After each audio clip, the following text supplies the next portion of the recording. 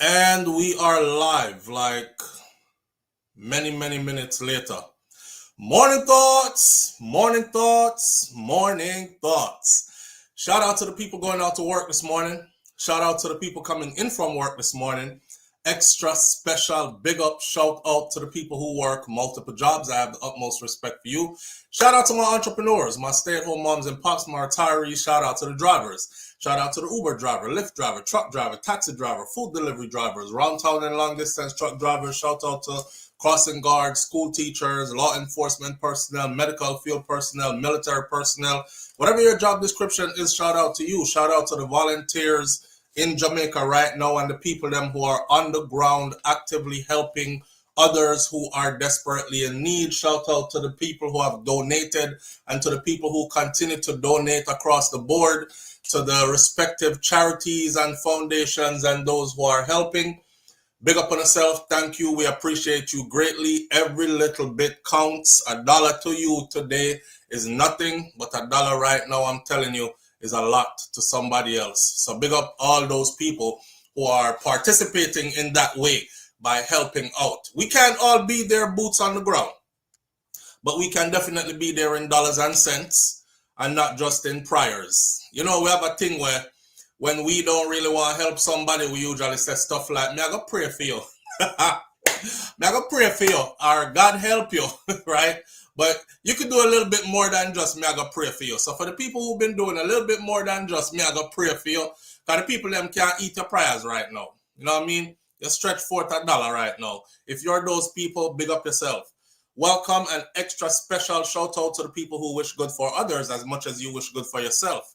If that's truly your character trait, then you're a really good person. If not, then try to work on becoming that type of a person. Listen, I was running a little bit late this morning because it really took some work to put this segment or one segment of this morning's show together properly, because I'm not the kind of person who like to speak stuff and then people can rebuttal what I said and make what I said look like foolishness. So proper research has to be done in order to come speak to an audience of people. You understand? Let's start out with a couple of funnies here and there. We won't get into the meat of the matter yet. Let me hail up some people first. Big up and thank you for being here. The chat room is open. That means you will have people in here this morning who names are not in green, because the chat room is usually reserved for those whose names are in green. I feel them something that. But this morning we open it up for everybody. You're welcome. The only rule we have over here is you don't have to agree with everything that I say, but you do have to keep it respectful. So any kind of up under your mother talk or any kind of FU and all that other stuff, please leave it out of here, because I will block you permanently and you will just miss out on being a part of the chat. Still, say everything you have to say. I'm not thin-skinned. I'm not going to cry. I promise you this, and I won't lose sleep over it tonight either. So whatever your comment is, leave your comment.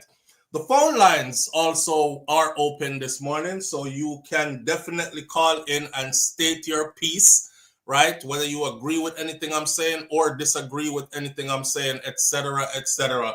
So use the phone lines. Definitely, I will be sharing my link to go on screen at some point during this morning. And if you feel like joining me on screen, that means you are willing to show your face and stand behind what it is you say. That's a different breed of person right there. I'm realizing that a lot of people, them love do this and them tell you all kind of something with these two fingers right here, beat up them finger upon the screen, and then they hide, right? Hide behind an emoji or a C or a B or whatever you hide behind. It kind of takes a little bit more courage to actually show your face and stand on what it is that you say. So that's the kind of morning we're running this morning. I invited some people over who they don't agree with nothing I say at all. They don't agree with nothing what I say. So I said, come on over to the live platform and air your grievances before an audience and let the audience tell us who is wrong and who is right. One thing about my audience is this: the ones who stay here or are always here, them not ramp to say when you're wrong, and they don't ramp to say when I am wrong. That's why they make me hold me accountable, even though I'm a kind of person that already holds myself accountable. But they definitely make me hold myself accountable, and they definitely fill in where I lack. You know what I'm saying? So it's one of those kind of things over here on this platform. Let's start out with the first one. A lady this morning said, SouFLo, stop telling lies on Jamaica and lies on our Prime Minister. I'm hoping to see her over here this morning. Because I said to her,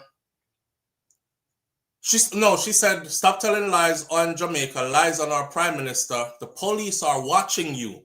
And a lot of people are talking about you, that you're always making these videos telling lies about Jamaica.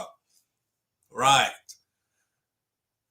I said to the lady, okay, the police are watching me. That's funny. I'm not a criminal, so what are the police watching me for? What are they going to do with watching me? Me, I'm no criminal, right? And I also said to her, do me a favor. All the lies that you've heard me tell about Jamaica and about the Prime Minister, please list them for me. Y'all see how simple that is? I'm the kind of person, people, if me say to you, you're lying, you're lying or rotted, you always a tell lie upon my Prime Minister. I bet you every dollar that I own. If you say to me, which lie you ever hear me tell? Please understand, I have a list of lies that you have told. I can actually go back. If you put them on video, I might be able to pull your video up on my phone. Now you this. You posted this video on the 3rd of January 2027 or whenever that said this XYZ. This is you, right? Okay. In your comment here, you said, I them kind of something that I want, man. I don't just come over here telling me about me lie. I mean, always I tell lie upon Jamaica. It is so tiring.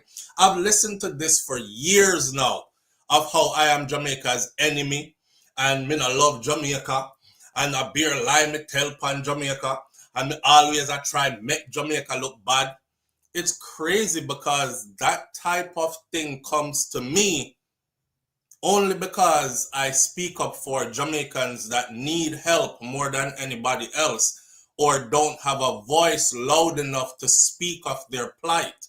And then we get that kind of treatment from other Jamaicans as well, who worship certain people and things more than they have love for their fellow Jamaicans. You know what I'm saying? It's kind of like that narcissistic person who can't see that they're narcissistic because a part of being a narcissist, clinically proven that they are unable to actually see the narcissism within themselves. They can't see it no matter what. They'll literally sit and talk to you and say, Simone, I don't like her. I don't like X, Y, and Z about Simone. While doing X, Y, and Z that Simone does. And you will be there seeing it. And you're like, but she not like Simone, but she's just like Simone. It's a condition. You know what I mean? So here we are. Lady, I hope you come on over. And I hope you actually have a list of the lies that I have told. And I don't want it to be just her. I want it to be everybody who's been spreading this throughout the years about this platform and about this person right here. Tell me the lies them that I have told about Jamaica, and tell me the lies that I continue to tell. One thing I stand on over here, my friend, is truth. Truth. I don't even so much deal in a mix-up or hearsay. If it's a hearsay and I can't prove it, the first thing I tell my audience before I utter it out of these lips and this mouth is, me not too sure if I saw it go. This is what the streets are saying. You know how the street go already. Some might could have been true, some might be a lie, or it might all be made up because people embellish stuff all the time for views and likes, and just because it make the story sound like a bit better. But this is what they're saying. You know what I mean? I have no problem being truthful. And if I've ever made a mistake, I am a grown-ass man, and I have no problem coming back to my audience and saying, you remember that story I told y'all yesterday? That's not quite how the details go. It has been proven now that this is the actual facts. Nothing wrong with that. But you have to be truthful. You see, me did reach an age in my life where one day me did decide, say, me did tell her no, Miss Ruby did beat me. My grandmother beat me, man. She beat me and said, don't lie to me. Because me did lie to her. I went down to Miss Nettie yard and eat some rundown when Miss Nettie did a cook and Miss Ruby said don't eat from people, and I go over the lady house and the food smell good and these things. She give me some and me eat it. I was a little youth. My mouth did aisle up though. And me never know said the mouth aisle up. And she sent me to go drop off stuff and come back to the house. Them thing here stick with me. So I dropped off the stuff and I came back to the house and my mouth aisle. And the first thing Miss Ruby said was, what them give you to eat over there? I said, nothing, Grandma. She said, I'm going to ask you one more time. And you know, so me I go beat you. Me start fret now because me I say, how she know this? You see, when you're young, them say young but no know storm. Pour me. Me so young and innocent, I didn't even know say you must wipe off your mouth so no oil not by your mouth. Because you just eat some oily rundown over the woman yard. Miss Ruby asked me again, she said, what did you eat over there? I said, me never eat anything from them, Grandma. You told me not to eat from people. Just like that. Just like that to them. Double down for me lie. Miss Ruby was the kind of woman who said you go pick your switch. So me go pick a little switch. She said, don't make me, hey. I said, okay. And she said, go back and pick a better one. So me pick and pick till me pick the right switch. The right switch was the wrong switch for me because it was a big long switch where me never want to get beaten with it. And boy, she beat me. She beat me till me taunted. She beat me till me wheel up all over. But Miss Ruby always also said, after she done beat you, she come talk to you. She said, you know why I beat you? I said, no, Grandma. Me know why me get beaten, you know. She said, you lied to me. And I can tell you lied to me because your mouth did oily. And you eat something over there. You didn't leave with your mouth like that. So what was it that she gave you to eat? And me think if you go lie again, I said, me no want no more beating. So me say, she did a cook some rundown and me eat some. And she offered me some and me eat some. And she said, okay. Now the next time, don't lie to me. Just tell me the truth. If you told me the truth, I would have never beat you. But I don't like a liar. A liar is a thief, and a thief will kill. My granny. Me say a liar is a thief, and a thief will kill. After me never did a plan to kill nobody. Me just eat little food from the neighbor. How we reach a kill. Me understand now though. Alright. And next time again me get in a trouble. This time me say me I go tell the truth. So as soon as me get in trouble, me tell Miss Ruby exactly what me do. Miss Ruby beat me same way. I was puzzled as a child. I said, hold on. Me lie before, you beat me and you tell me, say, you beat me because I lied. If I didn't lie, you would not have beaten me. So, tell me the truth and I will never beat you. And me tell her the truth. Be a brave bold and upfront. And me get an ass whipping and say, man, it equal the one that I got when I lied. So me I say, wait, me I get beaten for lie, me I get beaten for truth. Me might as well figure out the best kind of lie them for tell them and make them seem like truth so that I don't get beaten, right? All right. That's started down a journey of lying and trying to avoid. But my soul has never felt good lying. But me know say me a lie to protect me rotted. So I made up my mind from I was a kid. When I reached the age where I was old enough now to defend myself, I know Miss Ruby can't lick me again. Them time they know me grown now, so if she go throw a lick on my mother, she come here, let me. And me just grab her hand like this, and she fling the next hand. You know, you hear me say it. And me just grab the next hand like this. Now they realize, right? When you hold them two hands, Jesus Christ, I fight him, I try fight me off in them. Still hold her two hand them like this though, and she try to do her thing and me now let them go. But I could see in her face that it's like, bomba clot him trong the Ross. Right? It's like me can't beat him like this again. So when I reached that age there, I said to myself, I will never tell another lie again. May I tell the truth? Who can't take it, can't take it. But I will never have to remix my story. I will never have to remember the lie when me did tell so them can't catch me in a lie. My story I go stay the same forever. Right? And if you want to fight me, then you can try beat me because I fight we are going to fight. So I don't have no problem telling the truth. Because the only thing you can do to me is fight me in a real life. And we can fight in a real life. So that will be that. If you want to fight, fight. If you want to shoot it out, shoot it out. But whatever we do after that, just know, say, the truth is the truth, man. So I have a thing invested in telling the truth. You understand? All right. The next one now. Jerome, big up yourself. I don't know if Jerome is here this morning. Jerome was over on Instagram over the weekend. I delivered a message, and a brother, nothing to do with my message. The brother said, every time me tune in to your thing, you look so unkept. You look so, him say you look so unkept. Like, get yourself a haircut, man, and cut off the hair off of your face, your hand all in your beard while you talk, and all them something there. Trust me, this is constructive criticism. You will go further.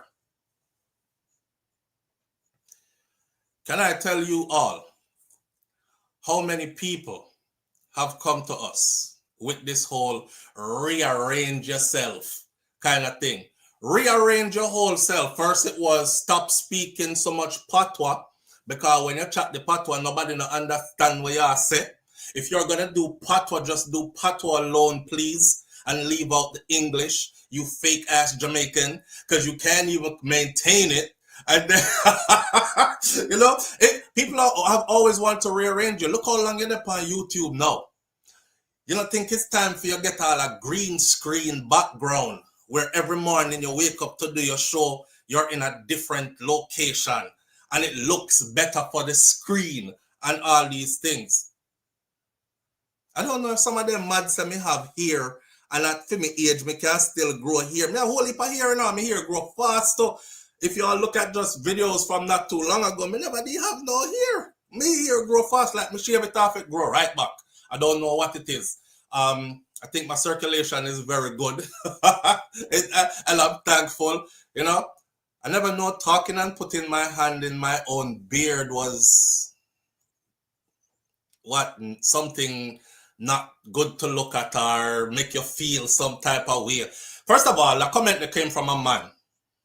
So you must know some me not study that the comment, because I don't ever study any men that closely. Honestly, I don't. I'm either there to hear what you have to say, or what you're saying does not interest me, so I'm leaving, right? It's not like you're a woman where I can get lost in what you're saying and then I'm like, oh shit, I'm married, I have to go change this comment. They are lost. You're not that. And I hope that's not it for you with me as well. Because I know why y'all lost off of me. I just want you to listen to the words that are coming out of my mouth, because that's what people come for. I'm telling you this right now. All the fancy stuff that they have been trying to get me to do to this platform over the years, I have studied. Many others, them come out with, they can play this on screen and they play the picture in picture box and this slides away when they say this, and you know, everything works right because they're techies and all that, and them still can't build an audience. And they still can't grow the channel, the platform. You know what I mean? My word to you is this. The people that come here, they come here for me, my delivery, my truth, my genuine personality. Them know some me not fix up nothing. Them know some me not putting on to go take off later. You understand? I am just me. And I tell all my audience members this all the time. Every one of us is a unique individual. Nobody else can make you over. Them can try to copy you, but they'll come close and still not be the original you. And that is what actually sells. It is because they go to many other channels, them still not see me over there. So them come back over here for me, right? I'm not everybody's cup of tea, so some people come and the coffee too strong the morning there, so them leave. But they eventually venture back. You know what I mean? Point I'm making is this. It's not about the things that you can put up in the background and the whole heap of digital this and, you know, technology that. It's about what you are saying to the people. Does it carry substance? And that's how we do with it. All right? So with those out the way now, this morning I gonna get a kind of way, you know. This morning I gonna get a kind of way. Some people are in their feelings. Let me put my disclaimer, not disclaimer, just a warning. Let me put my warning out there right now. If you are the kind of person, if you are Jamaican and you are a die-hearted JLP and you are so in love with your Prime Minister, the guy who is at the moment the leader of our beautiful island. If you are that person and you don't want to hear nothing bad about him, it's time for you to leave. I think you need to exit because I'm going to upset your spirit. I mean, I warn you, it's a fair warning. I'm going to upset your spirit. But don't worry, I'm going to upset your spirit with truth. Not only that, I'm going to upset your spirit with facts. I went one step further because them said truth have three sides. Your side, them side, and the truth, right? Now, I'm going to upset your spirit this morning with facts. I've been tracking the money, my friend. I've been tracking the money. If you're going to be triggered this morning, then I think it's time for you to go. I don't want to cause anybody any health issues. I don't want to cause any heart attack. I don't want to hurt you, okay? If you can't take it, leave. The kitchen about to get really hot, all right? We got a couple of things to talk about this morning. We're a bit all over the place, but it's all going to fall in place at the end of the day. We're in the US and we are in Jamaica as well. Like I said in the beginning of this, again, a lot of you, including myself, are feeling really bad about not being able to be boots on the ground in Jamaica. People have their different situations going on right now, though. And life goes on regardless of whatever is happening somewhere else. Most of us would love to be able to just drop everything and just be there. The last person I'm going to address before I get into all this stuff is the sister who said this morning early, because I've been up since 2 a.m. The sister who said this morning, SouFLo. I thought SouFLo would be in Jamaica by now. And I simply replied to the sister and I said, are you in Jamaica right now? Here is her answer. I knew you were going to answer defensively. You see, if you can't handle talking to me, don't talk directly to me then. Because I saw nothing wrong in that. You said, I thought SouFLo would be in Jamaica by now. I was doing something that I always try my best to do, which is answer a lot of people on my videos. The reason why I do that is because I want you to feel important. I want you to feel like you were seen by the person who runs the platform. A whole heap of platform on go on the left on the heart and soul in our comment and them skip on. Them never see you. I try to make people feel like they're somebody. You know what I mean? Okay, I value what you said. I saw your comment. I never skip it. I'm asking if are you in Jamaica right now? How was that defensive? I knew you were going to answer defensive. I said, you see this? All right. Someone will take this social media thing to a whole nother level. But it's okay. Me understand. All right. So for the people I'm out there, including her, she claims that she's in Jamaica at Mona. Okay, in Kingston. Good. All of us can't do that. All of us cannot do that. Or else every one of us would have dropped everything we're doing right now and fly down. A lot of us are contributing in other ways that are major. You understand? Live on the air with SouFLo. Good morning. Good morning, SouFLo and family. Good morning, family. How are you doing this morning? I'm good. Before you go any further, because you're on this topic, people bashing you.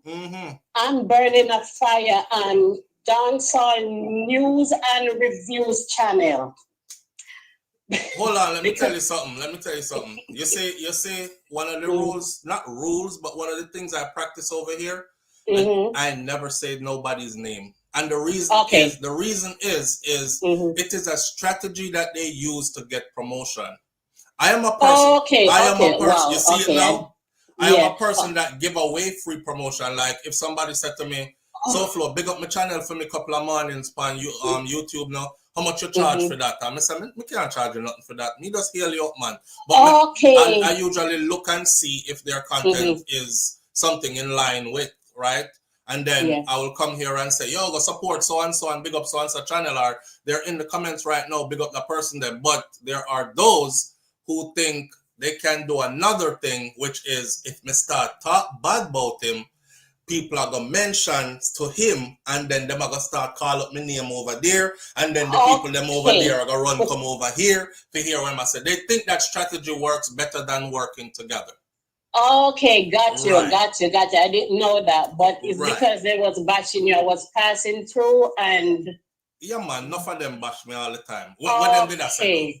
Well, you know, they talking bad about you and wifey, so I make a few little comment over there, and they cut me out too, so I just cut them back and leave. But they was just talking, you know, bad, but you know, I never to call their name again. I didn't, you know that, but Yeah, just man. let you know, they have nothing good to say about you over there. Okay. Okay. Yeah. I'll know if I get bashed, not true. Yes, that they have, you know, picture up there. And even people that's in the chat a lot of time over there talking crap. Mm-hmm. Yes, Yeah, so man. that's why I let you know this morning. All right, so big up yourself. You're the best anyhow. Big up Because you know yourself, what? family. That's why I pay my fee and come to class. Big up yourself. Appreciate Okay. you greatly, yes? All right. All bye-bye. right. And that is how I hear about them. I don't go looking for them. Even when I see them, I pass them. Not even reply to them. But that is how I hear about them. You see how that happen? Just like how she do it, a bunch of other one, you know. Me no say I love the mix up, you know. So somehow, you know, we be over here talking about how nice you are, SouFlo, and big up yourself, SouFlo. Then you jump on our next platform, go talk about me can't stand him, see. And yeah, man, me think the same thing too. All him, the girl where him there with, and I'm not. Oh, my brain cells. My brain cells. I am a real person that live life in real time, family. And I have 7 children. Yeah, because one more up on the way, now a 6 they are grown already. So I don't have time for the foolishness. It's what can be done this minute, that minute. Every minute of my day is consumed with some level of productivity. Sometimes I have to just stop myself and unwind and say, yo, sit down. Sit down. Find some foolishness on the TV, watch for an hour. You know what I mean? Laugh a little bit or something. I have no time for them people that they're trying their strategy that they think is going to work for them. Good for them. I have never had to talk bad about anybody to get a platform going, though, or to maintain a platform, which makes me feel superior. Because if you have to beat down somebody in order to elevate yourself, then soon your elevation is going to fall. You have to build on solid ground. You come in like one of them houses that were blow away at Jamaica. Because them did both say, I said, I build my big concrete house, you see it, to see how it nice. And people were saying, but how you build it over there? So, you know, sister, upon the precipice edge there. And them say, no, man, we'll just put a retention wall. Everything will be okay. I see some picture yesterday, some big 2-story concrete house, you know, turn sideways. Tumble down, gone, the whole of the side, the hillside slide, we're gone with them. Right. They're like those people. I'm building on solid ground, Fred. Solid ground. I will not have no bad intentions for nobody. You know what I mean? All the lady were talking about, the police are watching you. I know the police are watching me. They say it over here all the time. When I land in Jamaica at the airport, I feel good when I hear, yo, SouFlo, you're in the place, bro. And I look around, and there's a police officer with a big gun on him and in a full uniform. And him there with the other police, them. So they're watching me, but them not watch me because I'm a criminal. They're watching me because I probably say all the things that they're thinking and cannot say, because I know what it feels like to think something and not be able to say it, because you've taken an oath and you're in a uniform and you have to maintain what's called bearings. Enough time I want to tell the president when me did I serve and I go suck out under you and get real disrespectful. I couldn't. A lot of the times I wanted to tell an officer or a superior sergeant about themselves, and I couldn't. Had to maintain bearings. So that's just that. You know what I mean? No, man, we don't have no bad feelings for nobody. Them can make who want talk, go and talk. And I thank them for talking too. Because if you weren't doing anything good, they wouldn't be talking about you. People don't talk about... Anyone else to get up in here and talk about something nobody else want to talk about? You just chat and everybody walk away? No, you don't. You engage in topics of something that is a topic that is worth talking about. So make them talk. No problem. No problem at all. Anyway, really you this. I was wondering why I'm not hearing from you. You're not hearing from me, friend, because you weren't tuning in. We've always been here. The same thing the brother said to me on the plane in Jamaica coming back. He was like, I was filming and I'm like, yeah, the plane about to take off. We're leaving Jamaica. We're so sad. It's always this sadness every time the plane are going to take off and y'all left. Everybody can relate to this, right? Who come from Jamaica. When y'all get ready to leave Jamaica, you start get sad from like the day before because you know that tomorrow you're gone and you're back on a plane and you're back in a place where you have to start. It just feel a way. So I'm filming that and the brother in the seat in front of me turn around and over him seat and him say, I know that voice, I knew it was you. How come I don't see you around anymore? You still have your little channel? Still have your little channel. I said, no, yeah man, I still have your little channel. You know, him say, I said, how long ago you stopped seeing me? Him say, I don't see you no more on YouTube. I stopped getting notifications and everything. I said, how long ago you haven't seen me? Him give me a time frame. I don't want to lie because we tell the story before so I can go back and see it somewhere on here because I haven't taken down any other videos. Anyway, the time frame what him said was a while back. And that while back led me to when we probably didn't even have 100,000 subscribers yet on the channel. So me say, a long time you stop watching, man. But the only reason why you haven't seen me is because you just didn't tune in anymore. In my mind, you know, I'm saying to him, say, I wonder if he knows that we reached 350K, because I think at the time we were at 350,000 subscribers at the time. I was like, I wonder if he knows that we reached 350K already. And him stop watch before we even get the first 100K, right? I didn't say that to him though. I just said, we still around, man. The only reason you're not seeing us is because you stopped tuning in. You know what I mean? So that's the only reason you know see we I can't stop tuning. Big up to the people them who when they don't see me and they don't get notifications, they go looking. All you have to do is type it in on YouTube because you're not getting notification no more. That means I'm not fresh in your mind and you're not that much into the content, which is cool. People find other things. Some people even get burnt out. They're like, man, I watch SouFLo every day. I can't take it no more. I take a 1 week break. I take a 2 week break. That's cool. It's natural stuff. It's life. But nobody go somewhere else go slander me though and come back smiling. That you know, well, you know what? Do that too if that is you. That is you. But remember the thing where we say we wish good for others as much as we wish good for ourselves because that is something we actually practice and we want that to be a part of us in every way possible. I wish good for myself. I wish good for everyone else too. And all others. Nothing bad to say about nobody. I understand that life is karma and energy. Karma and energy. You see, once you get to that place in life where you realize that life is karma and energy. I've been here long enough, man, to make a whole heap of mistake, do a whole heap of frigrant foolishness and things say it never come back and it come back and bite me and me act like say I know that's why and me do it again and get bite again and me act like say I know that's why and do it again until I had to face it and be like, you know, sir, you have to go change this about yourself, brother. Because that's why you keep experiencing the sadness and sorrow and the fragrant foolishness you're experiencing. It's because of you and your own thought process and your own deeds. So me stop. And now I'm conscious of karma and I'm conscious of energy. I'm conscious of the kind of energy I put out. And I know that karma will bring it right back around to me. So me make sure me put out good energy. So me don't have nothing bad to say about nobody. I don't have no hard feelings about anybody who want chat bad, who want tell lies. Just know that you're telling a lie, which makes you a liar. It don't make me a bad person. It makes you a liar. You know? People want you to get worked up because, Lord God, them I tell a whole heap of lie about you, you know?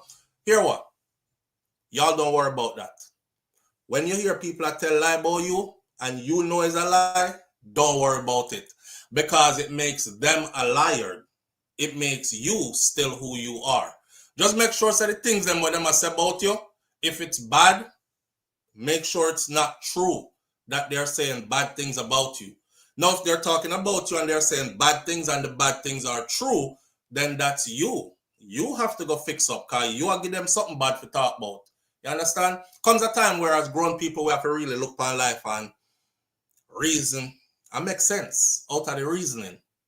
Are you a bad person? Are you doing bad things? The answer is no. So whoever have nothing bad to say, lie them I tell. Me not worried about that. Live on the air with SouFLo. Good morning.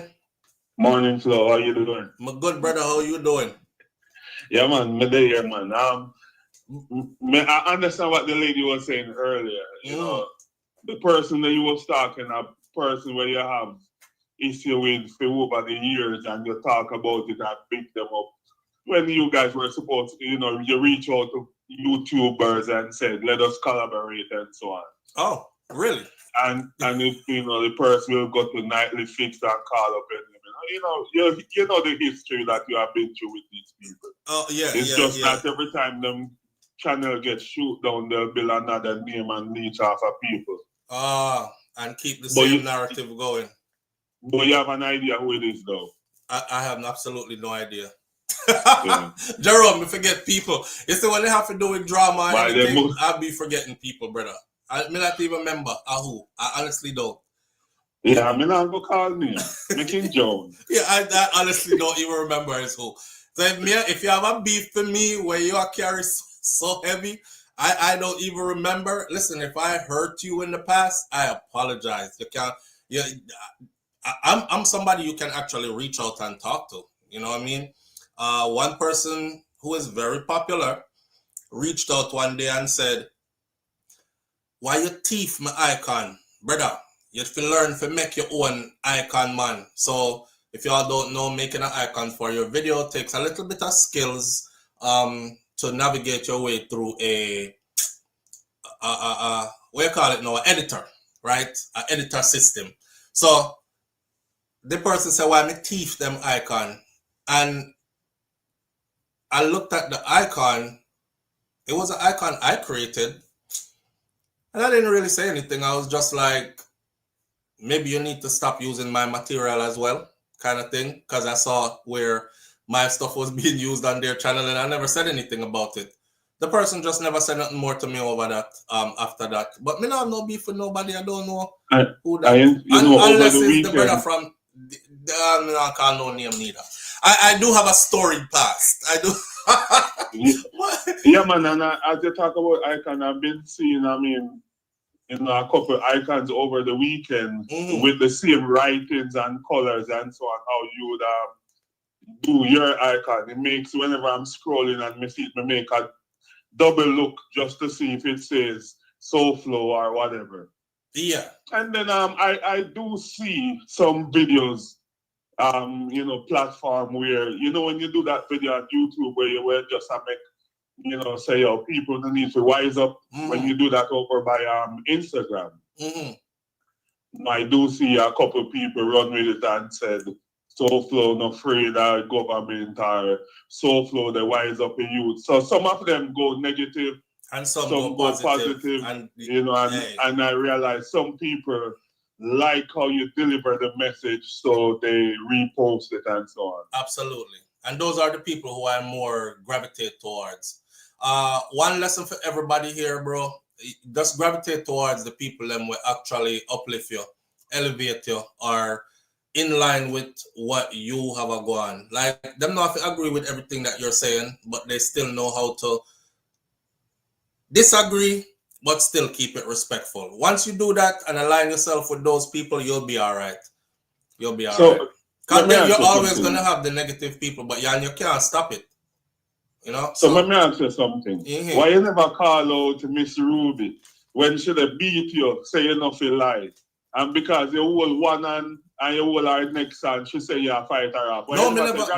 No, me never. Me never fight you. Me never hold Miss Ruby hand. Me hold me mother hand when me get old enough.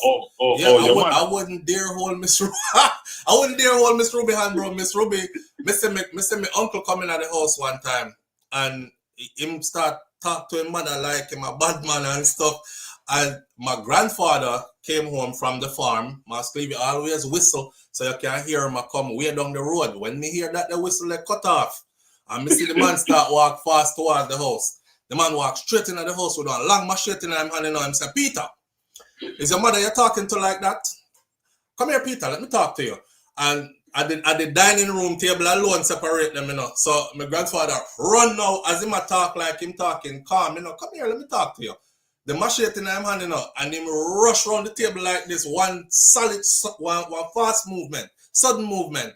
And my uncle, first time I said my uncle frightened as hell. Him run go back around the next side of the table, and my grandfather said, "Come here, no man, let me talk to you." I chop him, you know, brother. My grandfather, Mas Clevey, don't play with Mr. Ruby. He's the kind of guy, him will chop you for real, right? So me, hold with Mr. Ruby hand, master? No, sir. And my mother hand me hold when me they get bigger and she try fling lick, you know, and me just make her know, say, hey, I'm done with that. Like, you can't beat me no more. Me not take no more beating like that. Kind of thing, but not Mr. Ruby hand. The same thing reach me, man. Me see my mother beat for no reason. One man me decide to stand up to her. But me decide to me go be a man. Why? Why? Jerome. Oh no, Jerome. No, me burn off that before processing anybody yes slow. Me burn that off long time. Okay, brother. Yeah, man, and she draw for the map stick and it broke 3 times and she draw for something else. And I decide to say, oh, me not run, you know. And I see 3rd time, I have to take with myself because no parents want you stand up to. All right, so me go on. Yeah, go on. Big up yourself, bro. Yo, we can't always depend on Jerome for your laugh, brother, boy. You stand up to your man and Jerome say, why for that? All right, listen. There's so many things to talk about. I think we're on this, so we need to go straight ahead into it. Donald Trump gets booed. There's a $2,000 stimulus check. Is it coming or not? Real reason for the government shutdown. Those are things that have to do with the United States of America. It is up to the audience before me to tell me, should we go Jamaica first or go US first? I'll give you 60 seconds to answer this, and then we will go. There are other things here to talk about, like the Eeehoo boss. You know, the Eeehoo. I am so happy for this youth, Eeehoo boss, but we want to give him one whole segment also, right? And there's a story here about Joe Grind in my house. All those. Of course, we have tracking the money and the aid and Andrew Holness voucher system that he's putting in place. So do we want to talk about Jamaica first, which would be Andrew Holness, the voucher system, the money, the aid, tracking that? Or do we want to talk about what's going on in the USA first and get that out of the way? It's all up to you. This morning, obviously, is gearing up to be an extended morning. Right now, when we say we're 25 seconds in, and I already see a whole lot of USA. Okay, let me see. We got USA, Jamaica first. Okay, Jamaica. Stimulus, that's USA, Jamaica.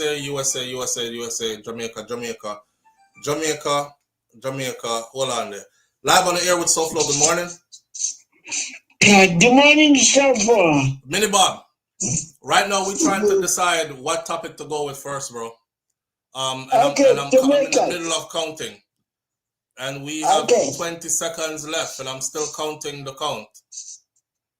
Jamaica, LOL, Jerome, PTSD from beating Jamaica. 15, 14, 13. Get America out the way. But somebody is at my door. Let me check my door real quick. Let's see. I think Jamaica wins. I know y'all would love to get that out the way first. Get the US out the way first, but Jamaica takes it, right? So we're gonna go with Jamaica first. Okay, that code. Okay, I think that's a package. All right, nobody gonna do that. All right, what y'all said, Mini Bob? Okay, man, this man have to rulers need to be kicked out of office.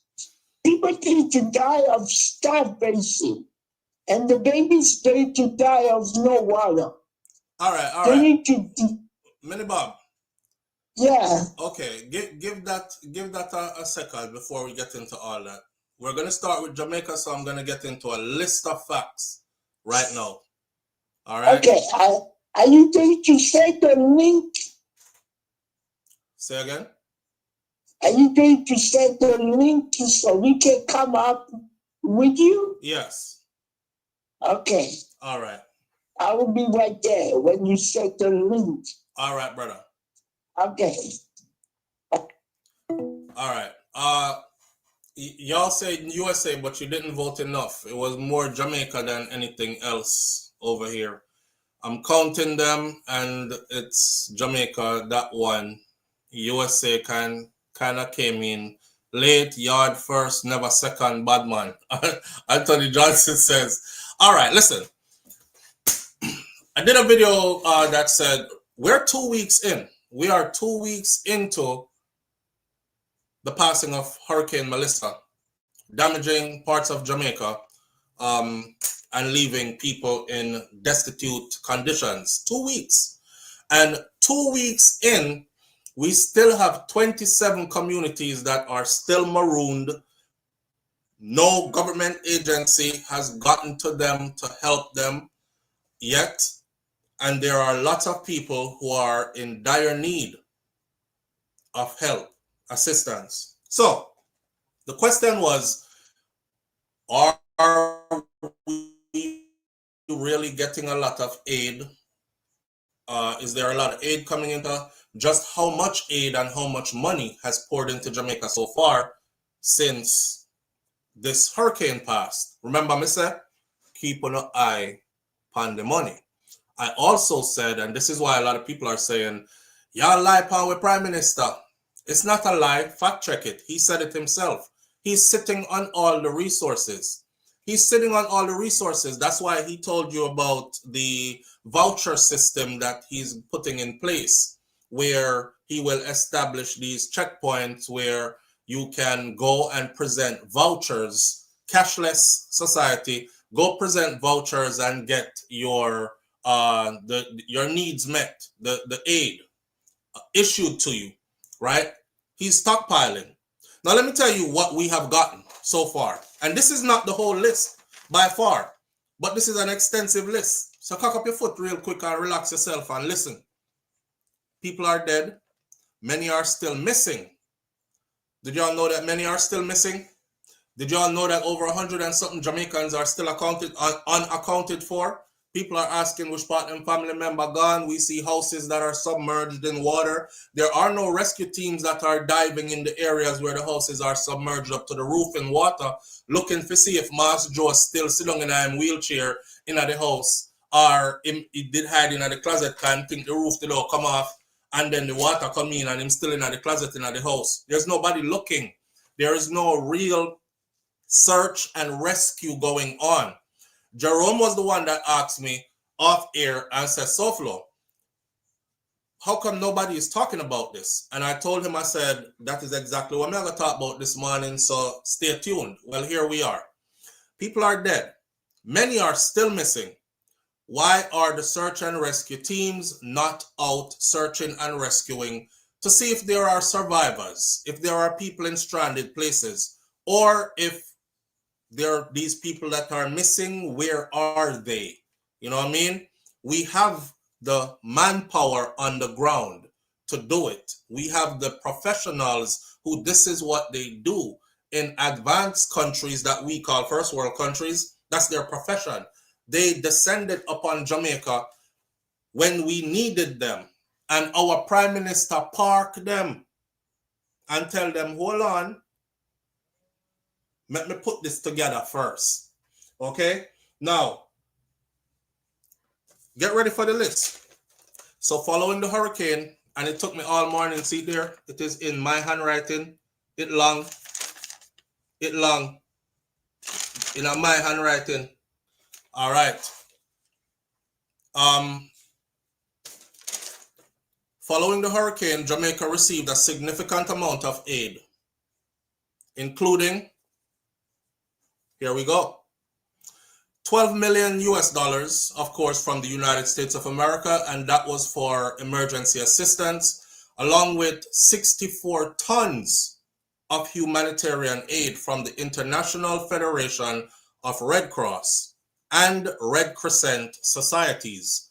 known as the IFRC. And then there is the 150 million US dollars payout from the World Bank Catastrophe Bond, which it was published that this has triggered that payout and they will be getting that money in short order. But okay, if they never get the money there yet.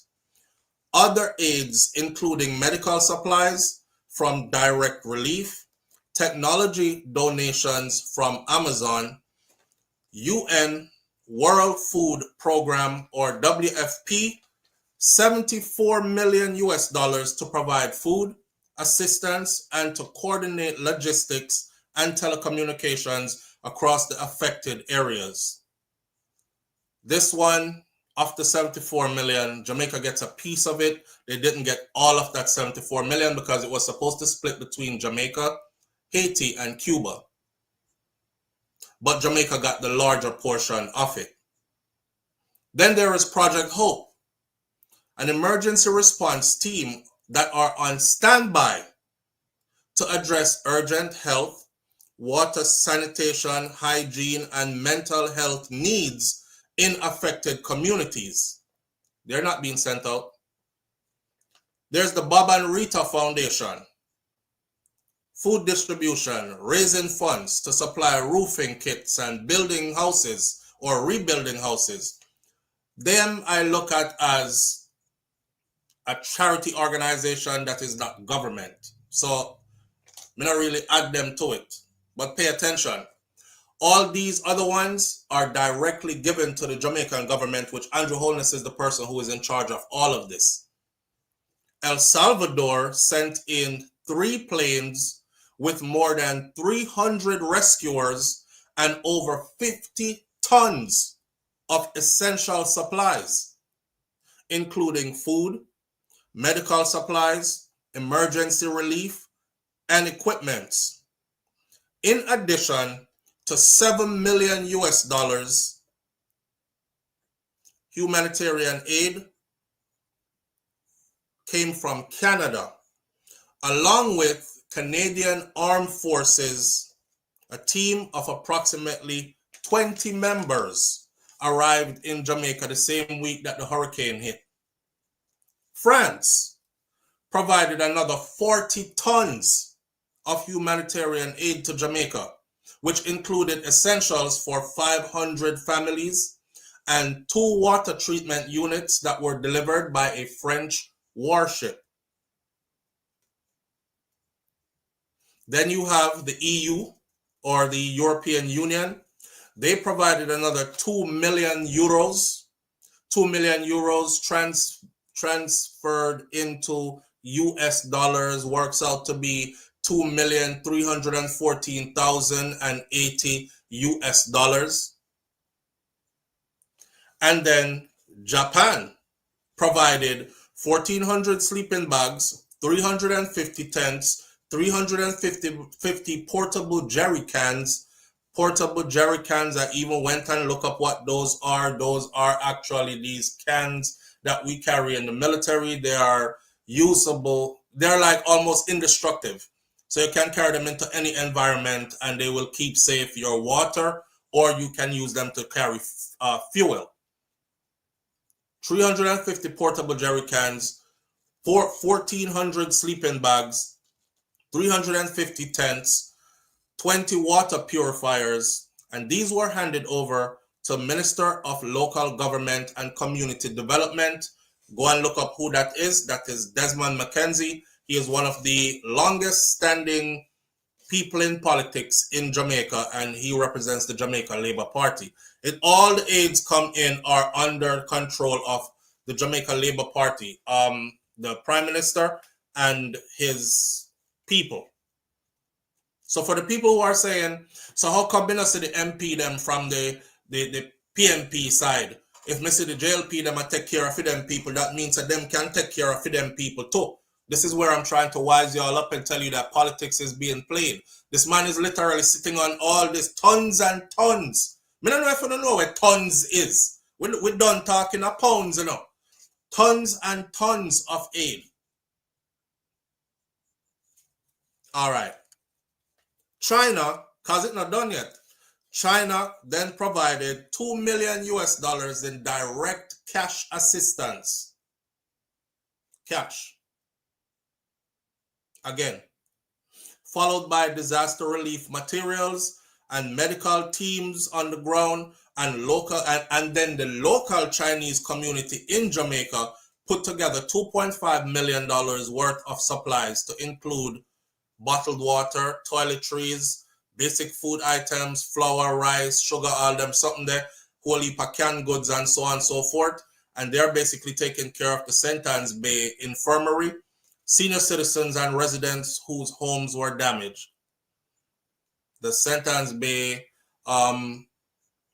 people put out like a SOS, like we're so in need of. And the Chinese community responded in this way. Well, I know I'm stay already. If the Chinese community not do nothing, I'll come up here and say, yo, they could do some more. I mean, they own most of the most successful businesses on the island. They have one in almost every community and multiple in multiple places. So, you know, the people been spending with you all along and making you rich and wealthy and all that. So in times of need and tragedy, ain't nothing for you to give back a little thing, right? We had this discussion before. This is what they've been doing, right? Okay, India sent another 20 tons of humanitarian aid. And this included the 20 tons of humanitarian aid from India was delivered by the Indian Air Force on their plane. And this included special BHI-SHM medical trauma units, generators, tents, beddings, mats, kitchen fits, solar lanterns, hygiene kits, and other essential supplies.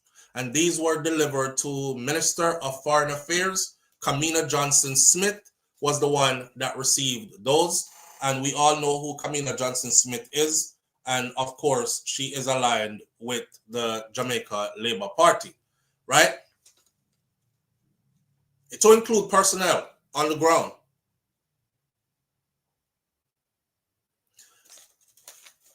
Somebody said, SouFlo, where are the Cuban doctors? You see, what just happened, right, with Melissa? Melissa pull up the skirt and now they are exposed. Melissa yank up the skirt. You know when breeze blow heavy and the woman's skirt fly up in the air? Yeah, the skirt pull up now and they are exposed. Let's revisit this. What happened to the Cuban doctors? Because a lot of people are saying, hey, Jamaica has a lot of Cuban doctors there and they're like some of the best doctors in the world, right? How come we don't see them out and about and everywhere in the community and stuff, like helping the people? Where are the Cuban medical personnel? Well, this is what we found out. So, before Marco Rubio visited the United States of America, from the United States of America, made their visit to Jamaica and made their demands. The demand was that they in Jamaica must stop using Cuban medical personnel. In other words, they told them, your ass better go find somebody else to do it and leave those Cubans alone. We don't want you using them. And of course, the Prime Minister did a grandstand, right? Because election was coming up. And he knew that that would have been a pivotal point in the election because the people would have said, oh, so you just bow down to America, so just because them come in and tell us to get rid of the Cuban doctor, them, no, man. Because you had a lot of Jamaicans who were like, no, me like Dr. So-and-so because of him deliver my two picnic them. And me like Dr. So-and-so because the Cuban doctor that they hear from God know how long. And he's a good doctor. So he grandstand and he said what he said. These Cuban doctors have been on the island since wherever, and we have a great relationship with Cuba and wherever. That was showing for us. That was showing for the people. What happened the day after Marco Rubio left Jamaica, people? We saw a large number of Cuban medical personnel at the airport getting ready to leave the country. Those of us who were wise said, Rubio left yesterday. The whole Cuban doctor them gone today. That no look safe. So that means that when him say yesterday on the stand, then that was all just talk. That talk got loud enough to where Christopher Tufton ran to the media and tried to do some damage control and cover up and said, what you see with the Cuban doctors leaving, that is just normal protocol. You know, they have to leave for others to come in. Their contracts were up, and then others are going to replace them. Okay. Right. Where are the Cuban medical personnel? Before Rubio came and the U.S. made their demands, reports indicated that there were approximately 400 plus medical personnel on the island, including many doctors, nurses, and technicians who were Cubans. 400 plus. A later count, as of June 2025, had revealed that that number had dwindled to 88 Cuban doctors left and 199 nurses, and that is a total of 287 of the 400. The number as of November is said to be even half of that. They got rid of them. Whole heap of people said tragedy hit. The Cuban doctor, them would have be out here right now, a help queen of the field and take care of people and blah, blah. They're not there. What y'all think? They have them stockpile up in a one building somewhere? They're not there. There's not that many of them left on the island. A major reduction happened.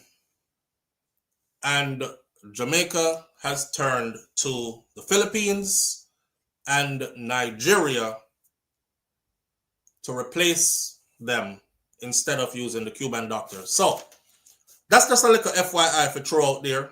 But the long list of aid that's there shows you that there are tons and tons and tons. El Salvador alone, 50 tons. India backed that up with another 20 tons. Who else gave another 40 tons? We're speaking in tons, not tongues. We don't see any of this hitting the ground. The organizations that are on the ground, that are actually helping people on the ground, I realize that a lot of people are mistaking them for government. So when people like me speak, they say, Allah, tell, come see the video, and the people them out there and they're helping people. That's not your government. That's not our government. Our government ain't doing shit.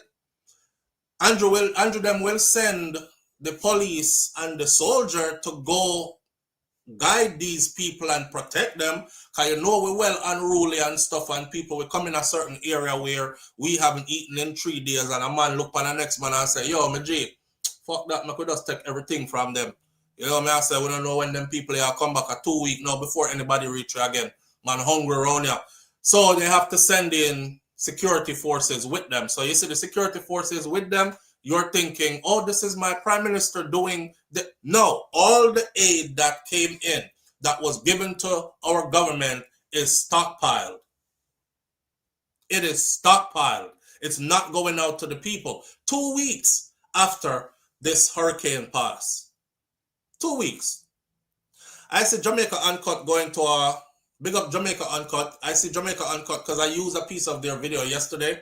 I saw Jamaica and I just had to cut out the children's part because I don't know me already. The people who follow me for the longest, I don't like posting people's children on social media, right? Unless you have them posted somewhere else already and it's approved and whatever. So I cut out the children. But Jamaica Uncut went up to a part in Westmoreland where they hadn't been reached in forever. Nobody, I'm the first set of people will get to them. And I'm saying that happened yesterday. Yesterday was the 9th. And I'm checking back and I'm like, the hurricane happened on the 28th, right? And the people, them say, yo, if I never you carry some food, come give me dead up here. The poor little girl walked right up into his camera till the camera close to her face. She said, you can give me some food to eat, please? Man, I was like, what the you can give me some food to eat, please? Listen, I saw medical tents being put up. Somebody cussed me and say, hey boy, I lie, you're telling them because the Prime Minister have all medical tent up on them something there. I mean, hear you talk about them something there. Okay, so I went and did my little research just for you, and I found out that these medical tents were put up, have them right here, White House, Westmoreland. Residents here have welcomed the creation of a field clinic that will start today, providing well-needed medical service to the area and its environs after Hurricane Melissa damaged the facilities. Just put up. The field clinic was established by Samaritan's Purse. Shout out to Samaritan's Purse. I'll tell you who they are more in a minute. That is a non-governmental organization, what you call a NGO. I know your government do not need so. If I never fit people look out for we and give we little something like we a charity case, you see? Dog, nyam we supper, whole heap of Jamaican would have dead off. I true people love we and I say, yo, we can't let them go out like that. Damn. I got married in Jamaica, you know. I do my honeymoon there.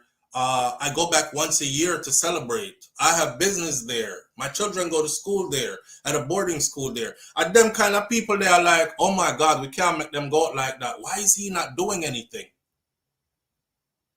The non-governmental organization that also established, before you jump ahead of yourself, the field hospital that you all saw established in Black River is the same people.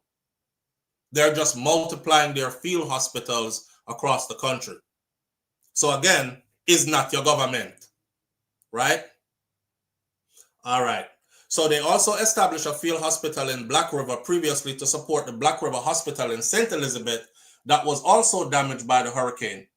It is rough for the residents here, but this clinic coming here temporarily, we are appreciative of it right now, said Roman Jones, who lives in the White House Garden District. Jones, who said that he is also appreciative of other works being done within the community, has used the now damaged center in the past, and he argued that without the field clinic being here, it would have been a challenge for residents, some of whom would have had to travel some 29 kilometers to the nearest facility. They would have to travel, go to Savannah Lamar, where a health center is, because, you know, the Black River mash up right now. Well, Sav mash up too. White House falls within the constituency of Westmoreland Western, which was devastated by the passage of Hurricane Melissa nearly 2 weeks ago now. Jones said that prior to the hurricane, it could cost about $700 for transport from White House to Sav. However, he claimed that now they are charging significantly more to take you in that direction. Starting today, the field clinic will be offering services from several tents that are established on the ground. They look really good. Off a community center located behind the original clinic that was damaged by the Category 5 storm. And the storm left the clinic without a roof.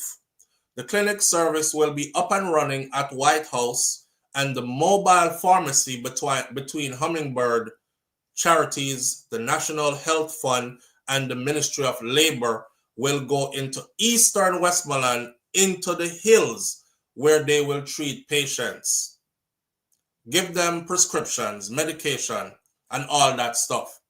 Health Minister Dr. Christopher Tufton said following a site visit on Saturday, these are not stuff that Tufton and them are doing. These are not stuff that Andrew and them are doing. These are things where the charity organizations are doing, and they are attaching themselves to the charity organizations while stockpiling the tons of stuff that is sent in for the country. And how do I know that? Because this same organization that is establishing these field hospitals flew in tons of their own stuff. So it's not like they came and they're like, hey, we're medical professionals, we have doctors, we have nurses, we want to set up a field hospital and do that. Give us some stuff and let us get to work for your people. That's not how it's going. That is not how it's going. They are attaching themselves to these people. They will tell you on their own website. They are very transparent. You can go to SamaritansPurse.org and they will tell you on their own website everything that they've done in Jamaica so far. You can see videos. You can see inside the tent. You can donate there on their site. You can see what they're doing with people. Samaritan's Purse airlifted our emergency field hospital to Jamaica, and we opened it on November 5th. In the devastated coastal town of Black River, multiple airlifts have been carried out for more than 140 tons of relief to the island, and that's just from them alone. 140 tons just by them alone. So again, if you're asking, well, what happened to the stuff from El Salvador? What happened to the 20 tons from India? What happened to the 50 tons from and the 300 rescue workers from El Salvador? They're all being stockpiled. They're all being stockpiled. Yeah. Again, don't forget these people.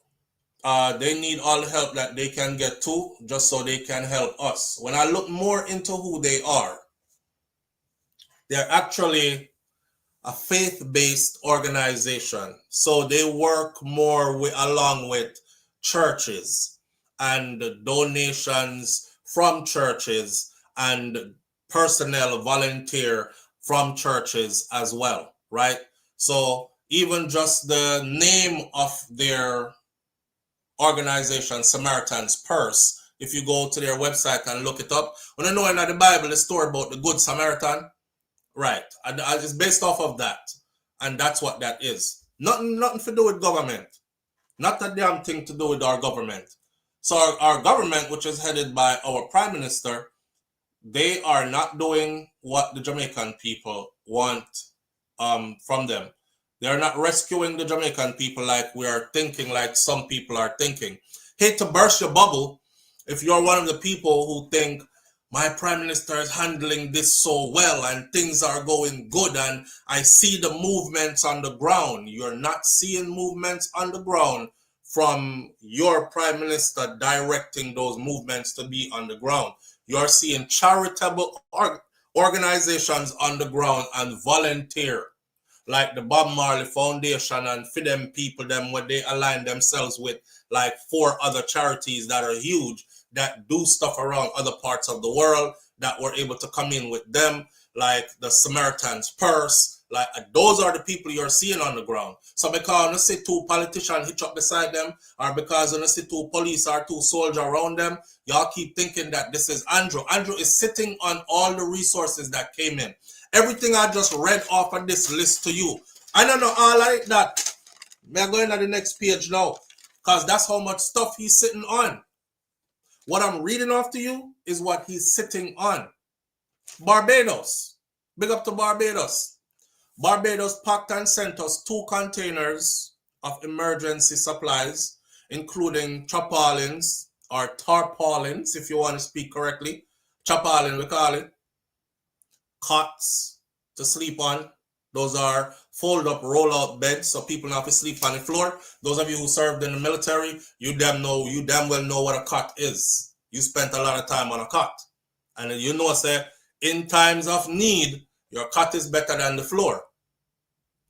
Generators and food kits. This is from Barbados. Then there is direct relief. Direct relief actually used a Boeing 737, the same big plane that Buju Banton is packing in Florida, that is about to leave for Jamaica this Friday coming up. And all my Florida people, especially those who are in South Florida, please go on Buju Banton's IG, find where the drop-off point is. They're trying to pack that plane because it leaves this Friday. And they're trying to do another one before Christmas. It's a 737. It's a huge friggin' jumbo jet. Direct relief. used a Boeing 737 to deliver over $1 million worth of medical supplies, plus $250,000 were given for logistics and preparedness.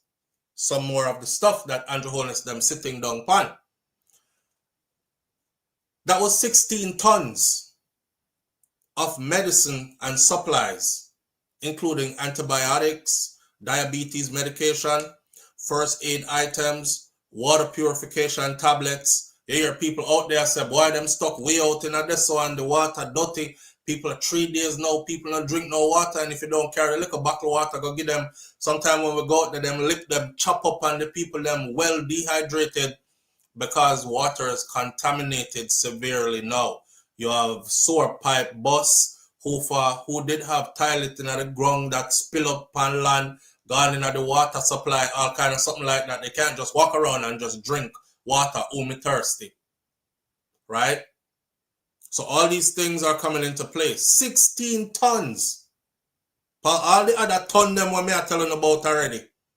And every bit of this that I'm telling you, you can go fact check it. 16 tons of medicine and supplies, including antibiotics, diabetes medicine, first aid items, water purification tablets, among the things, plus $50,000 that they gave also in cash this time to an organization that is called Jaja Foundation.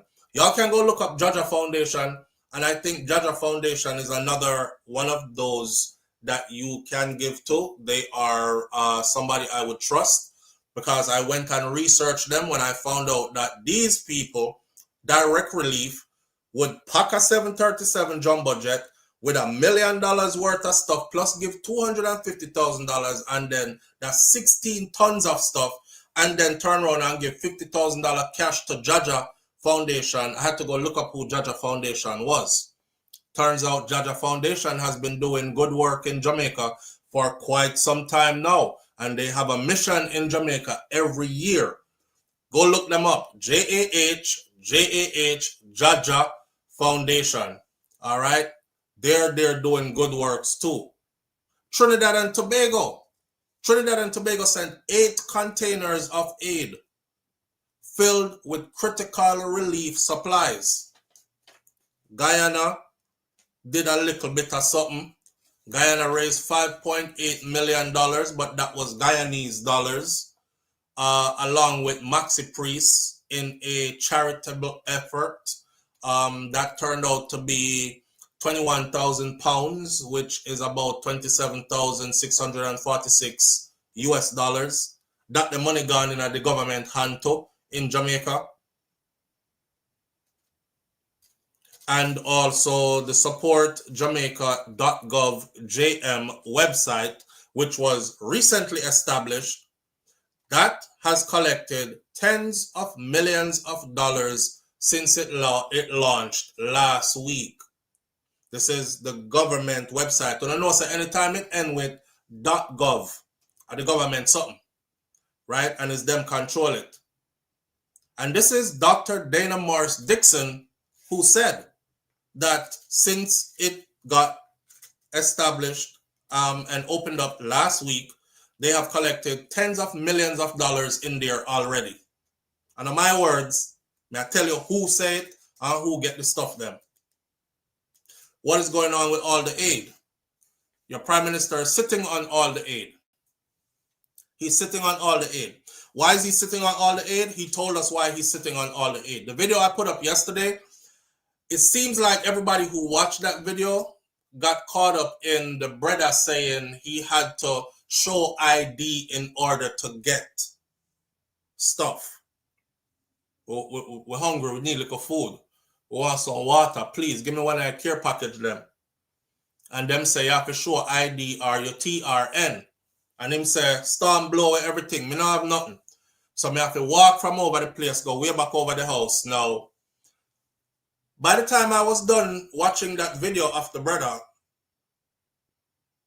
the Gleaner printed that said, government is disputing this information and they're saying that's not true. They never asked anybody for any ID. That is why I put it in the video. But I realized that everybody was caught up right there at the beginning of the video and forgot to like watch the whole video, where you would have seen more, where you would have seen the Prime Minister telling you how he plans to dole out the resources that he is stockpiling. I know me say I stockpile them, he might make you know. So we're getting stuff, but I have to make sure that I give it out in a certain way. And his words were that he's establishing a system, and the system, so while him sitting on an established system, people are out there damn near dying of thirst. Need little something to eat and somewhere dry for sleep. And he's up there suit and tie. Let me figure out a system. Yeah, it's going to be, he said in the video, it's going to be something like a voucher system. That's why y'all see the brother came on and him spliced the video and him say, you mean voucher system? Yeah, the Prime Minister said it's going to be like a voucher system where he will have different points established and you will have to go to these places and present like a voucher, and then they will give you the care package stuff that you need. I don't know. Maybe I'm not so smart. But I was thinking, when tragedy strikes and you get all these resources in, stockpiling them is not a part of what you're supposed to do. Search and rescue is supposed to be on the ground first. You're trying as quickly as possible to account for every person that is missing, whether you find them dead or alive. And that should also go along with who needs medical attention ASAP.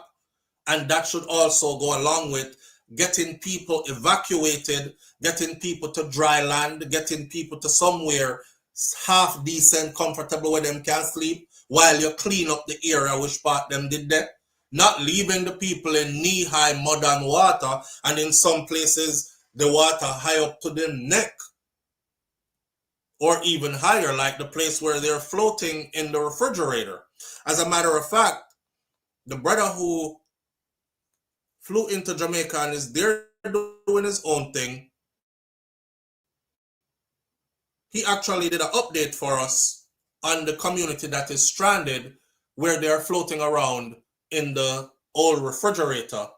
Me never even did know a refrigerator could have float. You see how Jamaican people, man, let me tell you something. I said this a long time ago, right?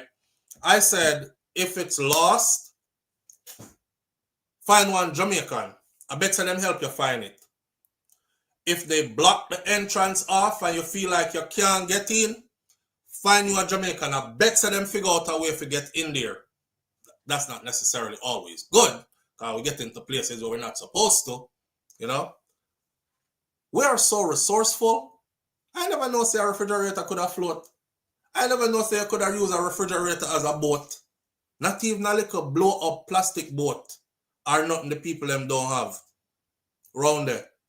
And they have to figure out a way how to get from house to house and how to sustain themselves back there. And they're doing exactly just that. The man says a voucher system he's setting up. Andrew Holness actually said again, I remember, you know, that's why them can't call me up, because I never said nothing what them never said. You understand? So when some of you are so fearful that you're like, SouFLo, I said them something that Jesus Christ, but how come me never hear him say? Remember, me tell you this, I wouldn't say it if them never say it, because me don't want nobody.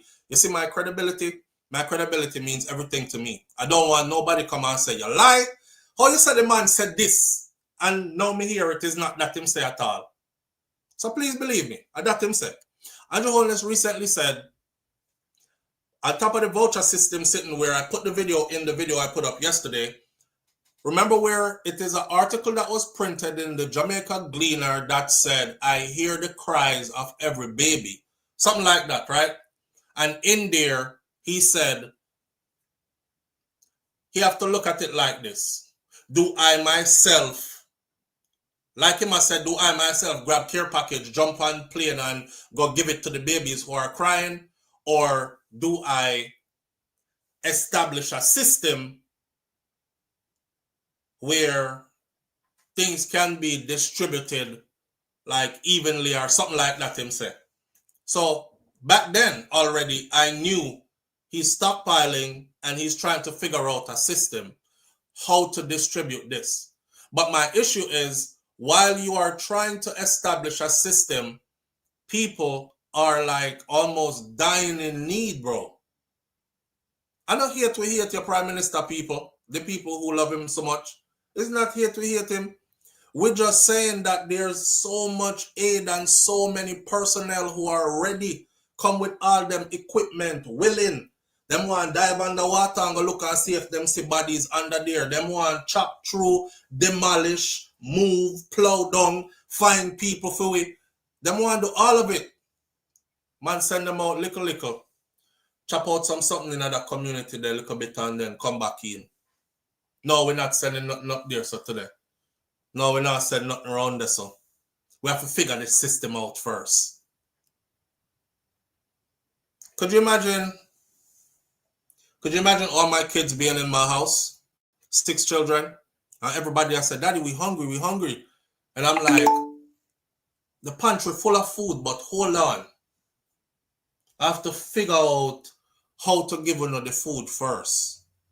I don't know if I want to share out Jaden on first or Malani on first, or maybe I want to share out Kai's on first. Or maybe I just want to share out everything when nobody is looking and then call all of you in so you could eat at once. Or the picnic, them hungry, you know. Them ready for them dinner a long time, you know. Live on the air with SouFLo. Good morning. Good morning, SouFLo. How you doing? I'm good, family. How you doing this morning? Good. I'm just, I was hoping yesterday when I woke up, he was going to have it together. I was like, you know what? It's about 2 weeks. I'm going to wake up. He's going to have his shit in order. We're going to hear that resources are getting out. Things are organized in a way that makes sense. The people are being alleviated. The people are being evacuated. I was really wishing for that. Keep wishing. Me too. Just saying like, all right, horrible start. All right, but now he got his shit together. And we're rolling, we're moving, we're systematic, and we're going. And that's not what happened when I woke up this morning. At all. And I just still can't believe it. I'm still in shock. Honestly. To hear the man say he's coming up with a voucher system, almost like, we don't know what the hell you're doing. Yeah. And this late in the game, you're still trying to figure out what system to come up with. What to do. This late in the game, 2 weeks after. 2 weeks. 2 weeks. 2 weeks. Listen. I was talking to my husband about it. He's from West Africa. Mm-hmm. And he was like, but wait, didn't they have information about the storm like days in advance, a week in advance? I said, yeah. A week in advance, and the storm is coming. What I would have done, okay, even if you don't have anybody in government who has, let's say, emergency disaster experience, you as head of state, you have access to every leader in the world. You can have someone in your cabinet reach out to Japan. Japan is another island nation. Right. They went through a massive earthquake a few years ago. Right. They have these are things you should do when you're not in hurricane season, right? You can learn from them. How do you respond? How did you guys respond in times of disaster? What kind of system did you put in place? A person from Japan could have reached the island. You know what I'm saying? Or you could even look to the U.S. And if you're looking for another island nation that did it well, you could have looked to them. Why are we still trying to figure ourselves out 2 weeks in? When you're a person who thinks that you know it all and you can figure everything out and you don't need anybody to figure everything out because you're surrounded by yes people, right? This is how it looks. This is how it looks. But you look like a damn fool. Yeah. And guess what? Not only do you owe the people of Jamaica, you also owe everybody who has donated. Every nation who has donated is watching. Right. So if you fumble this and BS with this, the next time, because they said there will be more of these kind of hurricanes, right? Right. The next time there's a Category 5 hurricane, all these people are not coming to your aid. Then what are you going to do? The next time they're going to look at Jamaica and cut them eye because they're going to say way back when we did send this and that. And the people bullshitted with it. Yep. And just to let everybody know, 1 ton is 2,000 pounds. So when you hear 16 tons, 16 tons, 40 tons, right, 50 tons, 20 tons. Exactly. Wow. 40 tons, 800,000 pounds. So we're talking about large numbers. We're not talking about little meager numbers of stuff. This is how much stuff he's so what we're seeing, and we're still seeing people 2 weeks later going through it. It's not because the stuff is not there. It's there. It's there. He's sitting on it, trying to figure out how he wants to give it out. And guess what the other part is? I guarantee he has no one in his government who even knows how, let's say even if they wanted to, has the skill to how do you distribute such a large amount of aid? If you're still telling me, and in my heart, I'm hoping that your number is wrong. The 27 still marooned. Come Monday. What's today date? Monday what? November 10th? That's their number. That's from them. Matter of fact, today still? Matter of fact, right? They had put out that 22 communities were still marooned. And then, what's his name that is now in charge of the disaster relief? They switched it over to some military individual. He went and did an assessment and came back and found that 27 communities are still marooned. That's 5 more than they had actually said before. So they don't even have their numbers together. All right. Jamaica's a small place, you know. Exactly. You can drive out Jamaica in one day. One day. It's not the United States of America. Right. It's not Russia. Right. It is a small little island. Why you don't have this information at hand? Why you don't know on paper, even on your government website to do an infographic? We have such and such number of communities that are underwater. We have such and such still marooned, and that number should be going down every single day. They're not doing that because they don't want to be accountable. Because if they start putting them numbers up, people are going to start paying attention. And then me and you can look at it and say, but wait, 7 days now and this still says 16. This still says 16. 24 days now and this still says 16. Them not do nothing. That's why they're not doing it. That's why they're not doing it. Do you know how I had to track the aid? It's not Jamaica government telling me what they're getting from the aid. They put it in small articles, run it through Jamaica News 1 or 2 times, and that's where I verified. I see the Kamina Johnson with receiving the aid from India with the 16 tons that they sent in. Let me see, 16 tons, yes. With the 16 tons of medicinal stuff and stuff they sent in, Kamina Johnson receiving that, I see.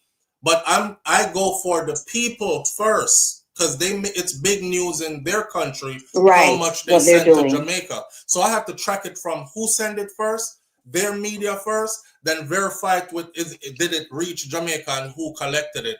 And then I wrote it down on this paper right here. And I'm super surprised that it's so much. I mean, I've been up since 2 a.m. this morning just writing. I'm like, damn, 16 ton, 50 ton, 40 ton. How much? Like, the man is sitting on everything that is needed to actually get the people up and moving. Everything. And it's not 2.8 million people affected. It's a percentage of our people are affected. Maybe, I don't even know what the number would be. But with that amount, everybody who has been affected should be consistently getting aid. At least almost everybody, if not everybody. Exactly. It's not 3 million people you're trying to feed. Could you imagine if the whole country got hit like this? My God. And you know, the thing is, it's like, you know, these people, the JLP, I mean, they make politics like a cult. To me, I love you. When it comes to politicians, I love you today, hate you tomorrow. I'm not married to a politician. Exactly. Me personally. I'm married to the mission. Exactly. And if I put you in office, what are you going to do for me? My relationship with politicians is completely transactional. Exactly.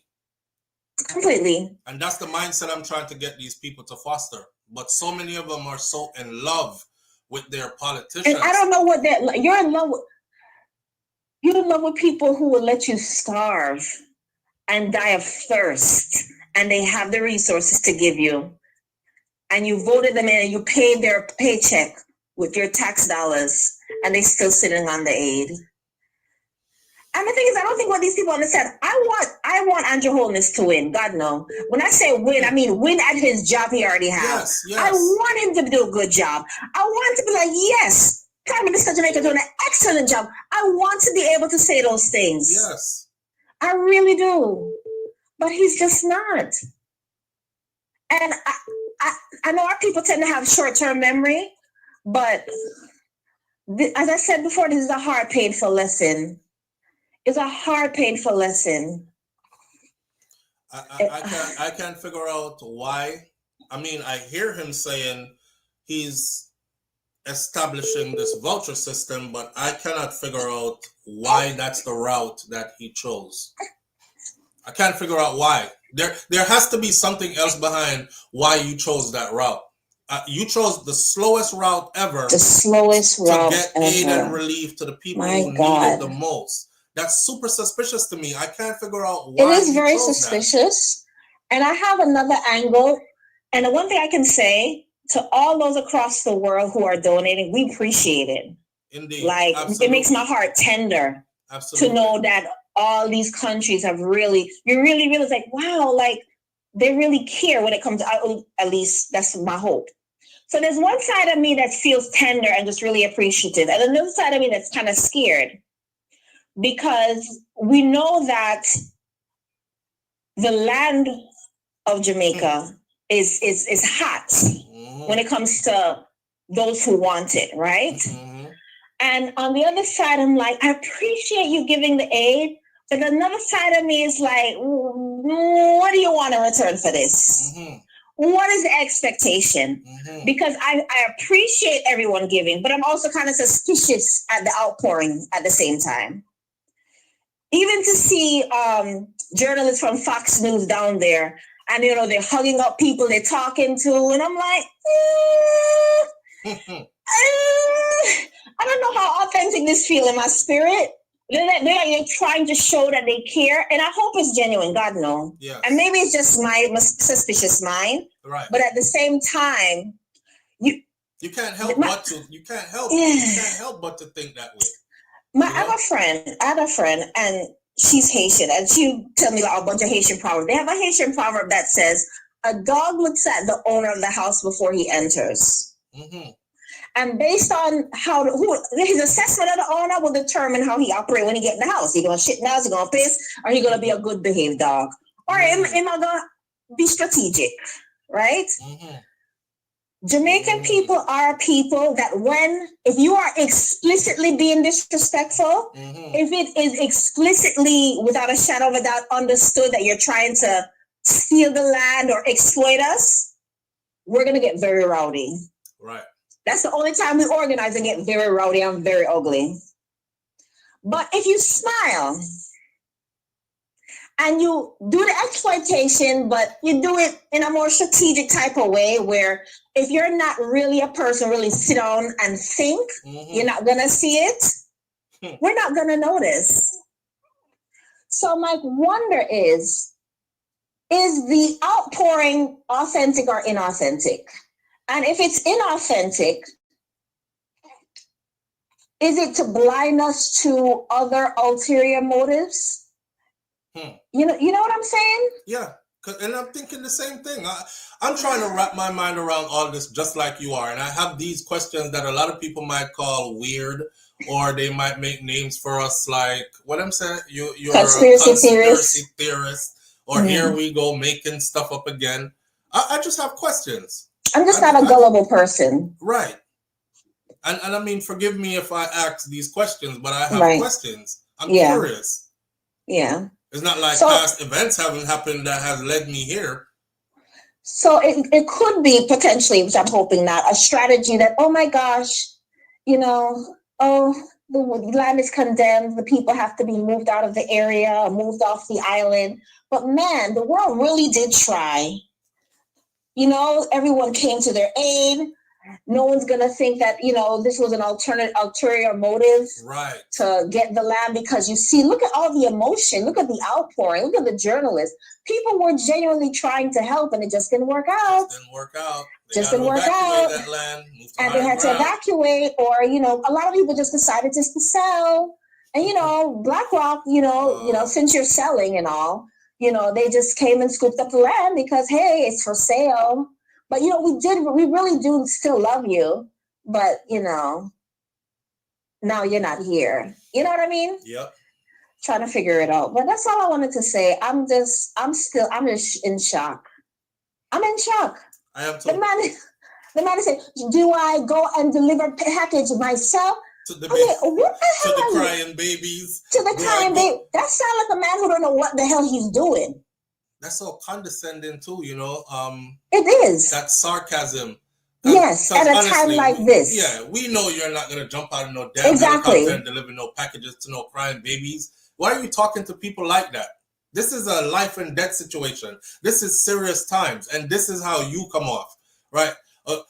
Do I have to decide? Do I grab packages and go out there and deliver to the crying babies?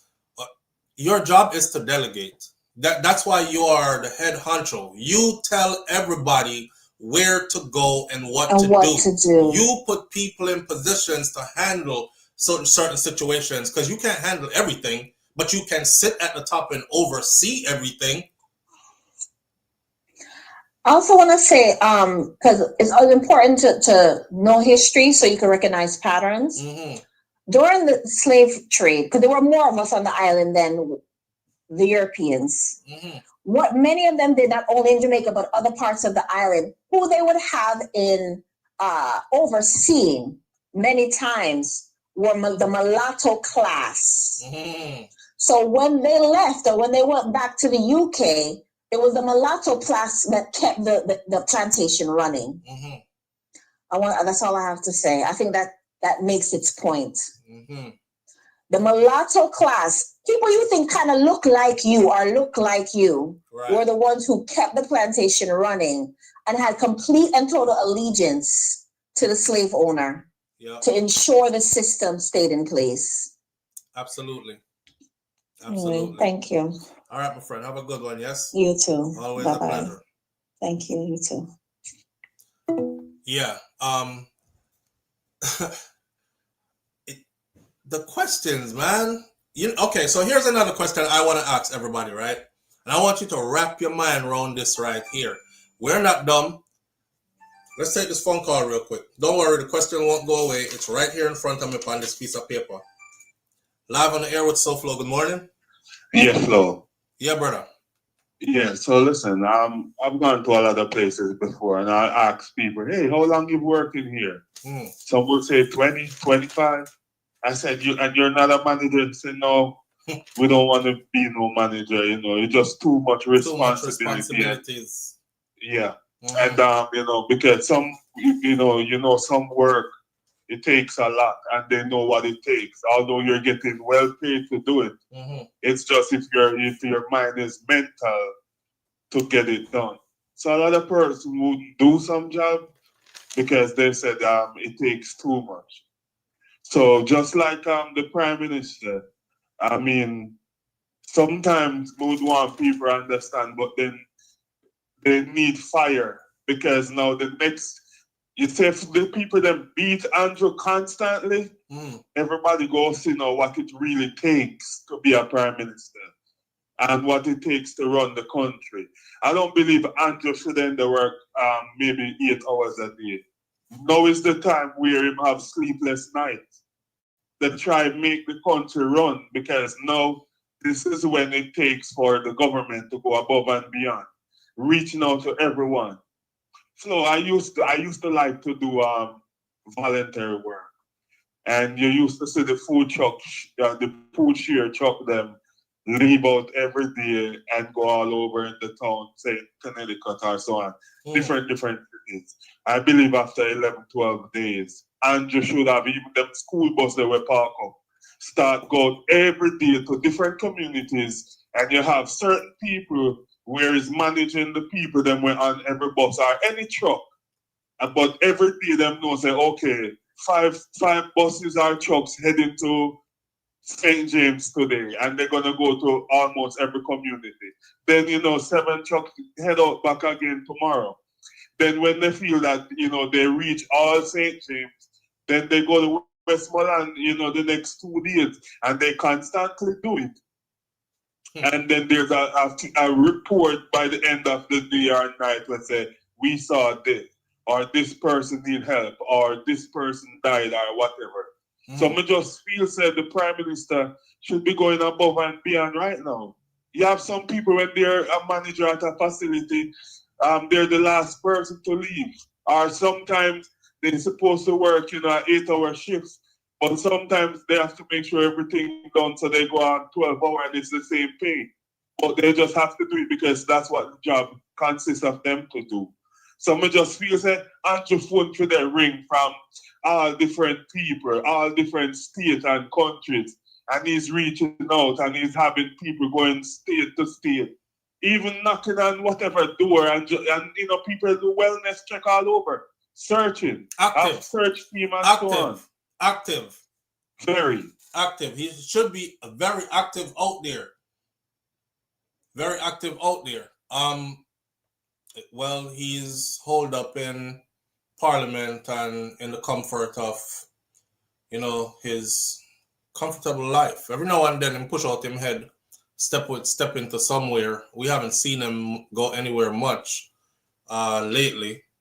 Flo, listen to me now, Flo. They as me say, me no want beat him, but me just know say if it was their time of the year, they would make sure everybody gather, everybody roll out and chucks when a politician time. Me understand say 5 days after or a week after, give them to gather things together. But 2 weeks after, no, they would have people, going, them know the links. Them know everybody to reach out to a politician. They can't say tree broke down in a road or the roads are black. No, they can't just rush. I believe they should have been having people, as I said, gather people from Kingston.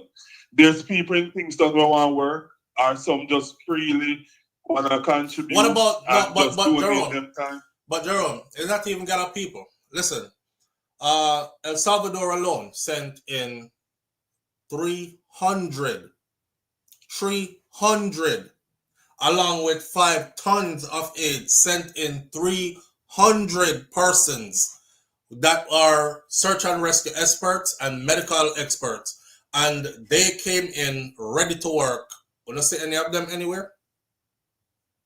No, none of them. All right, so it's not even about grabbing people from Kingston or anywhere else. The aid that came into this is my gripe, right? My gripe is the aid that came into the country would not have came into the country had it not been for this hurricane that hit us. So when the hurricane hit us and the aid came in, why is the aid not being used to help the people who were affected during this hurricane? That's what it was sent in for.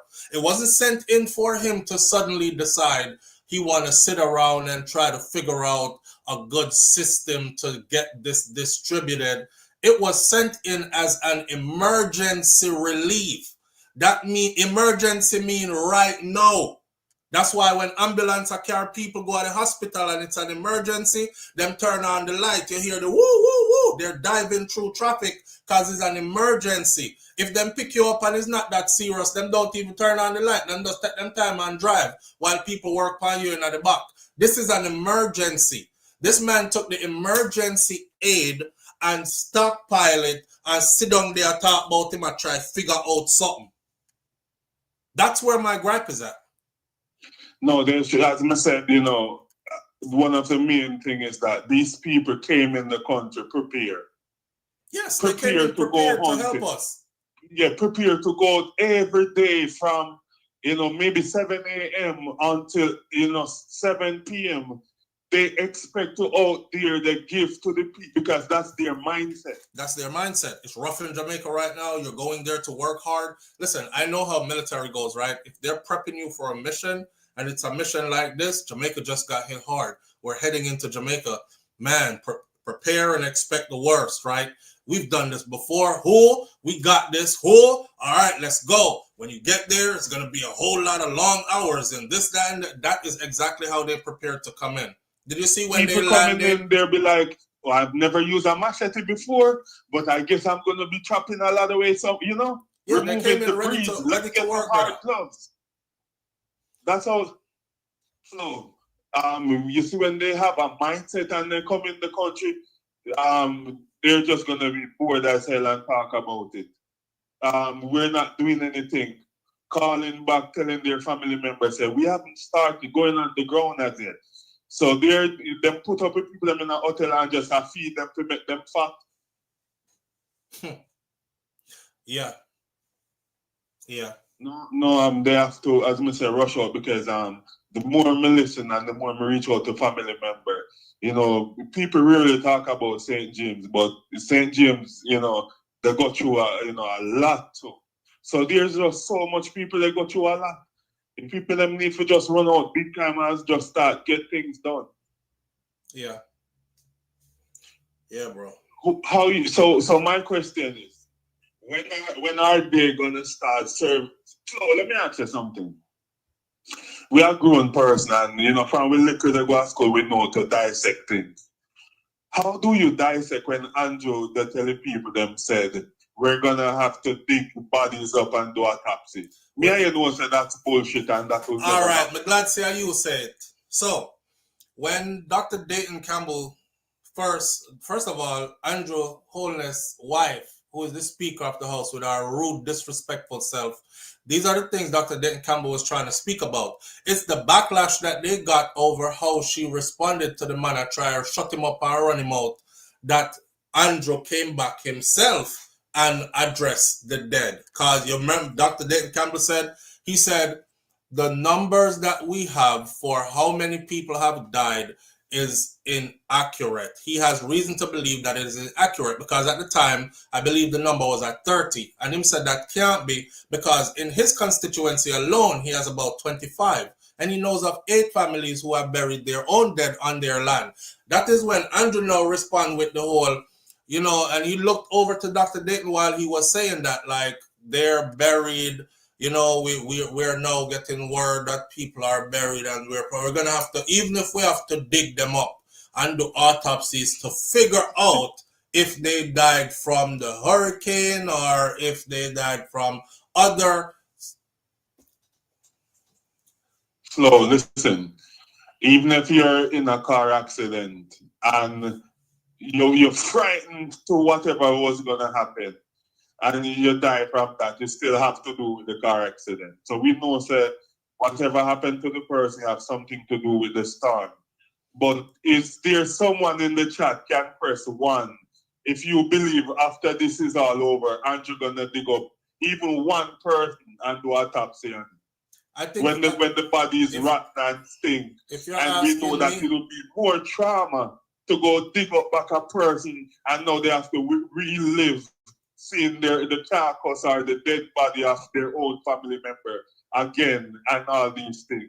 When it got eat away and it starts rotting and decay. And it makes it even that much more difficult. Believes in Andrew. Just type 1. Chat, somebody just type 1. We're not going to laugh off our own. Remember, we don't judge over here. Where said Jerome? Type 1 if what? If you believe that he's, after all this is done, he's going to go back and dig up all the bodies that the people have had to bury and do a complete autopsy on each one of them. Even one person, he will just even dig one up person one believe out of that. all. Chat, we don't judge over here. You can type 1. First of all, right, it's been 2 weeks. Bodies that were already buried under the ground, the elements are getting to it.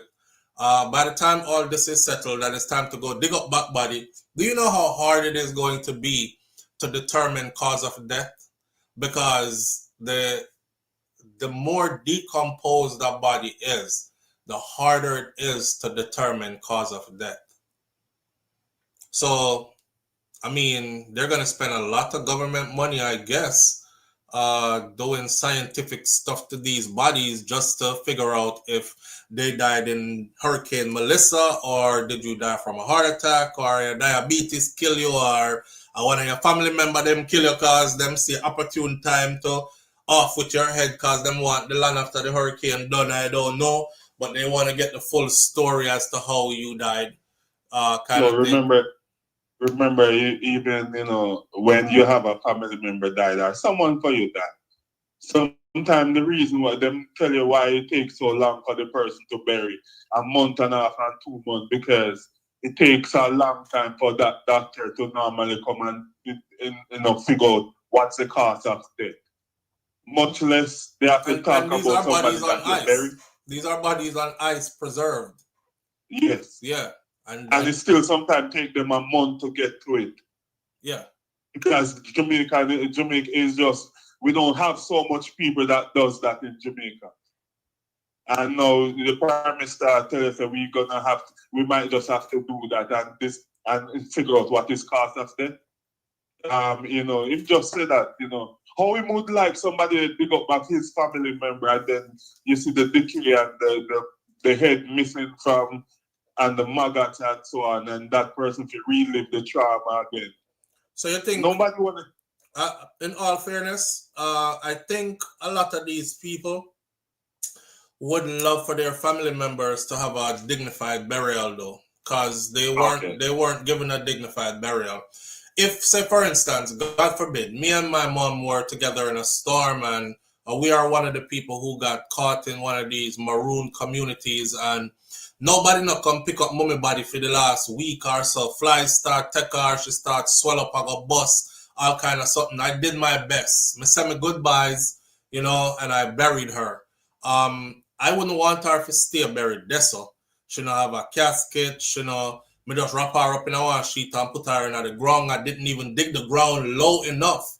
Cause nobody never could stay around there and dig no proper grave, Jerome, and put her in the people in the ground properly too, That's another thing. And if you see how the hurricane happened, right, how the ground split, and I heard one report of coffins are floating away during this hurricane, Melissa, like uprooted out of grave.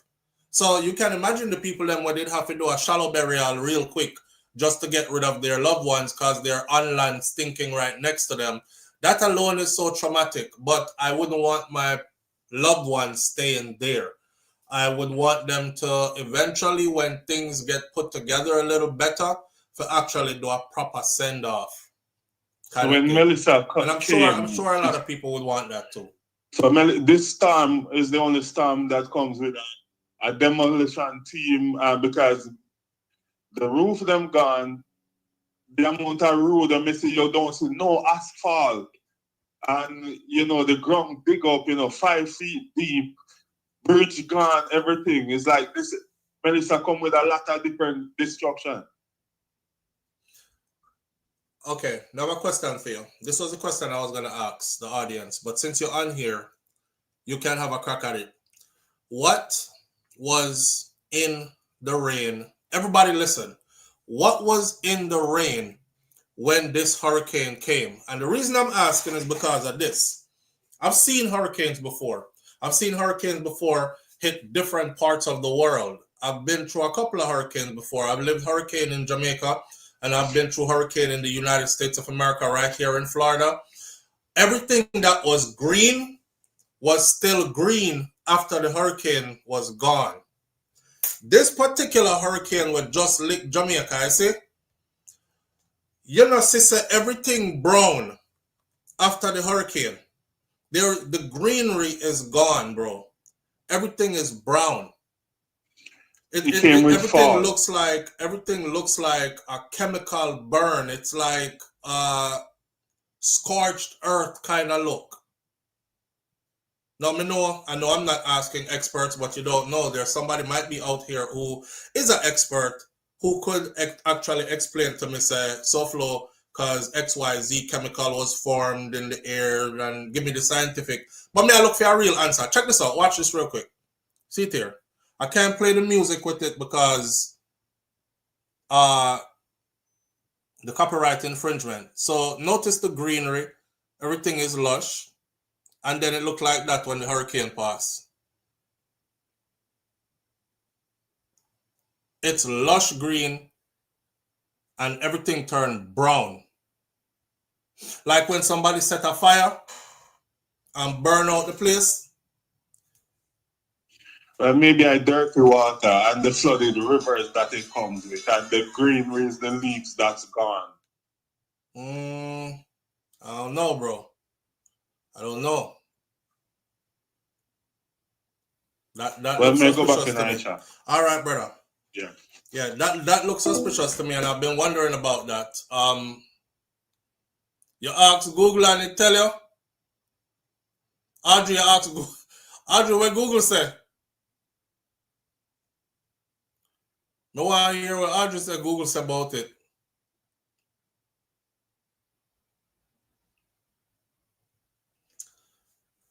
Listen now. I may have noticed. I'm telling you, man, when I saw one of my favorite places, Duns River, my heart sank. I was like, holy shit. Duns River is... The beauty about Duns River is like you're deep in the rainforest.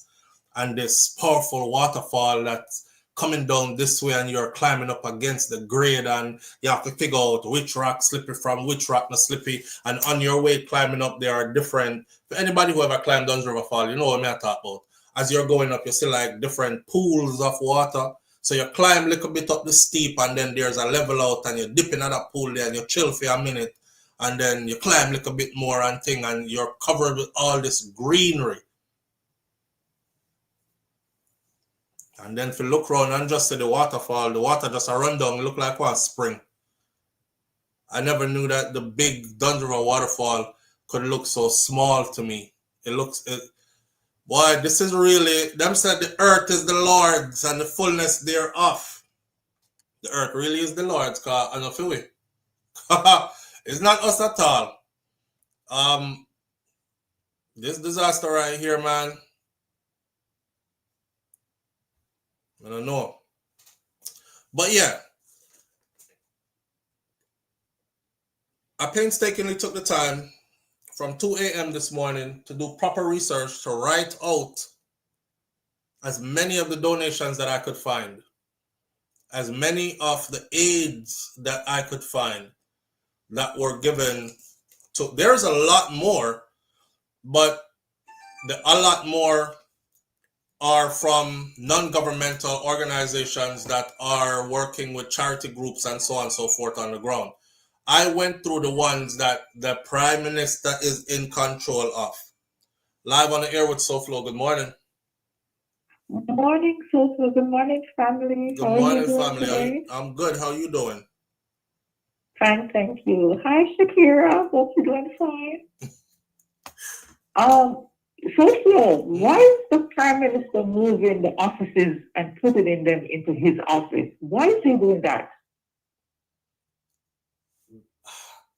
I was wondering that too. The ODPEM, why did he move it, put it into his office now? More control of the money and stuff, the resources. That's the only thing I could think of. So you want to tell me, SouFlo, that we had Beryl, we were in a hurricane, a storm zone, like from June to November. He's in office more than 10 years. He didn't have any logistics or any group, any plan put in place for all of this. Now he has to put things in place. He didn't have nothing prepared before, Melissa?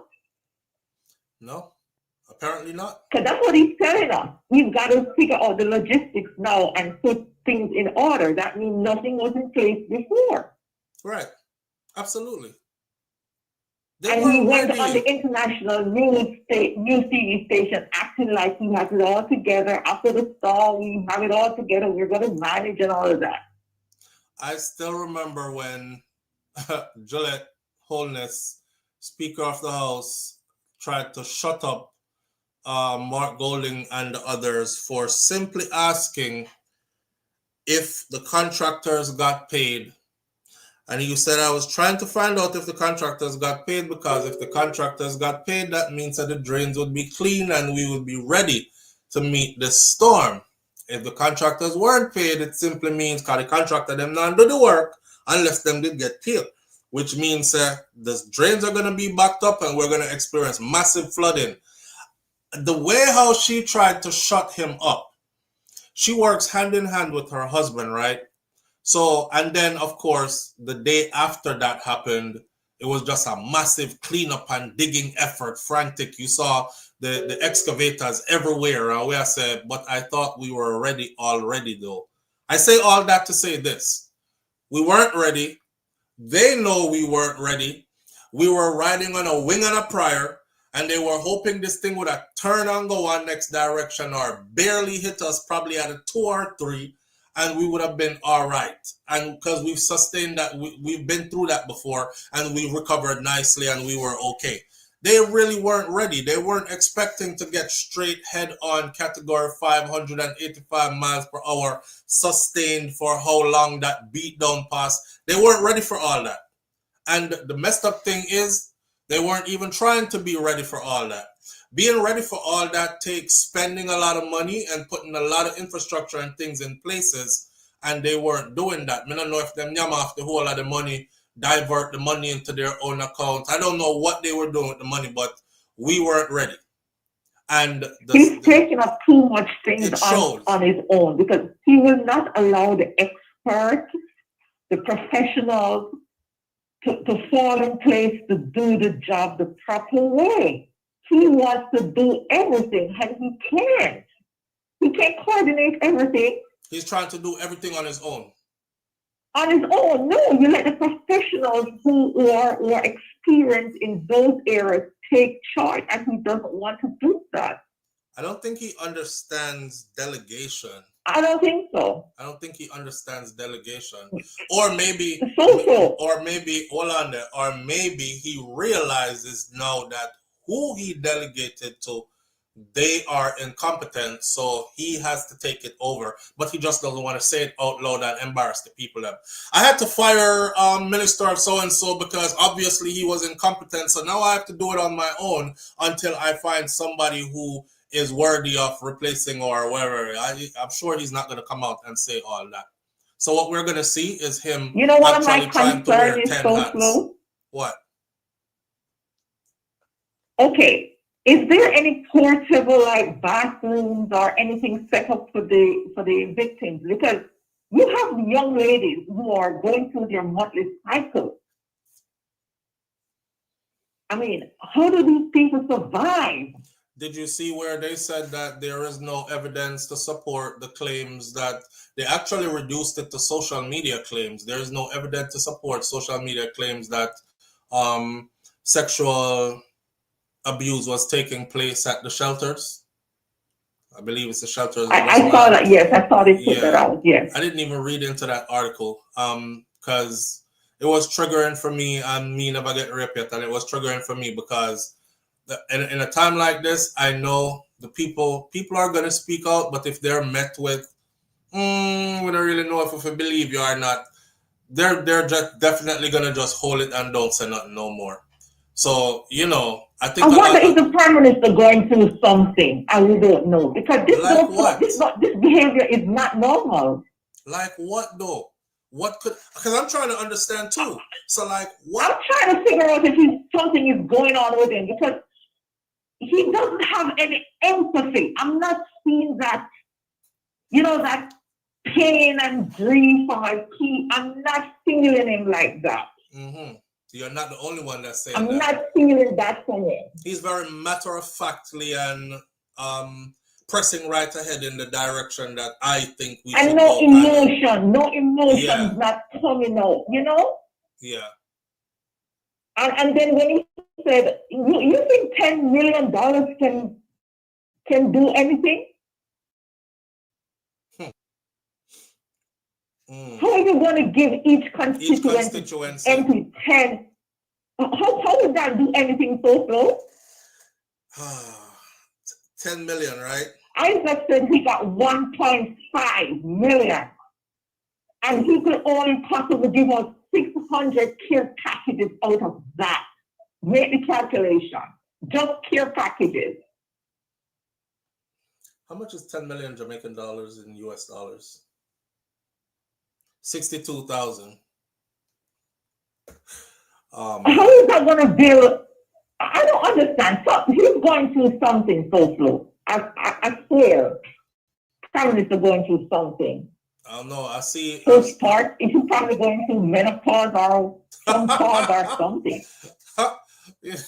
Menopause, mid-age no, crisis. Serious, this cannot. You cannot give an MP $10 million. Is that US or Jamaican dollars? It's Jamaican dollars. How is that going to repair anybody's house?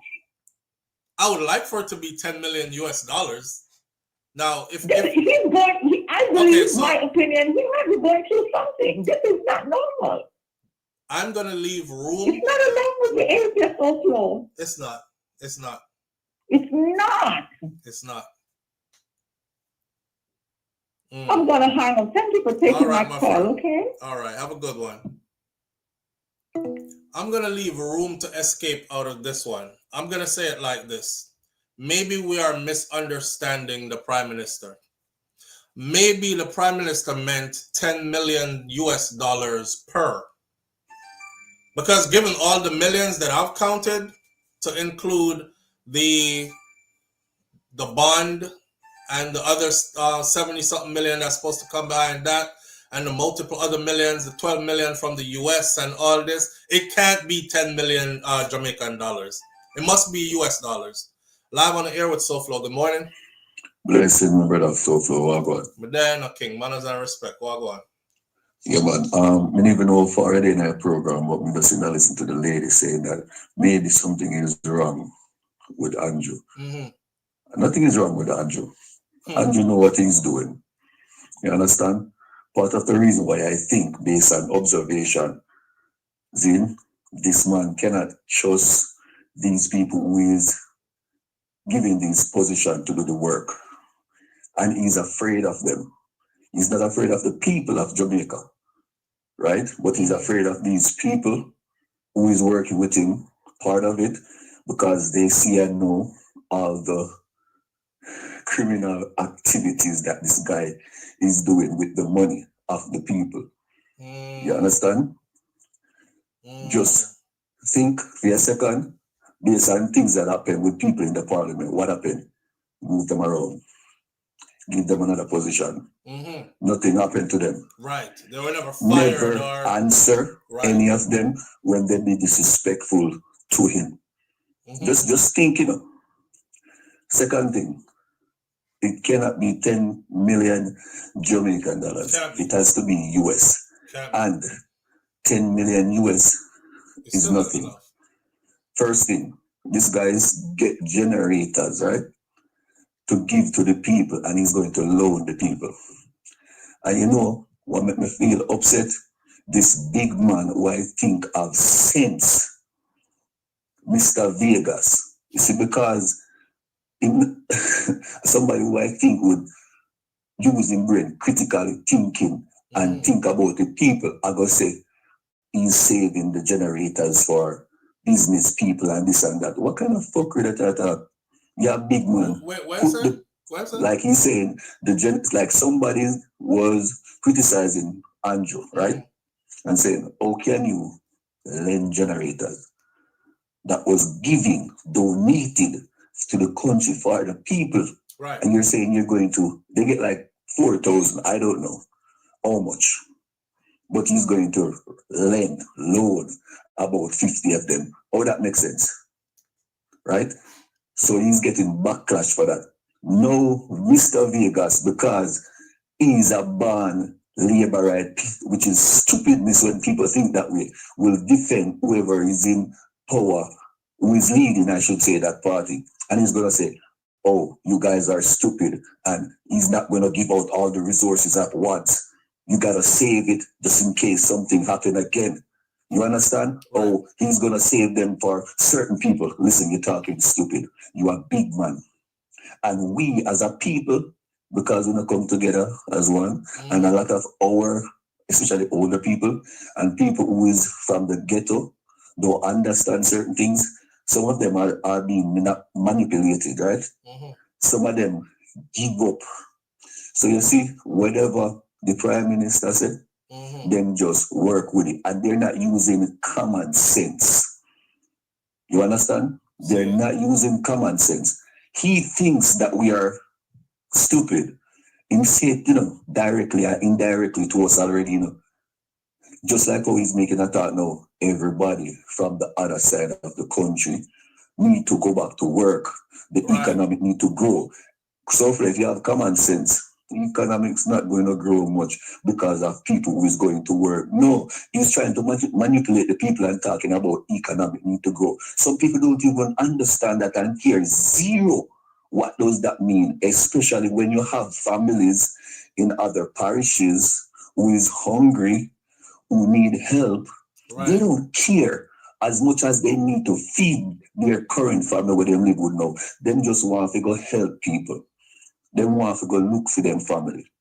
Why is it not an emergency when you have cities or towns that's underwater? As you guys was talking about earlier. Search and rescue effort. Search and rescue came back. I have a friend from Venezuela and she sent me a video. There's a plane coming. That's what from last week. I think it was like 3 days after. And she said, look at this Barrington, there's a plane coming. Right? And as you guys said, the people then didn't sit down and do nothing and then come with a mindset ready to work. What are you doing? You're thinking about stealing the thief your money already. And you're not even start help nobody. You don't understand that. Wait till later you take some of my money.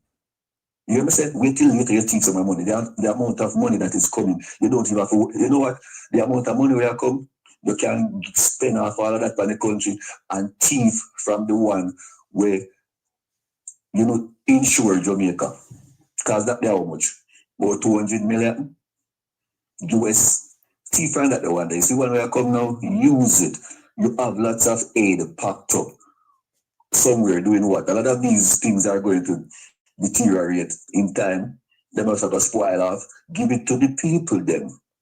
This is what I was saying before. I said, if he uses everything that was sent now, then for sure, the same people them, who give already, them would have give more, They would look and say, oh my God, the Jamaican people are still in need. Let's do another round of giving. And they would give again. But the man hoard up all of the stuff like, say, this is it and no more is coming. Dictatorship. I don't know if you noticed that with him, He has that dictatorship that like he wants to dictate to people. You see the speech where I met the other day, and me personally didn't want to tell him, say, go suck your mama. I tell her to go suck your mama now. Where you go do? You will give me your bad man friend and kill me or lock me up. You tell her to go suck your mama. Because you will come and guess what you are talk about? Oh, some people are say what them are say. And I talk bad about me and this and that. But when me said my people them for them, whatever he wants to say. What kind of stupid statement that you make? He actually said something about him not have no problem when people say stuff about him. Yeah, but when he respond, he was like, some people have a problem when I respond. But a lot of people are taking that as afraid. Yeah, a lot of people are afraid when I respond. Yeah. But that's just trying to manipulate the people, let the people then afraid of you. Nobody enough afraid of him and in dictatorship. This man is, I don't know why some people don't see, use your common sense, and him himself, as the lady said, he has no empathy. But did I wonder who afraid of him when him respond? Who is afraid of him when he respond? You see, when we do these live right here, brother, you see how many hours we sit down here? When we do these live right here, I be praying that one of them call in. If not call in to rebuttal what I'm saying, call in to at least say, SouFLo, we understand you have the best interest at heart, but you're misinformed. this is what is happening instead of that, or something like that. But they wouldn't.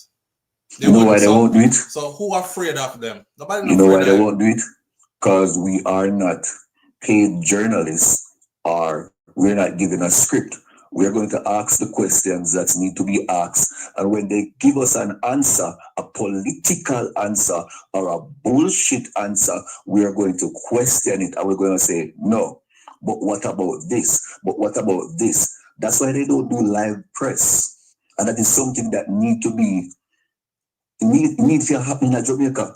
They need to be accountable for certain things. You understand? Yeah. This man should be on the ground, not just because you're the Prime Minister, but to see especially those people who love you, who vote for you, specifically bring hope to them. Make them know, say, yo, man, nah, give up in a SouFlo. You know much people give up on life in a situation me talk about since this thing happened, them like, give up. Yeah. Then give up. Yeah. Oh, you're not thinking about the babies when they have no food to eat. Oh, you're not thinking about them. Eh? One lady has zinc me here, say chop her, I try to protect her picnic, and she dead with the picnic in her hand, somewhere up in the house, fly off. Post up, fly off, and debut a fly, zinc, fly, chop her, her neck, kill a woman. What about her child? I read that story here. Her name was Ponce, and them took the what baby about her child? In our bathroom. Yeah. Oh, you don't have empathy on those people. And you're in a parliament that chat one bag of foolishness and a laugh and a enjoy yourself. And you have the people who come to help, sit down in a hotel, now do nothing. You understand? And you have the aid that is there that should be sent. You are talking, a lot of people would say, because me know Mr. Vegas so that defend him and say, no, him can't send the food, we know what he patch up because people, listen me, as I said the last time I called, I'm being so upset, me just a shout and me just ignorant because me just not like this man. Brother, you see these places where them claim say marooned off, you can get there.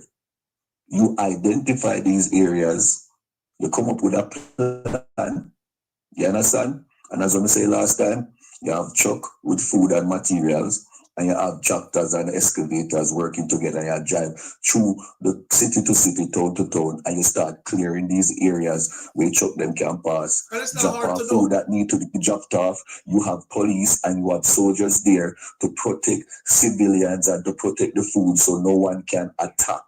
You understand? And you leave them there because that is their responsibility to serve and protect. And if they're there for more than 10 hours, you know, they might need them sleep, whatever. Then you have other people come take them place and make them go sleep or do whatever they need to do. You understand? Some things is common sense and we should not stop criticizing and bashing because, as you say, in my ear, and you need to hear, and we need an all-island demonstration. You understand? The country needs to lock down. You see, the next side of the country where business are going, it need to lock down. It's going to be hard for nurse, doctor them, don't go and work at them something there.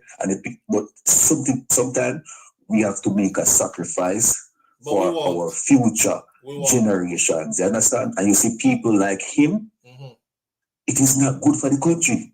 It's not good for the people. You understand? And when you make them get away with one thing, they're going to continue and it will never stop. And all of them bad man there and then gunman there, we are kill off innocent people and rob innocent people.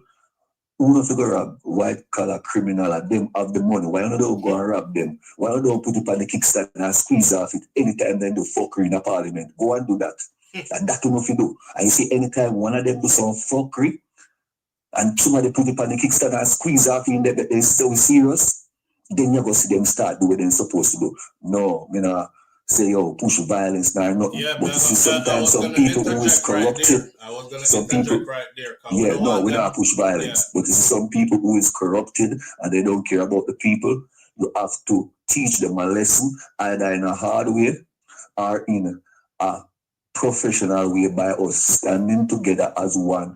Do not bow to the enemy. Hold up your shield and fight. And Andrew Holness is somebody that the whole country need to fight out of power. He should not be in power. The man is should moving. Not get another firm in power. Hear me out. Hear me out. Our Prime Minister is moving like he is an enemy of the country. Okay, there I said it. The Prime Minister move like him is Jamaica enemy. There I said it. Again. And a Jamaican man. Yeah, him a move like him is the enemy of the country, brother. I'm dead serious when I say I am super surprised. Russian born. One of our next country, no, but he's not a Jamaican. I'm dead serious when I say I'm super surprised. It's hard, you know, brother. Feel just use your common sense now, think about certain things, and them say them have them doctorate, and we are in a position to run this country and do this and do that. So why you guys not running it properly? We are paying you to do it. We are the government, not you. We are actually the government, but a lot of people don't know that. And we are the one who make decisions. But we cannot make this. I cannot make the decision by myself, SouFlo. You cannot make it by yourself. Together, that's how we make decision. You understand? By standing together as one. Don't be manipulated by the enemy, because to me, he's an enemy of the country, of the people. He's behaving like it. You understand? I can clearly see where he is behaving like he is an enemy to Jamaica. And as far as listening to the people and making your decisions based on the majority, how they speak or what they have said, that's not how him operate. He operates like what he says goes. And in the business when the crowd wants to say, everybody fall in line with what him said and what his belief is. And there's no wrong for him. Like, he will never do wrong. That worries me a lot too. The man can't make a mistake and can't admit, say, okay, we weren't ready for this. Yeah, we weren't ready for this, but we get hit, so let's reshuffle. Damn, there's a lot of aid coming in. I got to figure out a way quickly to get all this stuff out to the people. Let's get to it. He's a good leader. He's the kind of person that never says, me wrong. Or, Lord, me I move slow into the people that really need help. He's just doubling down. That's what's bothering me, is how he's doubling down. I mean, 2 weeks past now, you know. We're at the second week, you know. As we are here talking, like this same person just put up in the comment section, as we are here talking right now, there are people who still not have been visited yet by anybody.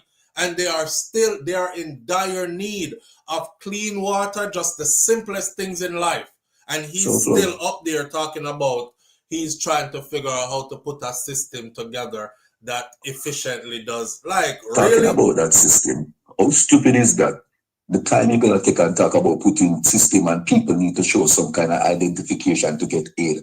That's why they want somebody hold him and give him about 39 bucks one time, make him come back to his sense. What kind of stupidness that? And how the people them who is in parliament with you, and I'm not even talking about the opposition leader and his party, but your people them don't say to yourself, yo, boss man, you know, so that really makes sense though. I think the best thing for us to do is just give out the aid, because we are getting the aid free. We're not paying for anything. So let's get some trucks island-wide delivering in the most affected area. Deliver these food, at least take care of one problem. Yes, deliver these things. You understand? We will continue. We will have money coming in more. Jamaica is a blessed country. Jamaica is a love country. Yo, people love winning. You know how much people jealous of right now because they're saying, why is Jamaica getting so much help? So much aid?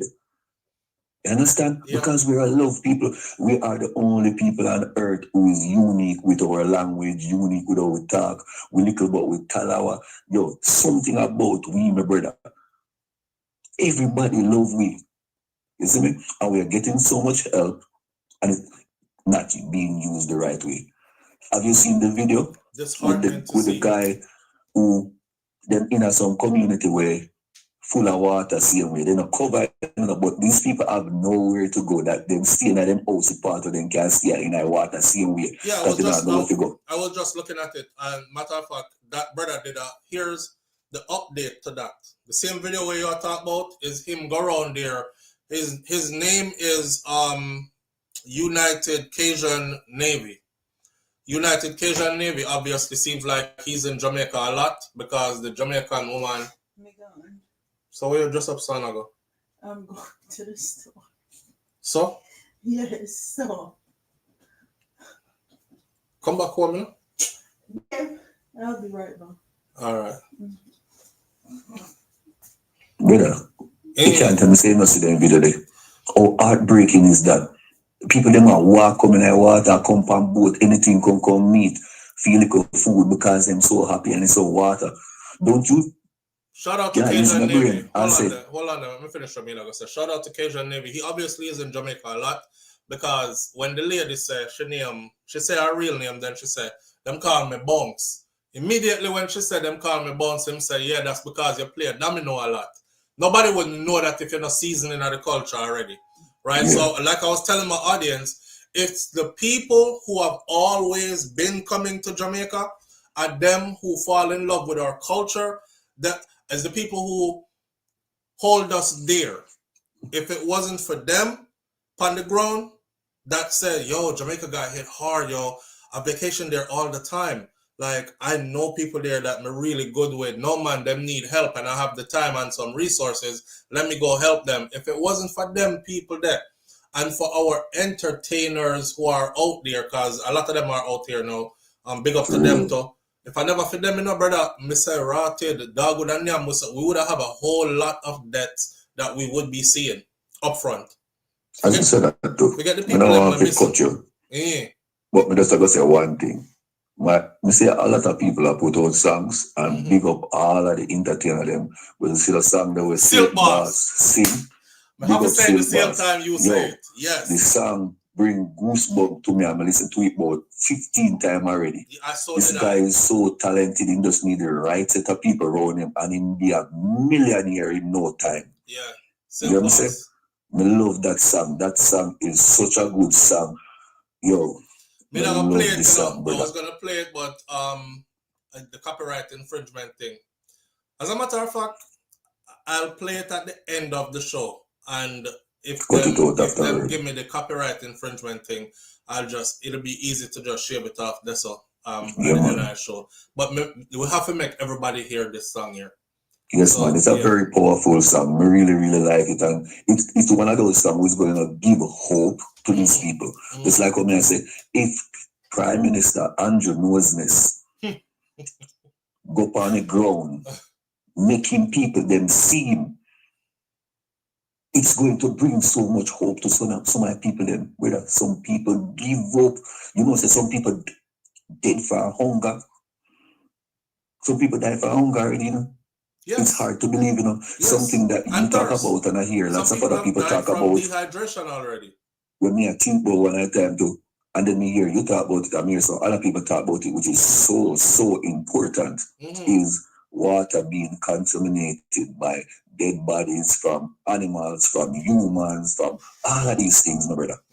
It can be a breakout if we don't make urine, fast moves. If we take care of this and get the people them when need help out of them living situation.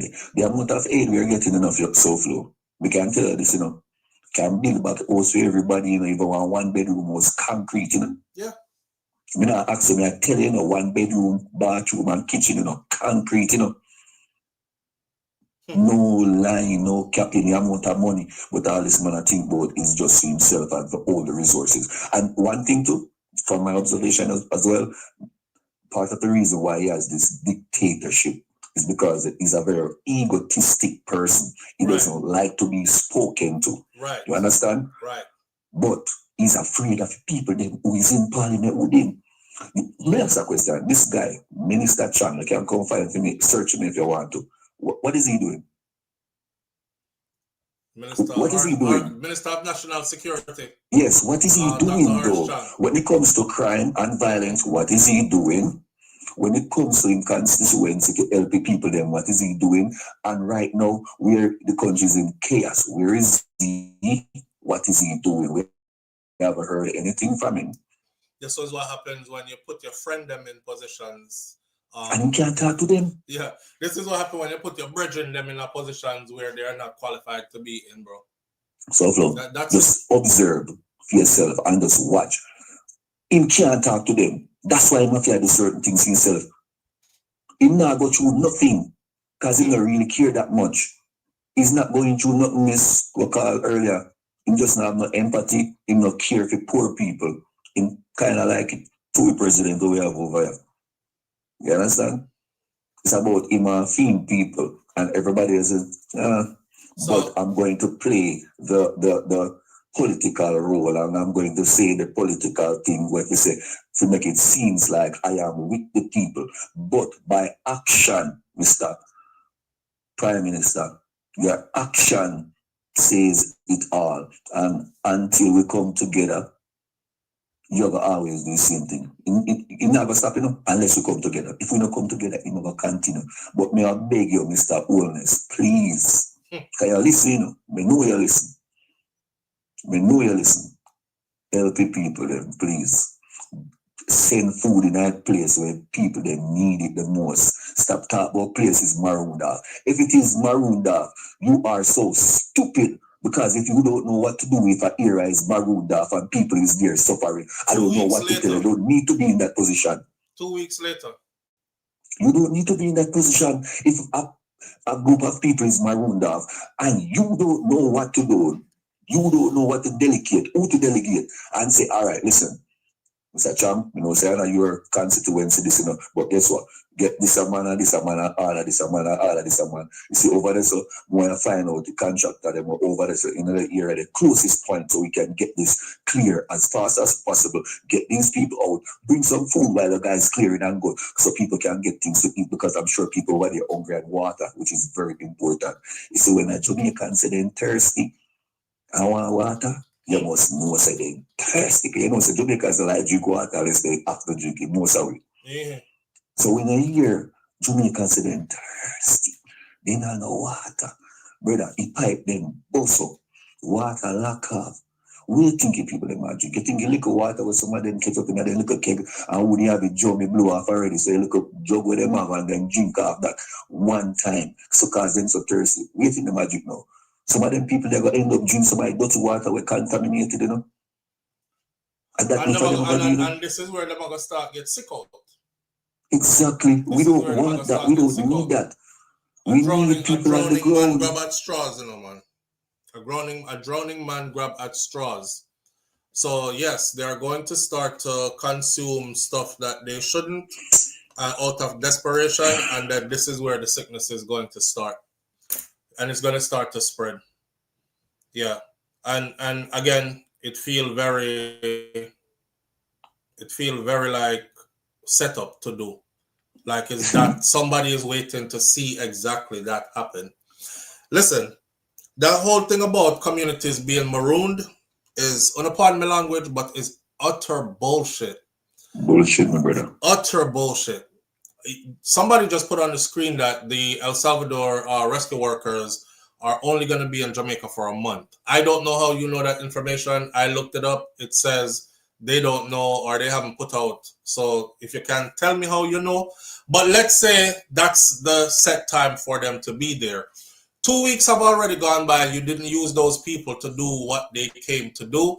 And 2 more weeks left to go. I'm guessing by the time they are ready to leave, they have not searched and rescued any friggin' thing or anybody. So there you go, sending the rescue workers off, the manpower back out the country that you could have used to save lives, to clear some paths, to get people to be not marooned anymore, kind of thing, instead of still complaining that multiple communities are still marooned. Let me ask you a question. That makes no sense to me. If you hear that the area is marooned off, why first thing come to your mind? Use a common sense. We don't need to tell you because you know if you use already. But Andrew, use a common sense. If somewhere is marooned off, why first thing I think you do? Get to the people there. What do you mean? So if it marooned off, first thing in your mind, is it chopped off by water? Is it by land break apart? Or we'll get to that area. We'll go try and make one bridge. We have to go try dig up the dirt and fix it so we can go over there. We'll get some boat.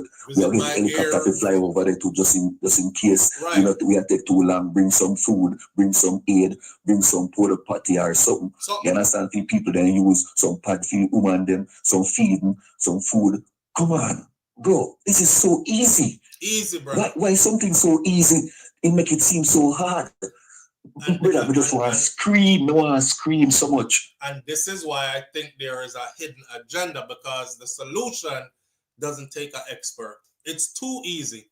And if it's too, I said this from last week, it's too, remember when people were calling in and I was like, because it's too easy, because it's too easy. It's too easy. So you have to ask yourself, if the solution is so easy and they're not doing it, what is the motive behind all this? Exactly. Brother, the answer literally right there, you know. It's not hard to do, you know. It only takes a person who actually really care about the Jamaican people, the people who are stranded, the people who are in need. If they are looking at this like, my people, this is an extension of my family, and start treating the people like that, we would have a better, different kind of result. But next video bother me. True, man. But in the next video bother me, brother, where police and some parliament man, he's labor, right? Because he's wearing green shirt and the people them are cussing too.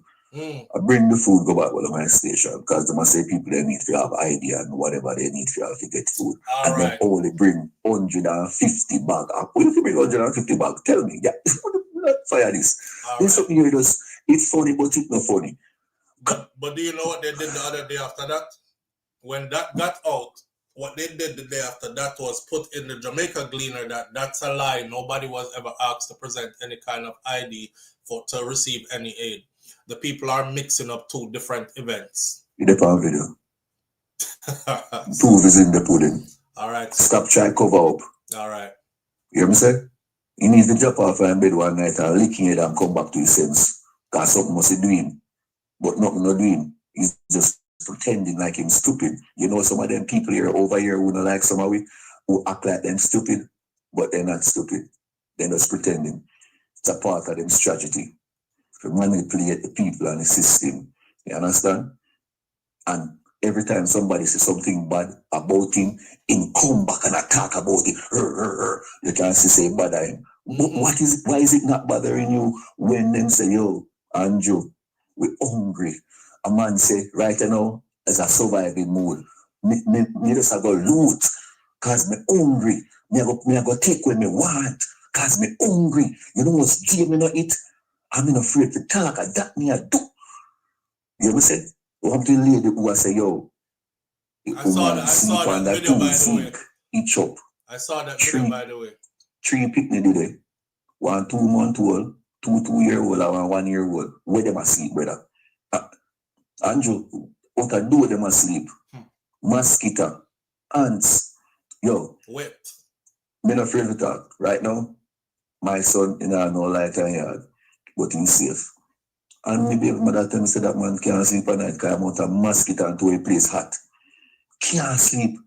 You hear me say? So, and he's in a house. So imagine those who are not confined in a house. Mosquito, fly, ants, the cool, the heat. Brother, Andrew, what are you doing? What are you doing? And keep on a talk about place marooned off. I need to hear you stop use that word and talk about marooned off. More I hear you say, yo, we send people in these places that's marooned off and it's being taken care of. We send people with aid and them are clear the road. Them bring one boat or one truck just in case they need it. One helicopter fly over the survey. All I hear of them. I'm going to urge the people who are in areas who haven't got any help yet to put some SOS on the ground. We're going to fly the copters over city by city, parish by parish to make sure we find mark these spots, drop some food in some of these spots so we can't move, and we will slowly come to your rescue. Brother, and that more of the hear and that more of the see and stop chat. Fuckery, and the people they need to come together as one. Me ready to go out there now, but guess what? We go out there by myself now. That come like some me I get trouble. Yeah.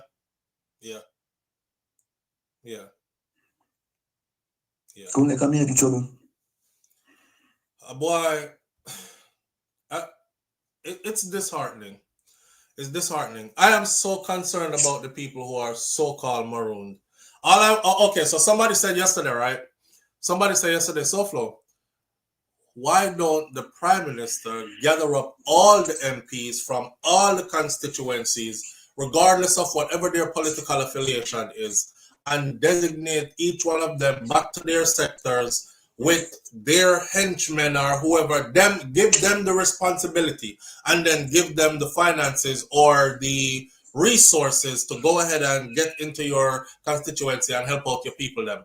Why is he doing it as in it's only his party and then it's only what he says goes? I said again, because it's too easy, but that would have been the ideal thing to do. You know, Mark Golding said the problem is that Andrew is trying to reap all the rewards by himself. So he want to do all the work by himself. So at the end of it, everybody can say he was the superhero and them never see nobody else because nobody else wasn't involved. One would think that that's what he would have done. Stop being political, forget about that. People need help. I think that's what should be done. You give everybody who's in parliament, it doesn't matter if they're PMP or Labour right, money, aid, fee, their contribute to the people, to pass out to the people, yes, to make sure the people are all right. You understand? Yeah. We're talking about $10 million, even if a $10 million US dollar, when you get was a $4.3 trillion Jamaican dollar when everything come up to. As a matter of fact, a couple billion US dollar. And you're talking about $10 million US dollar. What is that going to do? Tell me, please, what is that going to do? You know what is going to happen? The people then is going to have to build back on them own, with them own money. Yes, it's a natural disaster when something like that happens and you're not insured, you will have to do it yourself. But it is so chaotic that we end up needing help from people and we are getting the help. So those aid should be distributed to the people then, even if it's evenly.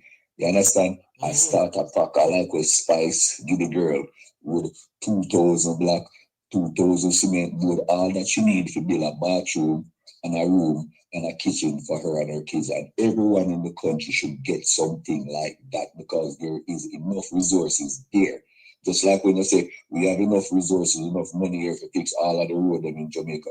But we can't tell a 2025 when we drive in Jamaica, a 2-tire me bus 1 time because the road them so deep in the bus is choppy. You understand though? You remember when they said during the hurricane, but not the hurricane, during the election about the road. I was floored. The man said money is not a problem because we have enough money right now to fix every road in the country. I said, this guy lie. No, you have the money for real, you know, but he's not gonna do it. Is a strategy. So when he was asked why you don't fix all the roads in the country, then he said it's a matter of logistics. It's a matter of getting the money into the hands of the right people who will do a good job at fixing the road. I said, look at this guy. You know, he's a master politician. He's a master. My MP, I hear the followers them now. My MP, that one MP. You see how much money him save? If I did the other party, them would have squandered out the money already and don't have no money to fix the road. Him have all the money to fix all the road. Those people don't even realize he is saying he has all the money to fix all the roads. You're not asking why him not get all the roads fixed then. And so since we have all the money to fix all the road them, that means that we have a nice amount of money saved up then, right? That should also contribute to the reconstruction of what's damaged in Jamaica right now, on top of all the other aid that is coming in and all the other monies that are coming in now. Let's get to it. Let's get to it. In the army, we have a thing called shoot, move, and communicate. In the infantry, it's called shoot, move, and communicate. Shoot, move, and communicate. Let's go. Shoot, move, and communicate. Let's go. Just listen to how that sounds. You see, if you're in training or if you're in combat, you're not expected to, if you take fire, to just sit down there and get stuck. You're going to have to shoot, move, and communicate at the same time. And I'm looking at our Prime Minister and he doesn't know how to multitask, shoot, move, and communicate at the same time. But you don't need to do certain things. That's why you have people in parliament, and in a disaster like this, it doesn't matter which party is in power and who is on what side. You send out the money and send the people there, make them go do their job. They must know what them to do. If you have road for fixing Clarendon, you give it to whoever is in that area. The two parties, as a matter of fact, even distribute the money as a matter of fact, because there is enough and make them fix them constituency. You know, people are not going to love you. I don't know if people are not going to love you. I want to tell you it's going to be better for economic too when the road they fix and fix properly. So we spend less money on refixing the road, and that money that we have extra now can rotate in the country and do other things to make the country better. I want them know common sense that. And them just run the country into the ground, brother. As long as for them section is okay, they're good.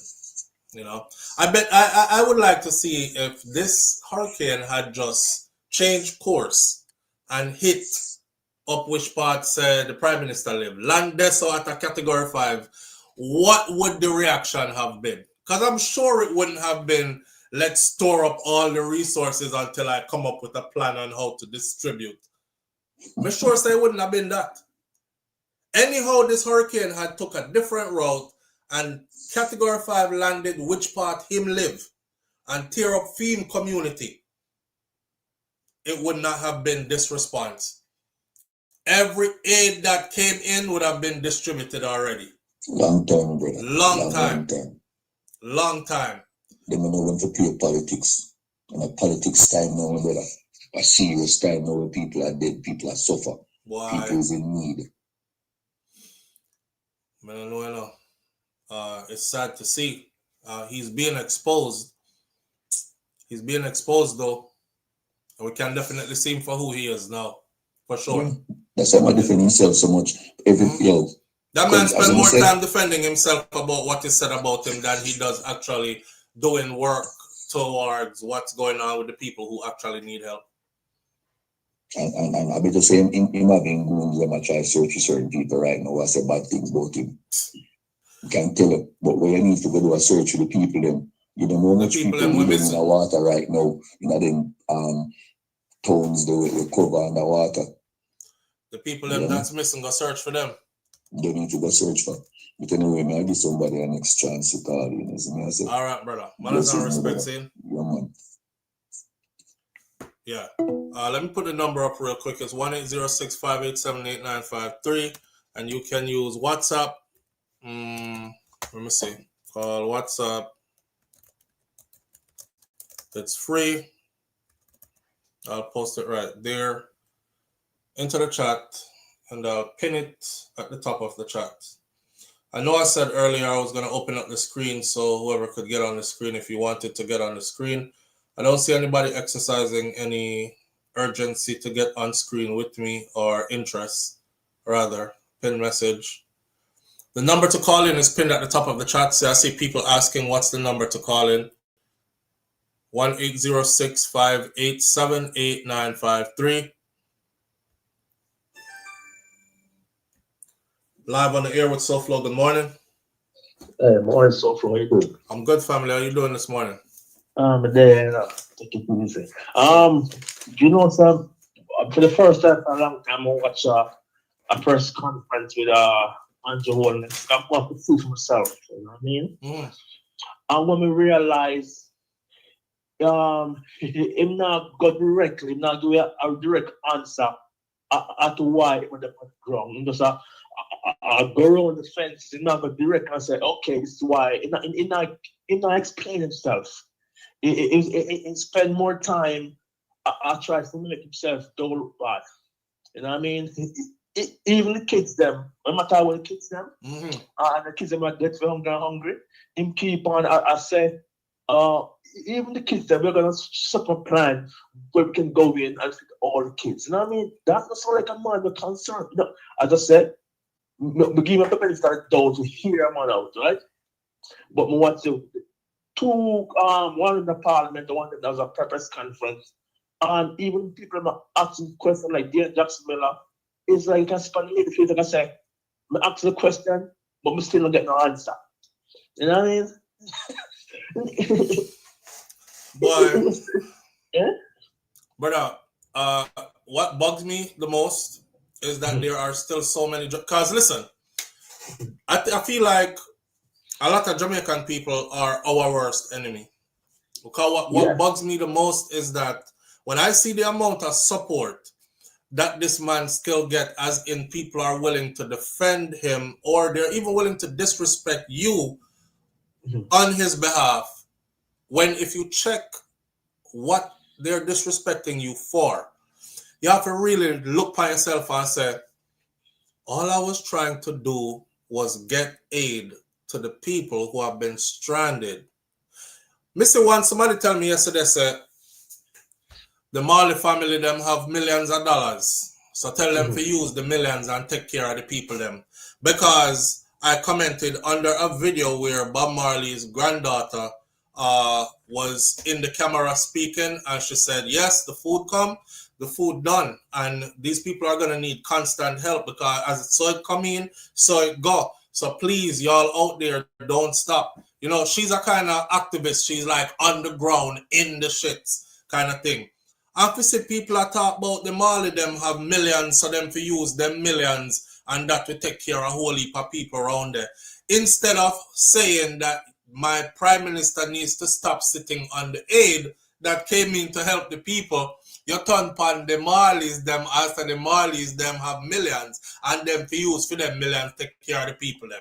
We don't want to hear nothing about her. She'll complain too much. We don't have millions. Use the millions take care of the people them. Like, our people have some serious issues, and they empower people that hurt us and feel like say them do something good. If it don't make your heart bleed as a Jamaican because your part of Jamaica never hit, your street them still nice, your life still goes on as usual, and right on the other side of the same island look like a war zone, but you feel good over there, sir, and you're actually defending this person who is withholding aid, you are the problem. You are the biggest part of the problem. Because you see, the people them that's not affected, if those people get up and ever start make some rash noise as unified, Lego the aid now, Andrew. I bet you say him Lego all of the aid now. I bet you say he activate his plan, whatever that plan is for distribution right now. But we have too many people who are willing to be quiet, brother, and willing to watch them fellow countrymen suffer, willing to watch like a picnic suffer, willing to watch babies suffer, willing to watch everybody else suffer as long as it's not them. And I've been talking about this for years. Jamaica seem like we have a syndrome, an issue where if it ain't me, I'm not worried about it. I don't feel me problem that. Wait till when it reach my doorstep, then I'm my problem. Yeah, it's like what problem with Andrew Wallace is like you have about half a Jamaica on film side. So even when him not the good, he have a support system. He has a support system. Yeah, that's not good because what we not do, I hope my listening, what we not do, I kill the people them and I kill because you talk a while ago, I said enough people lose their life off a thirst and thing and that's how they're just dead for real. You know what I mean? I don't cause it because when the person who is responsible for help, not help, I don't say we start be unrealistic because the man can everywhere. Trust this, I'm so far.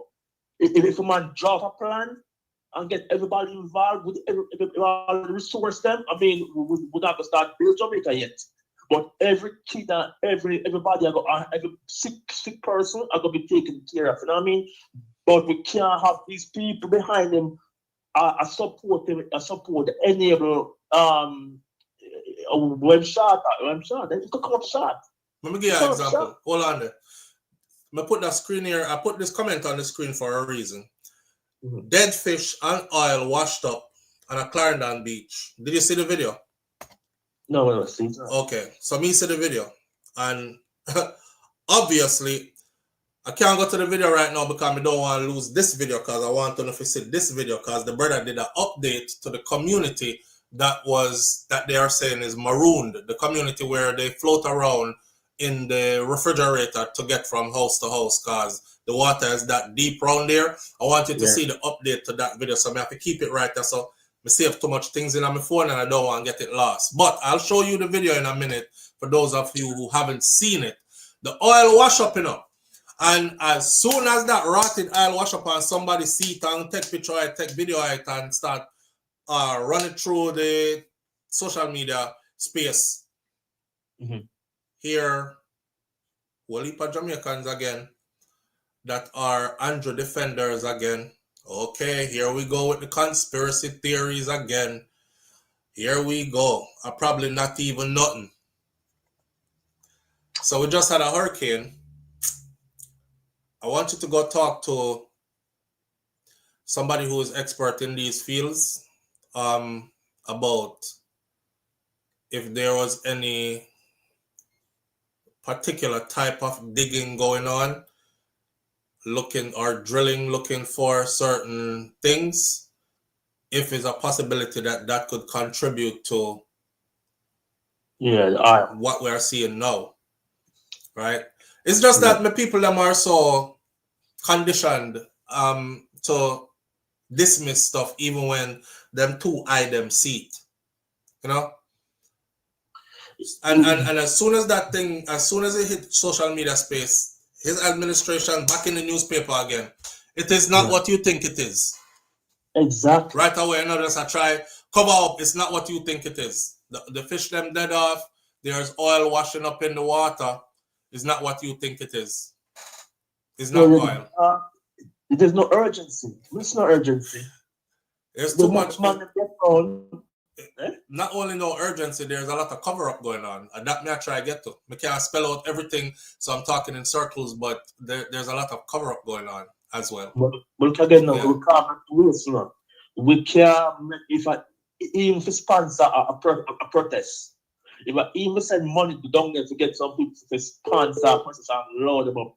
But even we as people who see what happen and we can't make the other side allow this to happen and allow them one of us sit down while we're in a catastrophe. You know what I mean? And people like that. We have to probably support our protesters from here, so like do a GoFundMe just for people say mobilize that protest and the news catch him too. You know, like the Fox catch man said, oh, people at Jamaica protest about the Prime Minister. Nobody protest at Jamaica. No, ain't nobody protesting, man. People they're conditioned to believe what they're told. And I've said this over the years too, that I think most Jamaicans are broken because you know your protests already and nothing never happened.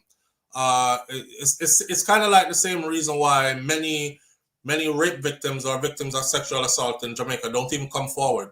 Like if you talk to a lot of Jamaican women, I think the number that they said is like 1 in every 3 or something like that was sexually molested at some point or sexually coerced, or their first time having intercourse was either forced upon them or they were coerced, and they never said nothing. And then and it's the same reason why today they just rather hold that and don't say nothing, because the outcome is never really in their favor. You know what I mean? And it's it never turned out to be something that is such a deterrent that others won't do it either. It kind of like backfire upon them, and then ending a one bag of embarrassment for them. So they're like, you know what? I guess I have to go hold this and just try to avoid that situation there again. Or don't make. This is how the Jamaican people are broken. Majority of us are broken. It's like, well, I saw the thing set. You know, we're at the I saw the thing set thing. What we are gonna do?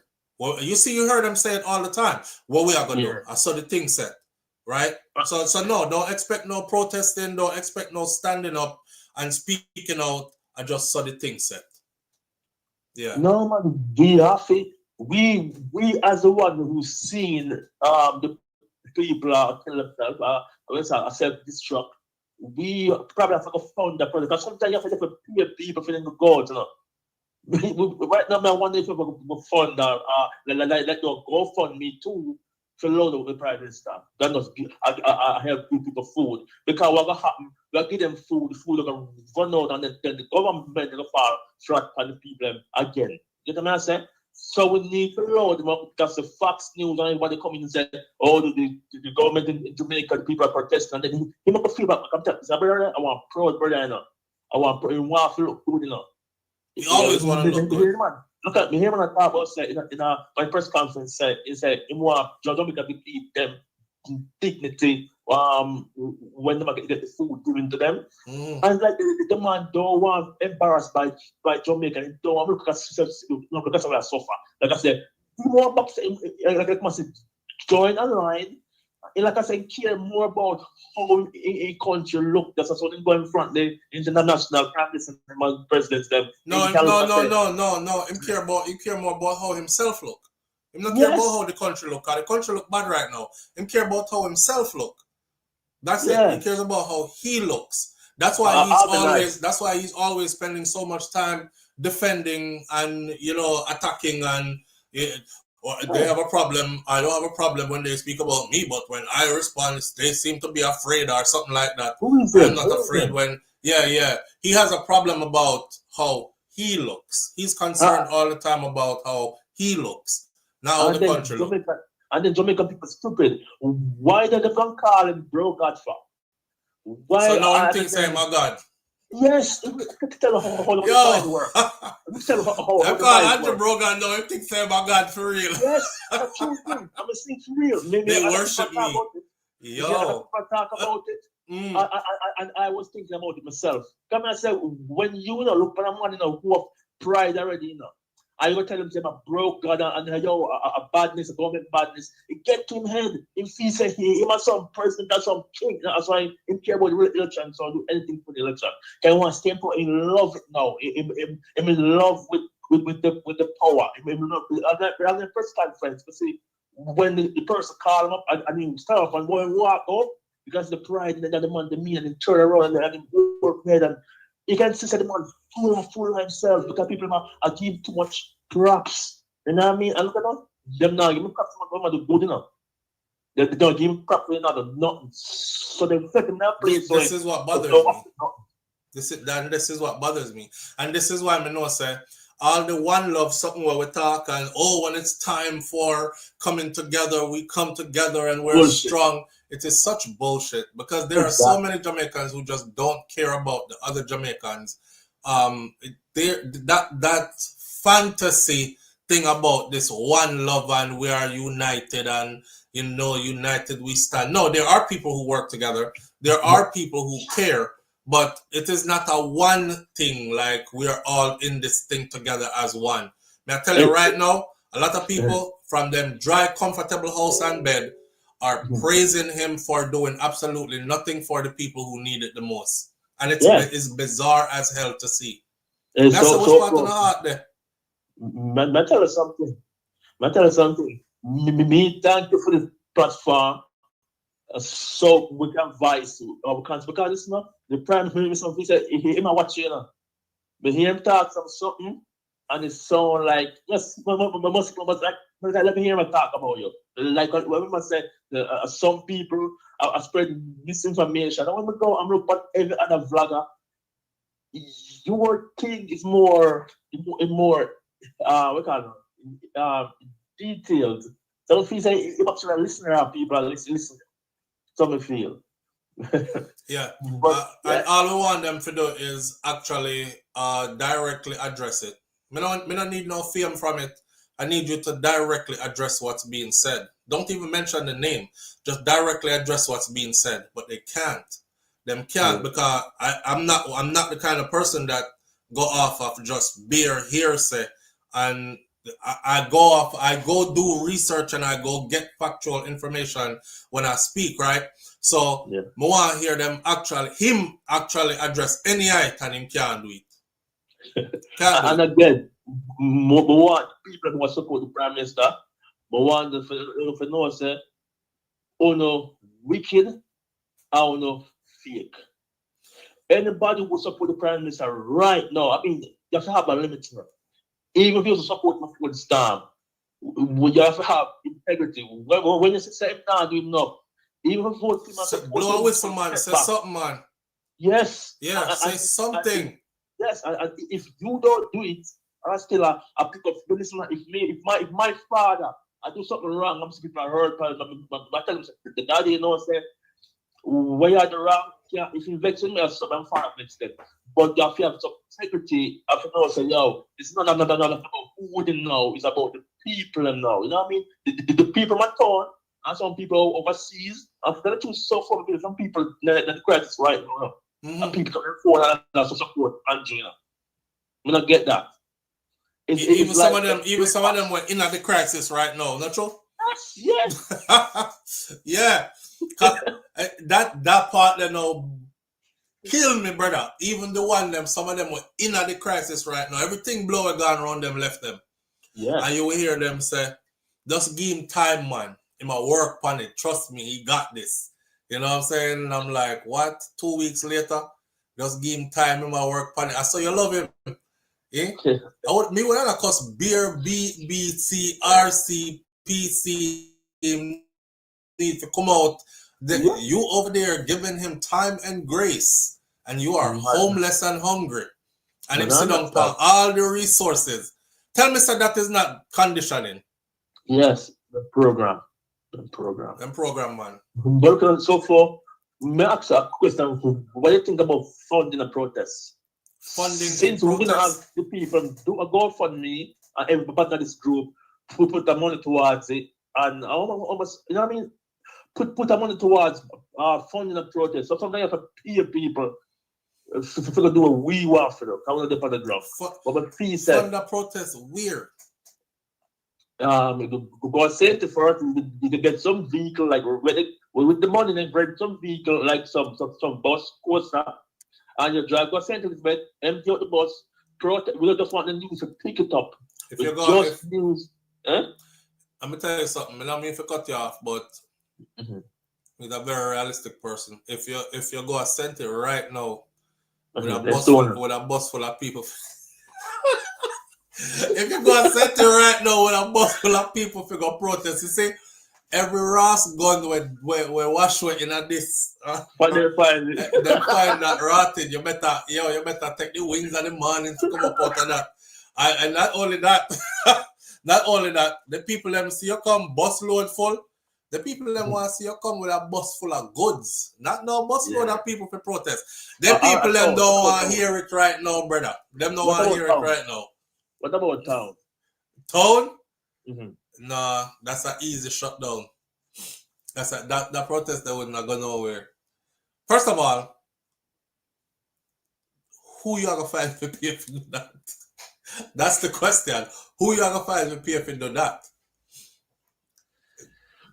We need to know the Prime Minister do it. If we do it, if we have ideas to talk and that will happen. The people, boy, the amount of hostility you would have been met with, you see? Boy, you come protest. Yo, Jamaica people not easy, you know. All one time I talk about we in a way where some of we just lackadaisically, man, some of we not care about the others and all that kind of stuff. Yeah. If it's one thing me know is us. Me know say some rock stone and backland, machete.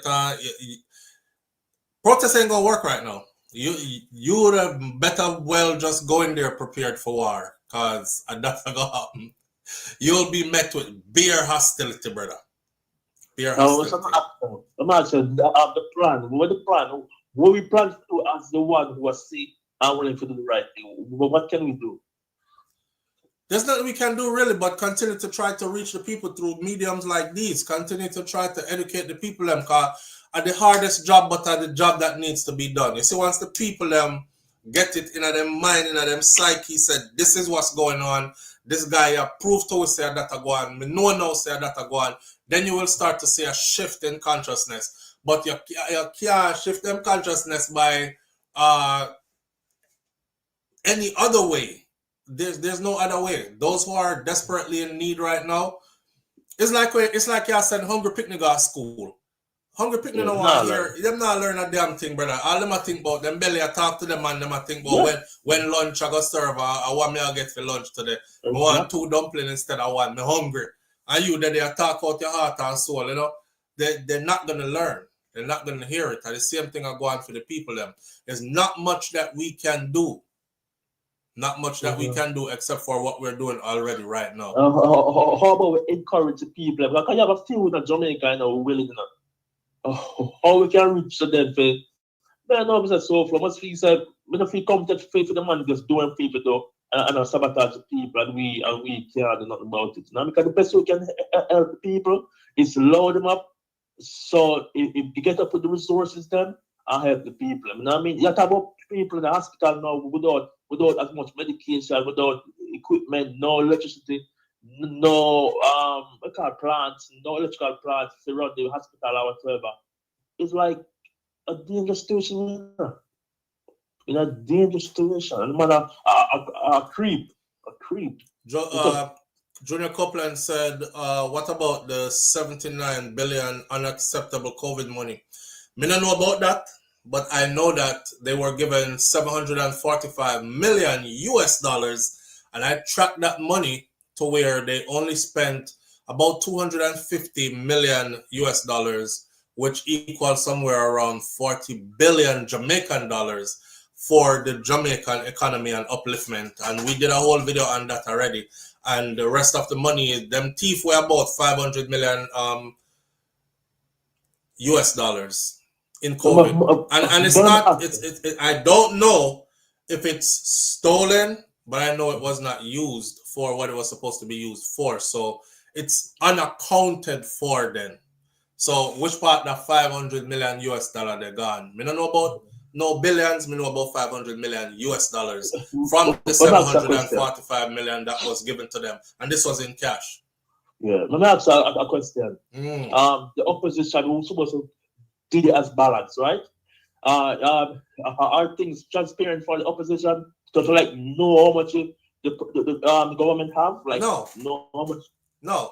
Things aren't even transparent for, if it was transparent for them, it would be transparent for us too. They're not sharing information. Mark Golding just said not too long ago, I think he said they're thinking about starting a separate relief effort, something, because they're being completely blocked out of what Andrew have going right now, like managing all the resources and stuff like that. Yeah, they're thinking they're going to have to start their own, because he wants to take all the glory and him want to do everything for himself and only for his party, because he wants all the glory for himself or something like that.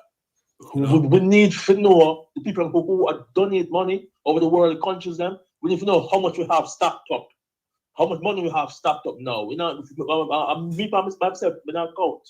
But we want to know how much we have stacked up, how much we spend already. What am I use it do? What am I do? Which area am I use it? Yes. You know what I mean? Go back to my video. Transparency. Go back to my video that says Jamaica, keep your eyes on the money. I did that video about a week ago now. About a week ago now. Just put in SouFLoTV, Jamaica, keep your eye on the money. I hear what I'm saying in that video there. Exactly what you're saying right now. There should be a place where we are able to go and online and government site, and we're able to see, okay, so this much came in, and then we can track it and subtract and minus and add. Subtract is minus. We can minus and add as more aid comes in. So we add this, and then this much went out for that spending to that constituency, that area. This more came in. We should be able to track it like that. That would be complete transparency. And I would say, yo, I respect the Prime Minister to the fullest. But them not do that. I guarantee you they're not going to do that. Okay, let me ask a question quickly again. Is it within the law or some amendment, like we'll say the opposition supposed to say the funding and everything clear? If people must see, is it a part of the law with the opposition needs to be that the ruling party needs to be transparent with the opposition about how much money is coming in aid and how it's spent and all that? Yes, a track. Probably not really. That's why he's able to just do what he want to do. Yeah. I forgot to change then. Yeah. They have got find a way to pass a bill or whatever. A bill in Jamaica, but they need to do something to change that.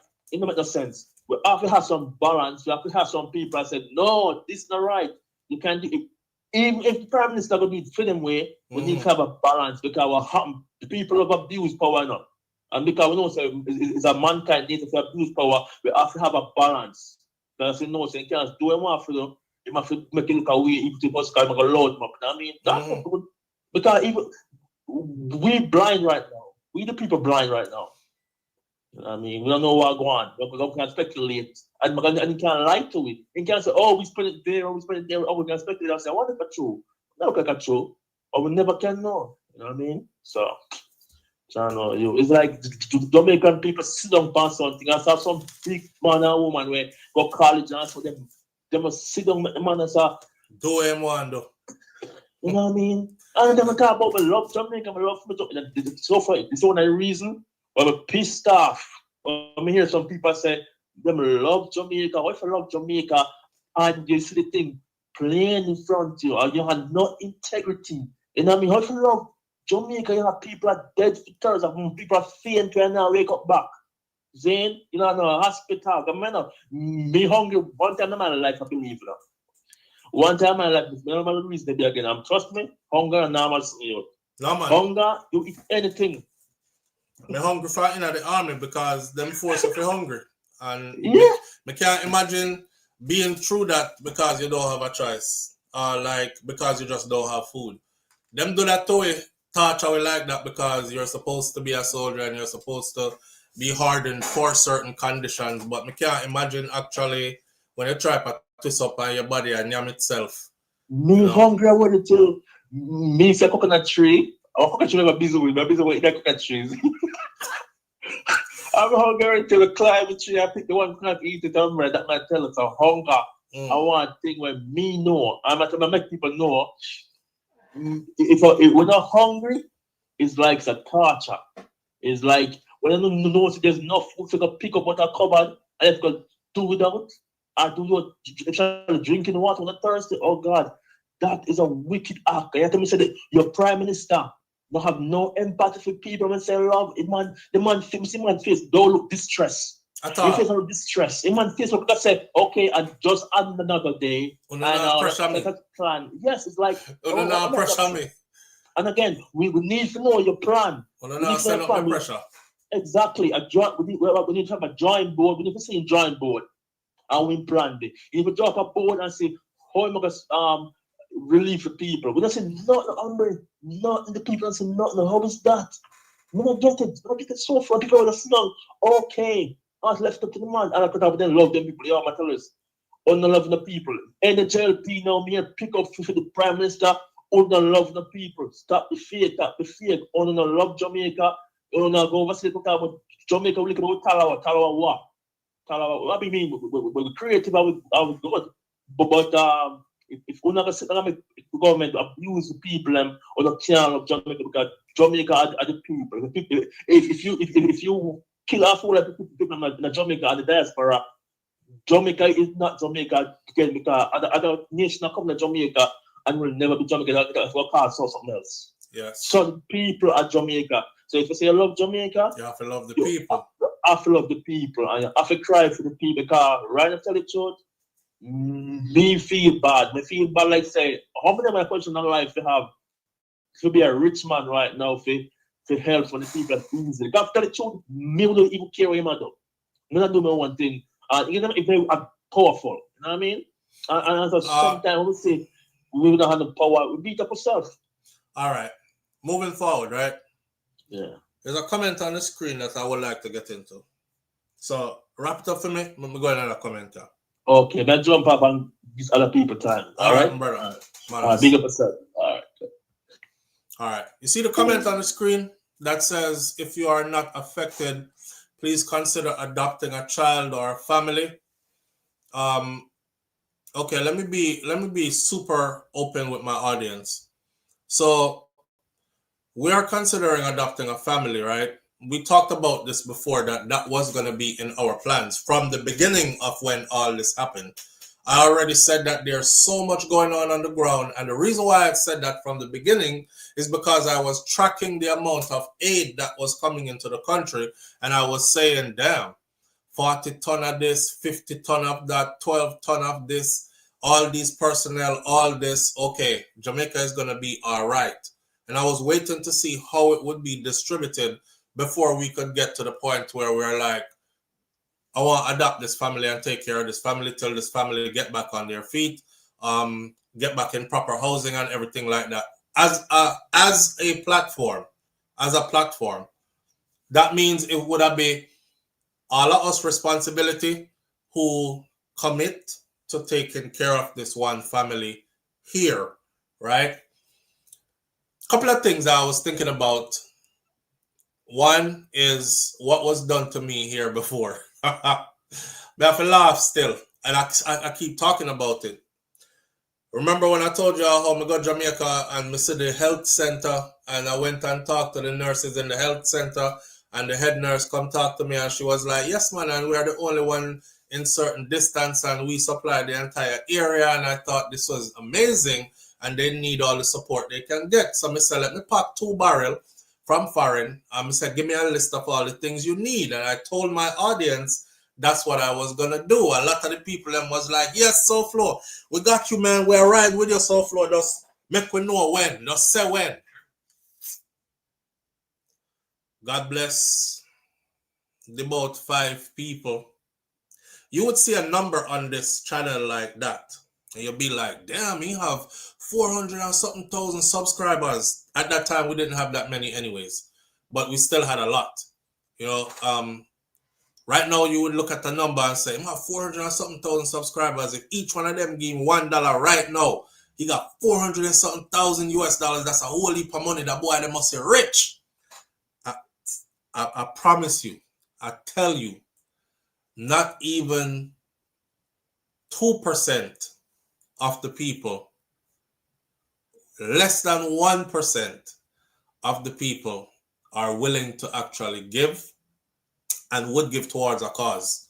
So I don't want to put myself out there upon a limb and big up my chest and talk about adopt family, and then when I left me stuck again when the family that we adopted need things and nobody is coming forward, because it was done to me before. And God bless the 5 people. I believe it was either 5 or 6 persons from the platform who actually really helped financially, and the rest was just me and wifey. I would take our own money and do everything else like that. We were supposed to send down some wheelchairs and walkers and a bunch of other something, and you know, all the other things that were needed, adult diapers and you know, tampons and maxi pads and blah blah blah, all the essentials. And it turned out that we had to do that ourselves. We had to do that ourselves largely. So I don't want to stretch myself like that again. And the time when it hit me too, I wasn't even up financially. You know what I mean? I wasn't. And I had to dig in on my own thing and keep a smile upon my face too, and and still make sure so the thing go off and people get what I went to Jamaica and big up my chest and I take up responsibility for myself about. So me now make gonna boost me up again. Honestly, I thought about go on SouFlo, yes, put it together. We're here. And then we put it together and can't take shame out of my eye. You know? So I would need like a definite commitment. I would need a good, all who can't use Google and cut and paste, you're a bot. I would need like a definite commitment from a good, nice group of people to say, this is what, we're going to stay the course. We're going to stay the course. One person putting their money in might not be able to do much, honestly. But when you have hundreds of people putting in, if just hundreds of people put in $2, if 100 people get together right now and put in $2 each, you have a nice piece of money right there. So 100 persons get together right now and commit to pledging $5. $5, 100 persons, you have a lot of money right there that can actually do something for a family. You know what I mean? And that's the kind of commitment I'm looking for, else it's not going to be feasible. Talk a big talk is one thing, but you have to walk the walk, right? And I don't want to describe people. I don't want to disappoint people. I don't want to go tell nobody about, I got you, man. You know, we're gonna take care of you. I'm going to make sure so I get back on the feet, you know? And then it's like, SouFlo, what you did say I'm gonna help we out. What I'm have to always tell them, say, boy, I'm gonna have it right now, you know, because my audience now help me, and if I go send it out of my own pocket same way and stuff like that. I am a father of 7. That if I was single, I'd be rich. If I was single, I'd be rich. Most people out here that's making good money, Them will make good money and them money look good because they don't have the responsibilities that I have, right? So even if I'm making good money, you have to multiply my money across taking care of 8, 9 persons. How many of you income takes care of 9 persons, 2 households per month? You understand? So the likes of me now make good money, I'm not complaining, but my responsibility tall, and I'm super honest. You know what I'm saying? I'm super honest with it. So I don't sit up here ever pretend like, oh, I have this much and I can save the world and all that. I'm over the part where people are saying, or will say disparaging things. Oh, them a beg money so I can go buy them things. I'm past that. I don't care about them. But I just don't want to be left out there to where I've committed to a family and now I'm left stuck and can't do for them what we ran in boldface telling the people them said we were going to do for them. Sutherland says, now you know how the PM feels. Shaking my head, Jamaica, Jamaica. Pray and stop saying and doing things to hurt yourselves. God is watching. The country needs to have a weekly prayer day. Anywho, me never see nobody eat prayer yet. I'm sorry, but that's for all the church people. I never see one hungry picnic yet full up a plate full of prayer and yam it and them belly full and them go to them bed. So at a certain point, we have to come off of the prayer thing and actually start move on the ground and do works. You know what I'm saying? And the works we deal with. So I don't know how no MPM feel because I've never gotten tons of resources. Nobody never dropped no jumbo jet, no 737 full of 16 tons of resources never dropping in my front yard when we can say, okay, boom. If me ever did get any of that, remember when Mr. Beast went to Jamaica and did all the building and stuff with other people's house and stuff, and how Jamaican people worship and praise him feet, and I was like, yo, Jamaica, we can have we own Mr. Beast. Literally. Because Mr. Beast was only able to do that because of his platform and people giving to him. No, give to any of your own like that to empower them enough to be able to do back for you like that. Our people are a set of people where them start look by your sideways.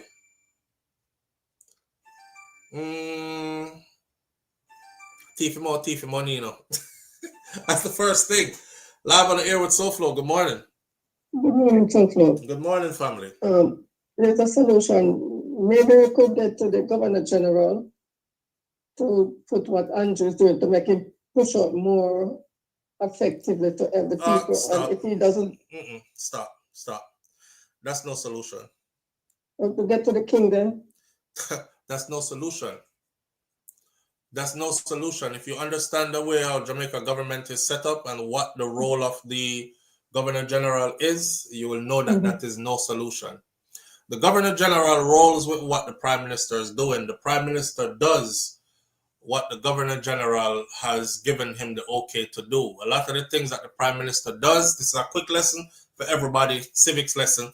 A lot of the things that the Prime Minister must do must go through the Governor General to the kingdom before it is approved. And once it's approved, it comes back through the Governor General. The Governor General goes to the Prime Minister and says, go ahead with that. Do you know that even a state of emergency, that has to go through the Governor General first and be approved first before the Prime Minister can enact the state of emergency? He must go to them and say, look here, I want to do a state of emergency. You can't just get up and just do it.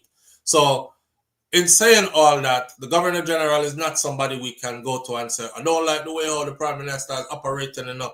They work hand in hand. They're like bench and batty. So don't expect you to be able to. He will never undercut the Prime Minister. He won't. Okay. Right. All right. That is his brethren. He will never undercut the Prime Minister. Right? So that is not a solution. UK tuned in, big up yourself. Well, I never see that outreach. Here is a start. UK tuned in says, big up yourself, UK tuned in. Appreciate that. Yeah, you speak for interest, want to share who you are. I promise not to tell a soul, zipping mouth. SouFlo forward back. Go check Trinidad and Tobago, Jamaica match. All right, sir. Somebody said them we forward back. Them I go check the match. Jamaica used to be different when the island was a prayer island. Man, y'all and them prayer something there. Jamaica used to be different when we were living in a different time. Yes, prayer was involved. You think, family, Sutherland, you think people aren't still praying? A lot of people are still praying, man. A lot of people are still praying. Are you trying to say that there are less righteous people now than they were before? Like more people did righteous and the righteous people them dead off or evacuated, gone on next country or something? Me not understand what you say with that one. Yeah, prayer will always play a part, but prayer can't be the only thing. Prayer have to come with works. Prayer have to come with a lot of works. You got to do the work while praying. You know what I'm saying? You have to do the work while praying. That's just what I believe. So I'm not undermining prayer in no way.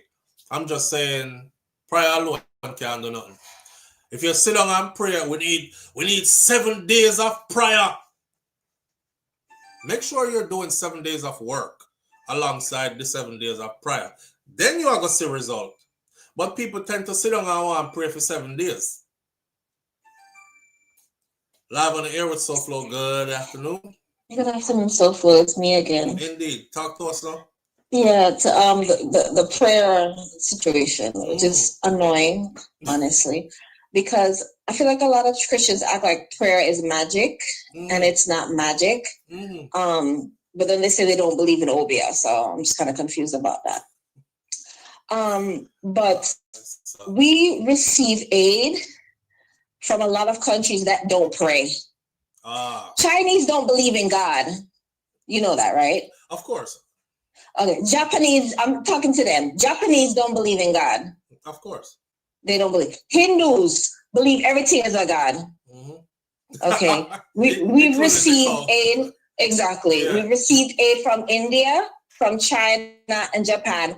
America, say on paper they're Christian. America's not a Christian country. Them believe in money. Them don't believe in God. Why they are successful is because they build. We sit down in one place and pray and expect Obia man to make things work because we treat God like him a Obia man, right? Right. Okay, so we expect him to do the work and we sit down and just pray, and that is the work. Sit down and pray in a corner is not the work. God give you 2 hands and give you a brain and give you 2 legs. All right. Right? That's the work. So please with the prayer, and it's almost as if to say we are being punished because we're not praying enough. Right. And I only hear Black people with that narrative to say that, we go through bad things because we deserve it. We're doing something wrong. We're not praying. Well, so God must be very racist because all these other groups are not praying either, and they're thriving. If I use your logic, we have to use our brain, man. We don't get up and do enough. We don't work together. That's what these other groups that don't believe in God are doing. Right now, we have a prime minister who has been given all this aid from all these countries that don't believe in God, and he's sitting on it. And him saying he's a God's man. Yeah, so what we should do? We should pray for God, for him to release the aid. Like, we have to use sense, man. It just sounds stupid. I'm sorry. I just had to say something. A couple of things. When you started talking, right? When you started talking, it was like almost 1,600 people in here. By the time you drop off, 1,400 up there. See, they didn't want to hear it. Yeah. They will never learn. They don't want to hear. But it's factual. And make sense of the nonsense. Yeah, and it's factual. When you have to run away from information, that says that the information is true. Exactly. Exactly. Because when it's not true, you can stand there and listen to it and say I'm stripping this and pick the sense of the nonsense. Come on and make me look stupid. You come on and make me look stupid, but you can't. You're foolishness, man. Expeditiously. Wow. Too much, man. That's funny, but that's facts. You said we got a lot of aid from a lot of people who don't even believe in God. Don't believe in God. Right? And yet still they're blessed enough to be in a position to aid Exactly. us. And then we get the aid our prime minister who said him believe in a God Right. on all the aid and not releasing it. So I No, guess we're not praying hard enough, SouFlo. We have to pray to We're God not praying hard release for him to release the aid. And the people who don't believe in God give him. That's funny. That part we have to do. We're not doing that part. I saw. You make me laugh. That's all I have to say. I'm tired of them, man. Them annoy me because I hate this idea that black people are being punished. We specific. God not punish nobody else, just we. Because we not praying enough. Come on, man. What kind of God is that? I don't like that. Anyways. Big up yourself. We will take care, bye. Yo, man laughing on the car. I was looking at the screen, right? And I saw 1,560 something in here. And then just by nothing, me just see zoops and the number just drops. So, like, yo, y'all really run from truth. Y'all really willing to run from, y'all willing to really sit there and, well, you're not willing to sit there and actually listen to somebody who has different to say. We're talking about a set of people, you know, Jamaican them, when them say them are holier than thou art, you know, you have a lot of them who will disown all them family member, you know, all them children and everything, you know. Cut it off! If thy right hand offended thee, cut it off. And then literally, we cut off them rotted right hand in our real life. Like, hear me as someone. Faith without works is dead. I don't business who you believe in as your God. Because like the caller said, the Indian them believes that everything is a God. Even the cow is righteous and worthy of worship. All these things. But they're still in a position to help us, right? Through a Prime Minister now, but say he's a God-fearing Christian, and he must sit down upon all of the aid. So I guess we have to go through God now, forget Andrew for release of some of the aid. So we need prayer. We need 7 days of fasting and prayer. Forget Andrew for release of the aid now. Y'all are something else. Y'all are something else. Remember me telling us, I told my mom one time, I said, I'm a Christian, but I'm a different kind of Christian from Uno. And she was like, what you mean? I said, because y'all worry too much. Like, you cry and worry, and you pray and cry and worry some more, and you pray some more, and you worry some more. I mean, I say, if you believe in your God and the ability of your God, why are you crying and worrying so much? And praying and crying and worrying, and you have more worries than anybody else that I know. You know what I'm saying? If I believe in the ability of my God to come through for me, I'll pray and keep it moving, and I'll work while I'm praying. I'm not worried about nothing because I know that it will be done. You know what I'm saying? But man, I don't know. That's this interpretation. Anyhow, make we start a 7 day. I'm going to start at a 7 day prayer. Forget Andrew for release of the aid here because he's sitting on all the aid, and there are people out here who desperately need the aid, and I would have liked to see the people them get some help, genuinely. The brother who I said went into the community and discovered that the people were stranded back there, United Cajun Navy. This is his update to what's popping in that community. Thanks for the goodies. There you go. You're very welcome. Thanks for the apples. Yeah, apple a day. And the sandwich. Yeah. So we're really washing out here. Right on. So I just want everybody to see these people are wading through water. Nobody's been here for 9 days, guys. Pushing each other around on the damn freezer just to get food and water. Slow development's underwater, guys. So what we did, we got a couple thousand meals from our friends with World Central Kitchen. We coordinated with the Lacovia Police Department, the MP, and we got everything back here that we possibly could. Yes, sir. You don't have any clothes? No clothes? Yeah, no clothes. You don't have no clothes over here. Let's see if we can get you some clothes. I'll drop them off right here. Yeah, right here. And what was your name? Sansia. They call me Bones. Bones? Yeah. Oh, my. You play dominoes, that's why. Yeah, and my son needs some clothes. Gotcha. Let me see what I can do. That's his follow-up to the community. that he discovered that was underwater. And Thanks for the good. he said to this point, it's been 9 days since anybody got to them. 9 days. So again, for those of you who are thinking that this thing is all in the bag and everything is good, it's not, man. It's not. I saw JLP officials ended up in Maroon Town with Chief Curry yesterday. And, you know, Chief Curry was like, finally, you know, them come through and see us and we had a dialogue or whatever. It wasn't anything big, but at least you start somewhere. And I said, after 2 weeks, you know those Maroon people were up there. You know they got hit pretty hard. And the government didn't give a frig about an entire community of people up there.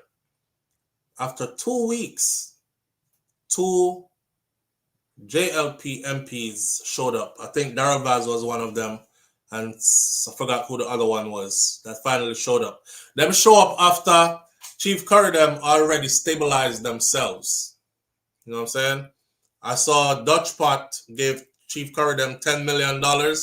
Dutch Pot, by the way, is my favorite restaurant, Jamaican restaurant in the US. If you don't know that, and I've said it before, every time I go down to Miami, Fort Lauderdale area, whatever business I'm doing there, I always try to find a hotel that is somewhere close to a Dutch Pot. And the time that I spend there, I make sure I get my food at Dutch Pot, right? The owners of Dutch Pot, they flew into Jamaica. I learned also that they are Maroons themselves, and they contributed $10 million to the Maroons a few days ago.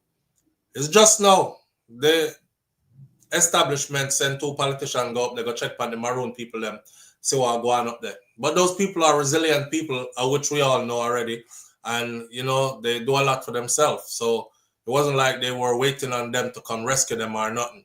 I remember when the rescue workers got up there, the Caucasian people, rescue workers got up there, and the white man did. I said, I didn't even know about you guys. I didn't even know you existed. Wow, it's a whole community up here with like a whole culture, a whole way of living and stuff. This is surprising to me. I'm like, damn, nobody told you about them, you know? And he said he was told that the place is impassable. It's hard to get up there. So he came out expecting to have to clear the way up there. And he was very surprised that the way was already cleared all the way up there. And Chief Curry was like, yeah, man, because we've been out here working, you know? We've been out here working. And I told you all, I saw the videos of Chief Curry them out there working throughout the night. Them even run the chainsaw, them cut up the wood and clear up the road and thing in the nighttime. And me, I said to myself, say, damn, they're friggin' resilient as hell, but that dangerous too.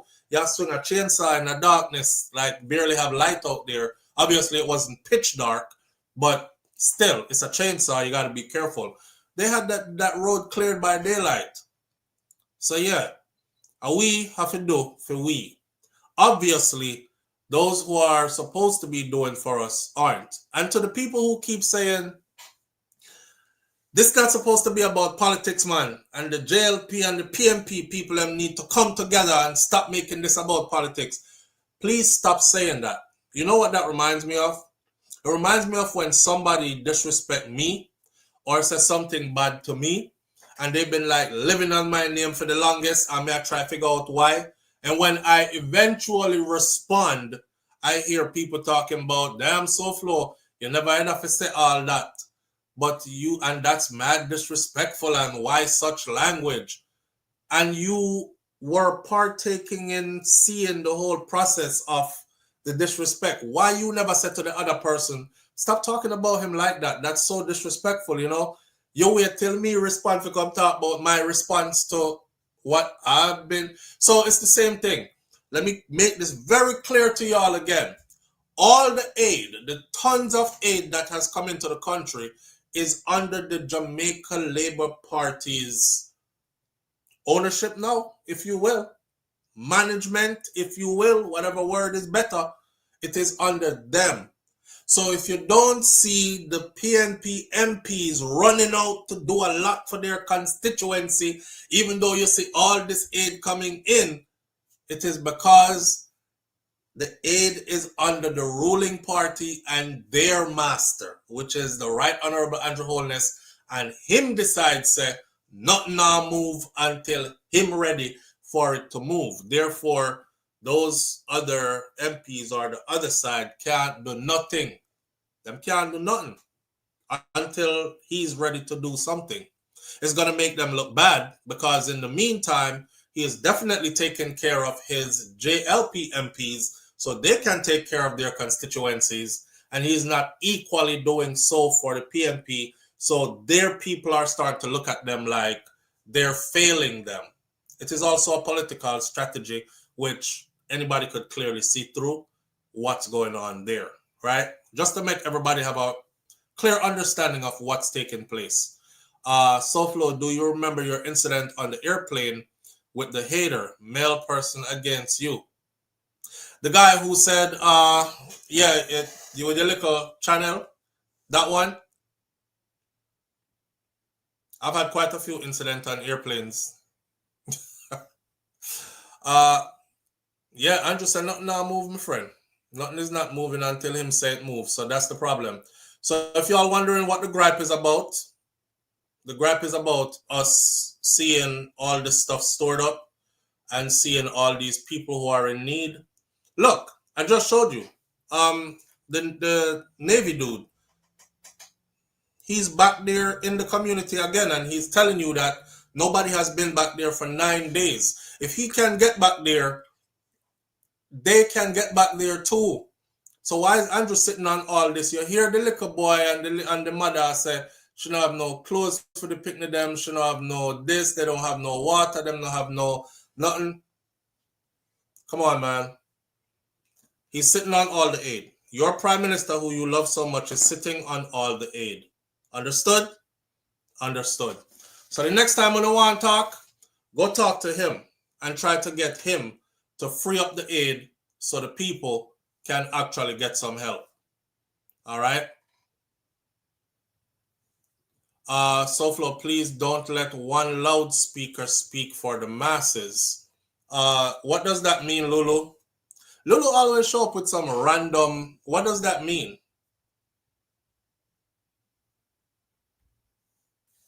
He said that in 20 years, 123 deployment in disaster response management, and Westmoreland is the worst destruction he's ever seen. Josh Gill, United Cajun Navy. Yes, that's him. That's him. All right. SouFlo, be careful, Mr. Vegas. PM ever wrong yet, man. Him come for you. If you all know me and Mr. Vegas had our spin-offs already.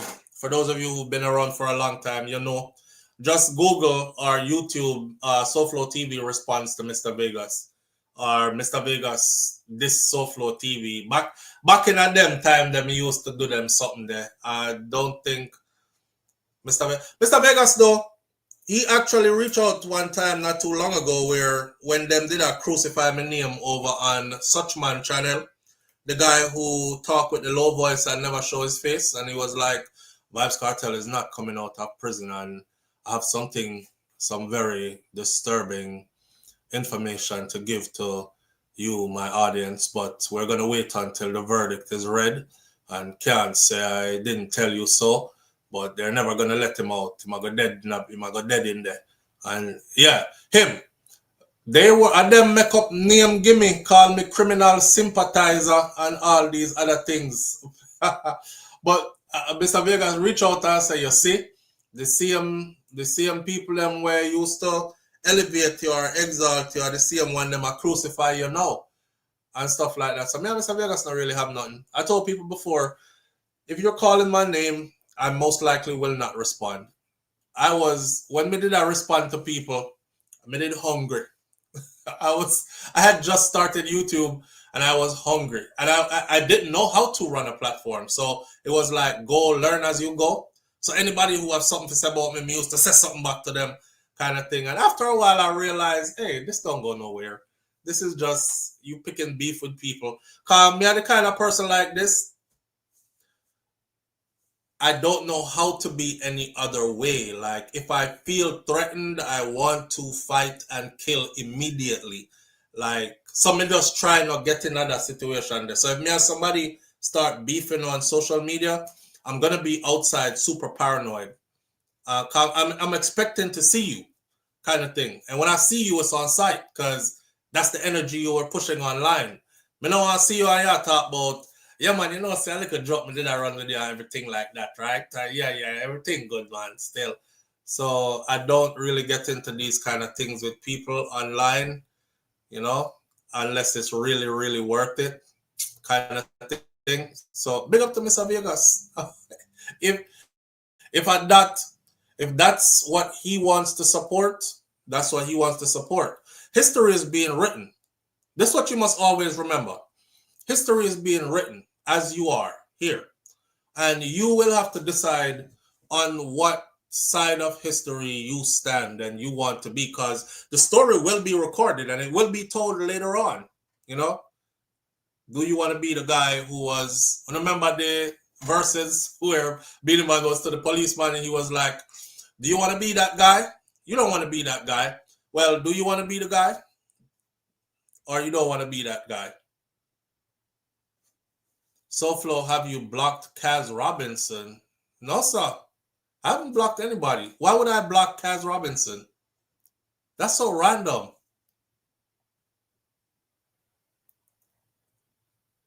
That is so random.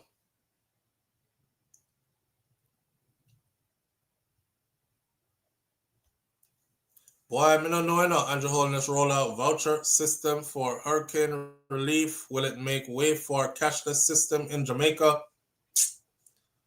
I don't know. We have other things to talk about this morning. We were actually supposed to be here until 11:30. I just looked up at the clock and I just saw that it is actually 12:38. Like 1 hour past when I was supposed to be off this thing. I'm not in a hurry. I want to go through the other topics that we have to talk about, and then we end it like that. All right. Switching topics. We're gonna run through Eeehoo Boss real quick. Run through his. We're not running through Eeehoo Boss. We're gonna run through Eeehoo Boss. Why for that Eeehoo Boss situation real quick, and then we're gonna talk about other things. The state of the United States of America and what's happening now, because a lot of us live here and are affected by this as well. Eeehoo Boss is a little youth from Jamaica where a lot of people made a lot of fun of him, right? I don't know who Eeehoo Boss is, right? A lot of people, it is Jamaica Michael Jackson. You know, I remember, first of all, let me show you the video. I don't know if you see video already. Boy, the job hazardous. The reason for Andrew not being helping, especially people in the Westmoreland and Hanover areas, because it said that most of them are uncaptured land, and he aims to recover all of those lands before rebuilding. Interesting and could be very true. I don't know. But I also know that it is a PNP constituency. Strong PNP stronghold.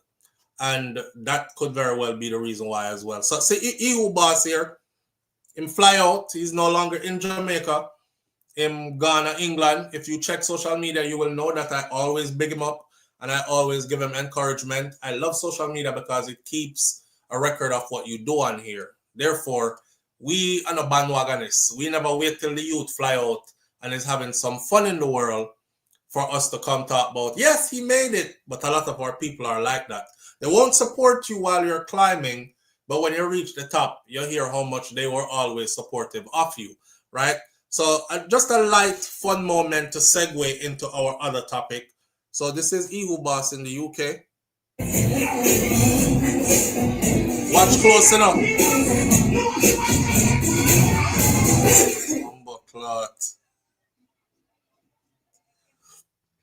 England, him reach, you know.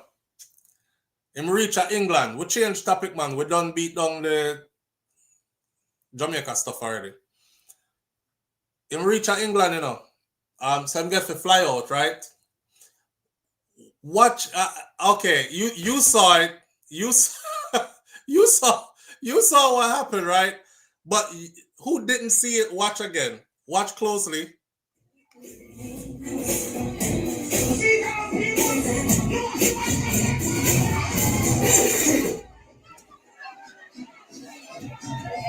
The way how the DJ scratch. The way there's so much going on in that one little piece. The way how the DJ scratch. The way how the DJ scratch the record when the man lick him head star. But look at you boss face. When him lick him head, him say bomba. When him lick him head, him say bomba clot, but him jump up and spin same way though. Cause he's like shit, but the show must go on. So he's a good performer. A good performer. Cause the average person lick them head back, then probably stay down there on the ground and talk about, ow, this brother have been through real sufferation, people. And that may I try to tell you, say, it's like real ghetto youth, real sufferation he been through. So now him get the chance to fly out. And he is in a place, England, the man reach, and he's in a place now where he's getting paid to perform, and him really dress the part now, and him reach somewhere with it now. Come on now, you can't make a little head bounce stop you, right? You have to go take the head bounce and keep and keep the show going. So one time you see a man lick the ground, him jump up and say, bomba clot. I don't know if you ever lick your head hard before, but it's a bomba clot all while he's spinning. Check it. What?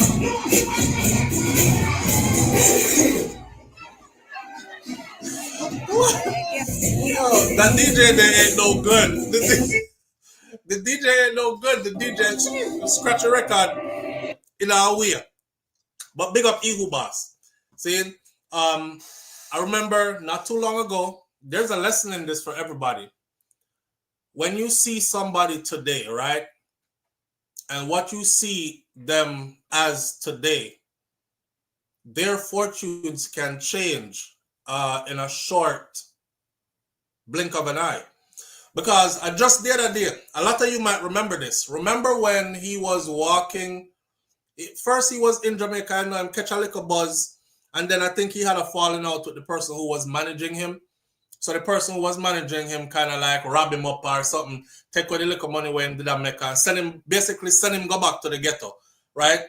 And he was walking outside with like, I don't remember one of the video them him never have no shoes. The next video him just look dirty and people were taking videos of him and posting them on social media, and some people were saying, they make all kind of jokes. I'm not going to go through all the jokes, but they made all kinds of funny jokes and laugh after the youth. Said that youth that never stopped. He'd never stopped dancing. He never stopped perfecting his craft. He never stopped listening to Michael Jackson. I was watching an interview of him in the UK, and he was like, him say, y'all got to see the interview. Him talk so soft in the interview like him a Michael too, and he was, so me I say, Ross Clark, Michael Jackson this or what? Because the boy looks so much like Michael, but he was like, them ask him, what's your favorite Michael Jackson song? And I honestly can't tell you so many Michael Jackson songs off the top of my head. He was able to reel off all of the Michael Jackson songs them, and he was like, and Billie Jean, and they don't care about us. And him just go with the song them, and they're asking, and them ask him, so wait, like when him do him favorite pastime or whatever, him say, like twirling and dancing and grabbing my crotch and kicking out my foot and grabbing my crotch, Dirty Diana, and grabbing my crotch and kicking out my foot. The youth never stop, grab him crotch, spin, kick out him foot, Eeehoo, and do all of them something there, no matter how hard them laugh after him. I'm going to tell you something about us, right? Jamaica and Jamaican culture. Me hear people say already, if you grow up in a Jamaican culture with Jamaican parents, nobody out the road not supposed to can scare you. Nobody out the road not supposed to can threaten you, make you feel like you're afraid of them. Nobody out the road not supposed to can put you down and make you feel down by yourself. Because you grow up with all of it. You grow up being put down. You grow up getting scared all the time by your own parents are scared you every time. Hey, one of them there, I'm gonna kill your blood clot around here, I know. You grow up with all of it, right? you grow up, your friend them look by you and them say, him not too good looking enough. Ugly man. That's what I'll call him. These motherfuckers who've been ugly man since they were like 7 years old. Wow, go on, ugly man. Yeah, me G. Man just live with it. Say I saw him name ugly man. And now I'm a big man in my top boy. Yeah, ugly man get all that girl. Let me so I say, like, we grew up in a way where you're built already to go through anything we're gonna come after you. You know what I'm saying? Anything we me not know about born with silver spoon in the mouth and how them grow, because I never lived that kind of life. But if you're average Jamaican to lower class Jamaican, as in economic class, you know exactly what I'm talking about. You know? You get threatened from your parents them all the time. Don't drop off of that, you know. Because if you climb up and drop down, I'm going to beat your ass, senior. I'm going to broke up your ass. Now you're going to drop down and hurt yourself. If you hurt yourself, I'm going to broke up your ass, senior. Tell me that's not threatening. Ain't nobody talking to their kids like that in the US. You raising kids like that and you in the mall or the grocery store and say something like that to your kids here, them call child services for you. Yeah? Your Jamaican parents tell you if you come down from up there, I will send you up there. Hey, you see if you drop from up there and hurt yourself, I go and broke up your ass when you land down here like yeah. We grow up different, fam. So watching Eeehoo boss, I just want to tell everybody say the way how a lot of people was making fun of this youth and to see him reach where him reach now. Yo, when him show up for the events, them you don't have to go follow him, people. Please go follow him.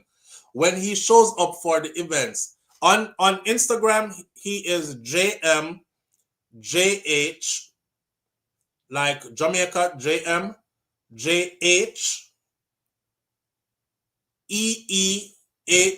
EEHOO boss. JMJ he who boss. Jamaica Michael Jackson, I guess that means he who boss. But go follow him on Instagram. When him step out for the events them in the UK, you know, some beautiful girls round him and umbrella over him head. Me see one of the video them, I say, then they have Eeehoo boss that turn him in a puppy show car. Why she have old umbrella over her head and the inside of the building? He's inside the building, but it's a part of the it's a part of his thing. So glad to see him come so far, man, and glad to see that the youth never gave up. I was told that he's autistic as well. I don't know if it's true, but him kind of look like he might be on the spectrum a little bit. So, but one thing I realize about him is most of us would be shy if we were to get in front of a crowd and perform. It looked like that's where he comes alive. You know what I mean? So him work on him craft good enough to take him overseas now. Him fly out. A whole heap of people apply for visa and I try fly go England from God know when, you know, and still not get a visa yet, you know. Or a fly come to America from when they're trying. I know people who have been trying for the longest applying for visa and still can't fly out yet. See Eeehoo boss there? Fly out, gone, left them. They are England now. The only thing I'm hoping though is that they make the most of this opportunity and whoever it is that is managing him, I hope them not rob him. I hope they don't rob him because I know he's probably oblivious to the business side of things. How much money is exchanging hands, what percentage his management is supposed to get, and what percentage is supposed to come to him, and all that other stuff. And I hope that he is with somebody who sees his best interest. Because some people just look for get rich quick. So they're like, blood clean, I book a couple show with him in England, you know, and I carry him go over there and and me can't go over there, and me make you get your first visa. I don't know them stay already, right? So them are gonna chop off all of the money, and next thing you know, the youth is back in Jamaica, back to square one again, looking all shabby, back in the ghetto again. I don't want to see that theme. I want to really, really see him continue along these lines right here. So watch. One more time.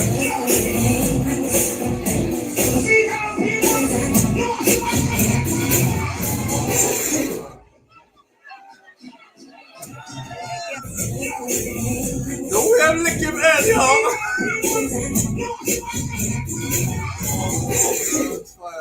Yeah. The one licking. The one licking head. The one said bomb. Yo, Eeehoo boss, big up yourself, G.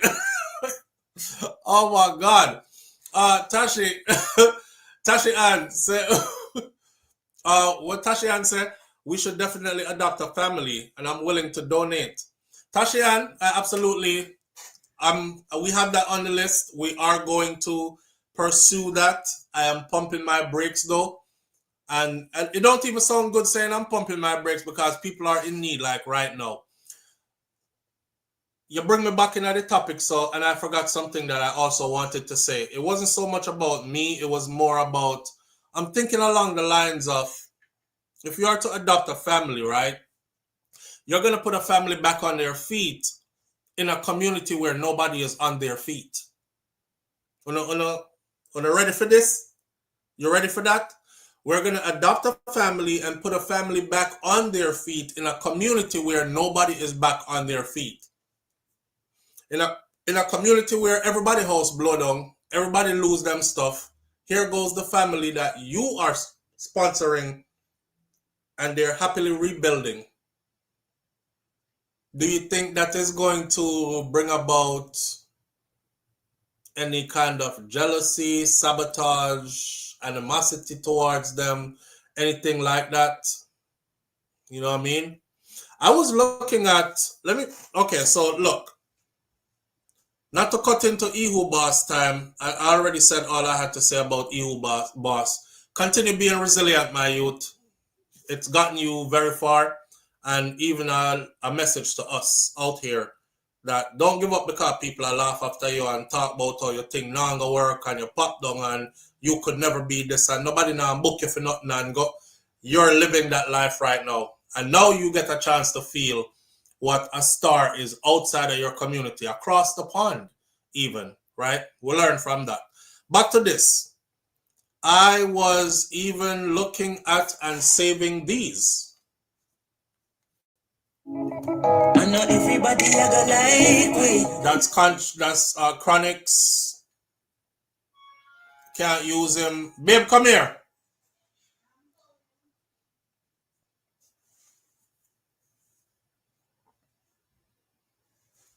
So I was looking at these, right? But I have concerns. I have concerns like, are they, it's either going to be something like this or it would be like us sponsoring the family through building materials, right? Through building materials. This is a quick fix. Quick fix. Those are those modular homes. And this is a spacious, this is a 3-bedroom modular home.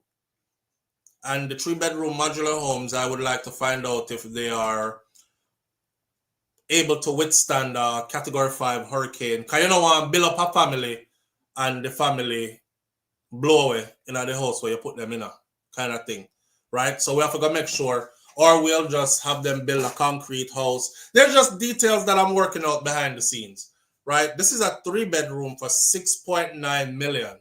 That's not a lot. Some people did say they want to see us. Because, see, Jerome did say, if you put it on the screen, they see how you're dressed and all these things. Sarah, big belly. Miss Lady have. Oh, I saw. Any day now? Mm. Any day now? Mm-hmm. Where you go? I went to the store. I went to the dollar store and then went to Sephora. Sephora. And I went to CVS. Yes. You went shopping? Mm-hmm. That belly is huge. Look. All right, so.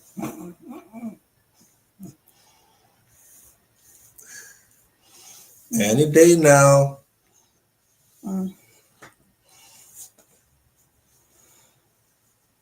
There is none. No way. Seriously. Seriously.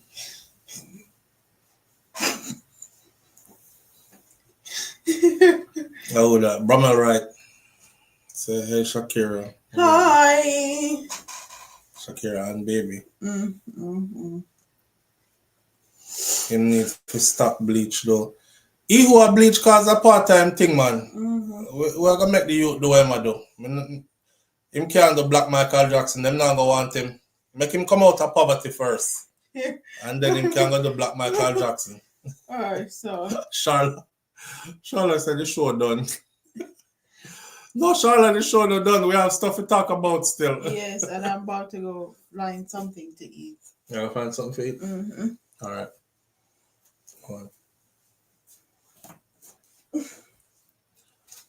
Find something to eat. Yes.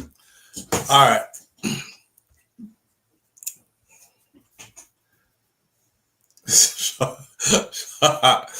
Alright. What we did there? Let me see. We were talking about the house. The house. Eeehoo boss. We talked about Eeehoo boss already. We don't talk about the house. The house for the people, how we're gonna put it together, how we're even gonna select what family we are going to adopt as a family and take care of. You know, we're not gonna. We have to do this strategically and effectively. Live on the air with SouFLo. Good morning. SouFLo. Yeah, family. I don't like how you locking out the uncles and the aunts. Why are we not hearing anything regarding the wish list for Sharika? Shakira. Yeah, for Shakira. But I'll get to it. Honestly, the stuff I was about to put the video out with the pictures and stuff, but the stuff happened in Jamaica, the hurricane happened in Jamaica, and then I got all consumed with that, and I felt guilty. Yeah, too. but we have to take care of our needs or our leisure. We don't show Yeah, I felt guilty too. I was like, yeah, life are going good for you, and people not know if you live, and you need to use a platform. That's true, but we have to do this. We have to do this as a family too. I will. I just need to process out first. You know what I'm saying? And the next thing I want to say, Jaden, we haven't forgotten you. We're still thinking about you. Yeah, poor Jaden, man. Oh my God, I feel so bad for Jaden now, SouFLo. Yeah, the thing with Jaden too is that we will never hear anything after this. Never. I was hoping that the search and rescue people in Jamaica would be put to use and somehow come across maybe his remains or something, but that doesn't seem like it's going to happen. Somebody got away? Somebody got away. You think somebody got away scotch-free? Yeah. Jesus, man. Do. Somebody got away scotch-free, SouFLo. Yeah, I think somebody murdered that kid and they're getting away with murder too. Just because Melissa came, everything just probably took Jaden. And we don't even know. Yeah. Oh my God. Yeah. Okay, so I feel so brokenhearted when I see Melissa came and Jaden's story just died down. Just died down, eh? And the hurricane just came and wiped out everything, so. Yeah. Yeah. Yeah. All right, so where can Shakira stuff so we can do a wish list? Because I'll have that done by the end of this weekend. By the end of this week. All right. I appreciate you. Thank you. Okay. All right. Yeah, me tell the wife I said we are gonna do an online baby shower. She was like, "Where's the babe?" Yeah, this is no regular baby shower, but I'll do the online one. Okay. So we could do an online baby shower. And share some with the audience, right? She up for it. All right. Yeah, so it just threw me off. It just threw me off. From the hurricane happened, it just threw me off. I'm the kind of person like this. Maybe I internalize other people's pain too much sometimes. But me find it hard to like look away when others are, especially when it's my people that are hurting, and me I look how good my life is. It's like I don't even really want to flaunt that now. I feel like I flaunt it. But you know, when I say stuff, sometimes I'm even speaking to myself. Like I was saying earlier this morning, like for those of you who are not able to reach, for go down a yard right now, drop everything you're doing, be there, boots on the ground, helping. Don't feel guilty because you have other responsibilities, you know, and you have other things that's going on before this happened. You can't be everywhere and you can't save everybody, but sometimes you feel like that's what you should be doing, kind of thing. Yeah. Somebody said, hold on, Jamal Ferguson, the PMR police have not responded regarding police killing. Police killing? Andrew going through andropause. Andrew going through andropause. There's a vlogger on top of it. He said she tell people at her work that she was in Jamaica looking for her cousin whom disappeared. Live on the air with SouFLo. Good morning. Good afternoon, little bro. How you doing? I'm good, family. How you doing? Yeah, I'm blessed. I finally talked to my sister, so awesome. I'm blessed. Awesome. Okay, so I was watching something on the media last night, and this thing pop up where this blogger was saying that he was following you. He said, "Your cousin, you wicked girl, you think you'll get away with Jason murder yet? Because he's following you." And he said that she's so respected at work. She is so respected. But what she told them at work is that she was in Jamaica helping to search for her brother, her little cousin that they put up, and then he wandered away, and that's why she came to Jamaica to search for him. But the guy said, "Me nah let go this. You think that Melissa make you get away with this?" Him following up because of just him find out where she work and getting from there. Why? So I'll look back for the video and send it to you. All right. Yes, because I thought that was something common where people know, but I think people are talking about it more than Melissa. Right. So it really cover it down, really. Yes. And it's just so sad, Yeah.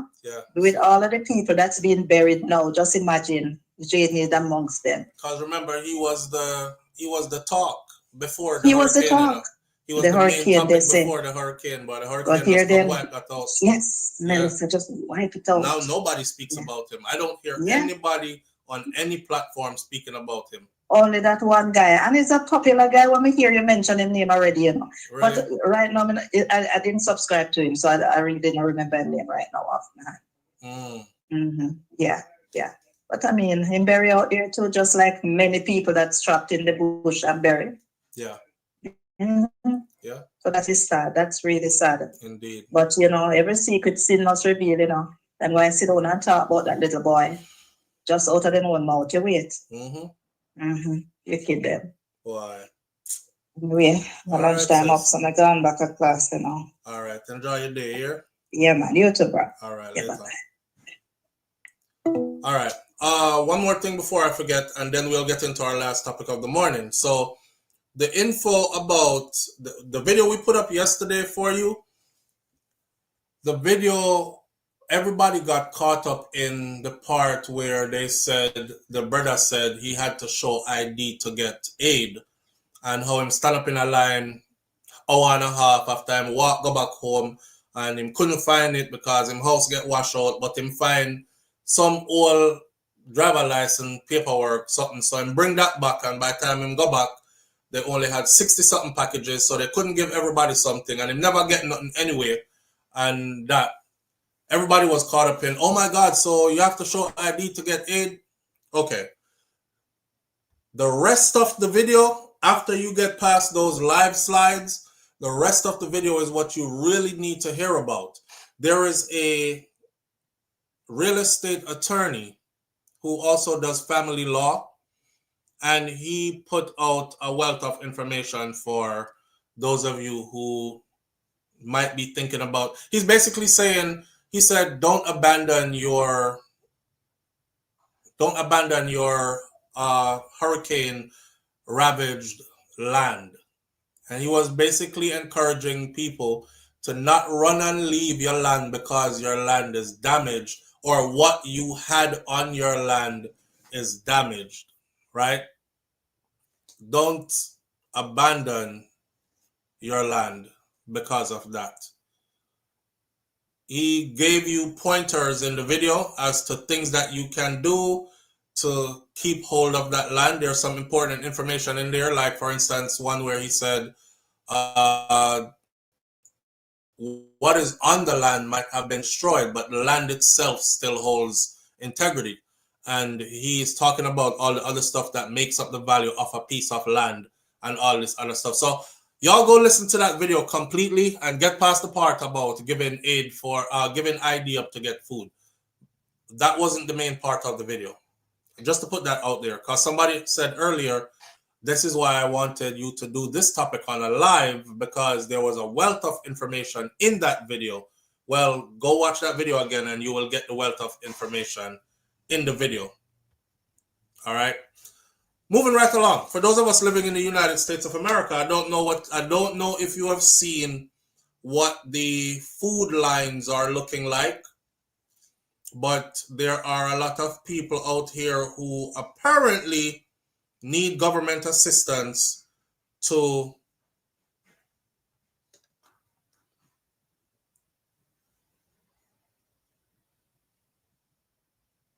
this is people lined up for food. This is in the United States of America. This is not Jamaica. This is not anywhere else. This ain't no third world country that somebody did a drone shot over the food line.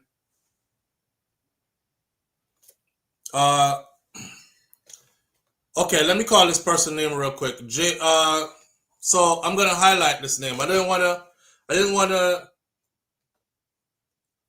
8 francs. Do me a favor, right? I didn't want to kick you off or act like I didn't see you, but don't call that brother name over here, bro. When I advocated for that little girl that went to school and told, I don't even remember their name. The blogger family and brother went to school. The little girl said him pick her up off of the bed and she was sleeping next to her sister. He came in the room. Y'all remember who that is? Say his name. And touch her and him touch up him daughter or whatever and pull on her pants. CMR. When I was advocating for that little girl, right?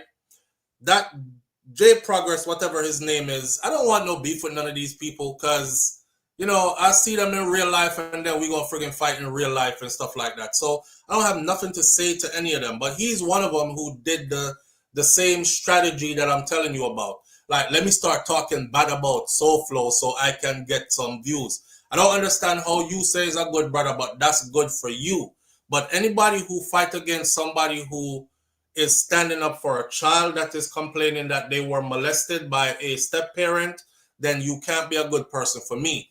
He made tons of videos about me to where people started sending me the video them and they're like, no man, SouFlo, you have to go respond, man. Why am I make so much video about you? First he make one, me say, all right, then he make a next one. Then me say, all right, he make 3 now. Now end up on the 4th one.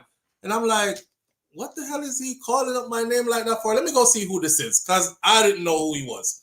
And then I saw, because they kept sending them to me, and I listened to one of them, and I was like, what the f? All that because I was defending that little girl. All that because I was defending that little girl. So, nobody call up them people name over here, my friend. Right? Don't bother call up them name over here. Don't call up them name over here to say they are clowns. Don't call up them name over here to say they are bad. Don't call up them name over here to say they are good. Some people I just don't mention their name because that is their strategy to get more views or something like that. My thing is, it's big enough out here for everybody. You can call and say, yo, SouFlo, we could do some videos together. I'm one of them that would be like, hell yeah. So what we are gonna do? Right away. But they don't have no sense of unity. They have this crab in a barrel mentality where, let me see where I could get in now. If me can sabotage him and say some bad things about him, and then you have like an enemy forever with me. Because me not to join up with people like that once I see that that's what your character is. You know what I'm saying? So please don't call up them people your name over here. I pray that that little girl is not being molested anymore, and that man then up on her like it looked like he was gonna be. I still stand on everything I said then, and I still say the same things now. I'm not gonna rehash their situation and them story. You know what I mean? Just don't call them name over here, family. Don't call them name over here. If you have them name in that comment section, take it out. Erase your comment. Don't call them name. I don't call their names. I don't want you call for them name neither. They're not worth it. That's that.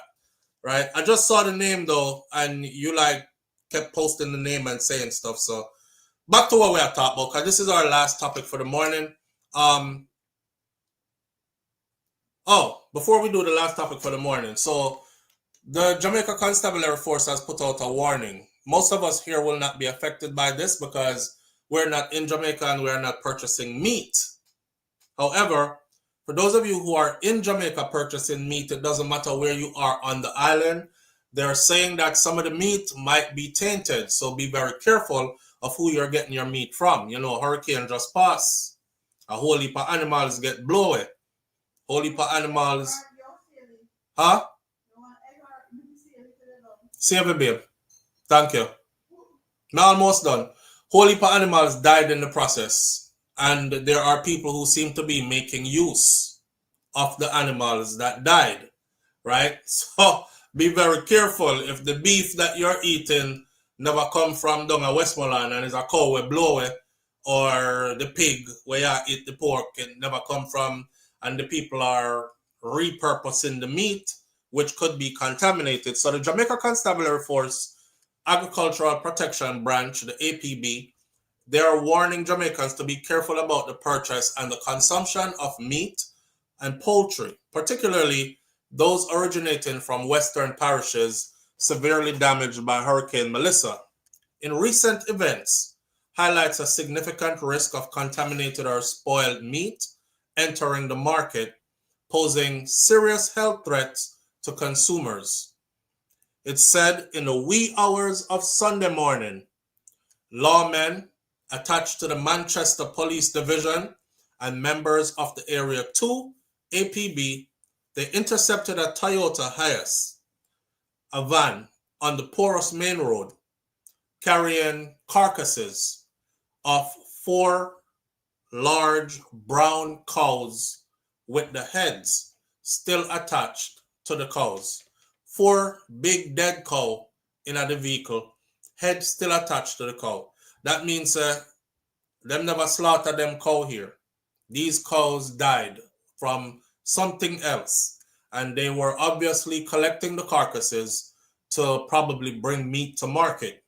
The incident underscores the potential for uninspected and improperly handled meat products to be distributed, especially in the aftermath of Hurricane Melissa, which can disrupt the supply chain and compromise food safety standards. Senior Superintendent of Police and Commanding Officer of the APB, Oral Pasco, said that the APB officers have since been deployed for duty on shifts that will see them working long hours to stem such activities. All right? So watch out for the people them who have said them have some whole heap of beef and them let it go for cheap, and them have whole heap of mutton or goat and them let it go for cheap, or them have whole heap of chicken meat and them let it go for cheap. Watch out for those people right there. That is that. Passing that on, let's talk about the United States of America. The food lines are getting longer. There, between last night and this morning, it was said that the Democrats had caved into the Republicans even though the Democrats ended up not getting anything that they wanted. And they are now moving forward to end what has been the longest government shutdown in quite a period of time. It's crazy to see government workers on the food line waiting for food because they're not getting paid and they don't have any food in their house. It's funny to see the people who usually have a red hat on that has white words on it right here that says "Make America Great Again" on the food line, but they're not wearing their red hats. You know what I mean? The person you voted for has you out here begging for food. I thought you were going to be rich by this. You're on the friggin' food line like a welfare case. It's crazy, but that's what's happening. So, to give everybody a perspective, some people are saying they're disappointed, they were weak. I don't think so. I think they were more concerned about the people out here who don't have. I don't think it's because they're weak, because these politicians, they're not really affected, to be honest with you. Them have their money stockpiled up, right? If you have a nice little savings that you can live off of, you can ride out a shutdown and not really be affected. You know what I'm saying? You have doctors that your family can go to, your health coverage, you can afford it. That I think they were thinking about how the average person is going to fare with this. That's one food line. Look at the bottom one. Look how much people showed up to get free food, care packages. Rough out here. All right. So hundreds of people lined up for food assistance this is in Texas, for food assistance at a Central Texas high school on Saturday as funding for this month's SNAP benefits has run dry, the Department of Agriculture said. The Trump administration has committed to partially funding the SNAP with a $4.65 billion payment, but using emergency funds to pay for reduced SNAP benefits could take a few weeks to up to several months. A top USDA official told a federal judge in a sworn court filing on Monday. A lot of people are saying it's the Democrats that have the shutdown going on. Let me tell you all what I found somebody who explained it perfectly, and I'm going to use his video to show you what it is. So here he goes. The current fight is all about. Nobody wants a shutdown, at least I don't. I don't want a shutdown. But what I also don't want is for people in Georgia that I represent to lose their health care because it's simply unaffordable. Let me show you what I mean. In 2025, this family of four in Chatham County, where I grew up, paid $559.69 per month for the lowest cost option. That's the lowest cost. Family of four, $559.69 a month. Now look at this. Because of Republicans' cuts to health care last summer, the same family will have to pay $2,131.65 for the lowest cost option. You tell me how an ordinary working family in Georgia is supposed to afford that. Republicans did this. And right now, they won't reopen the government because they're fighting for this. Well, I'm not fighting for Georgians to have their healthcare premiums quadrupled. I'm fighting to extend their healthcare and to reopen the government. My Republican colleagues ought to join me. So, folks, this is what the current fight is all about. When your premium goes from $556 a month for a family of four, that's mother, father, two children, to $2,000 something per month, that's going to be a big hit to the average American family. This is why they're saying that a lot of people are going to be without health care because you won't be able to afford it. It's not that they're going to take it away from you by saying kicking you off of it. It's that it's going to become so expensive that you can't afford it. That's what's going to happen. The big, beautiful bill that passed, this is what's in it. So I've seen a lot of people, including black people, getting online and saying, nah, it's the Democrats and y'all always talking that BS about them.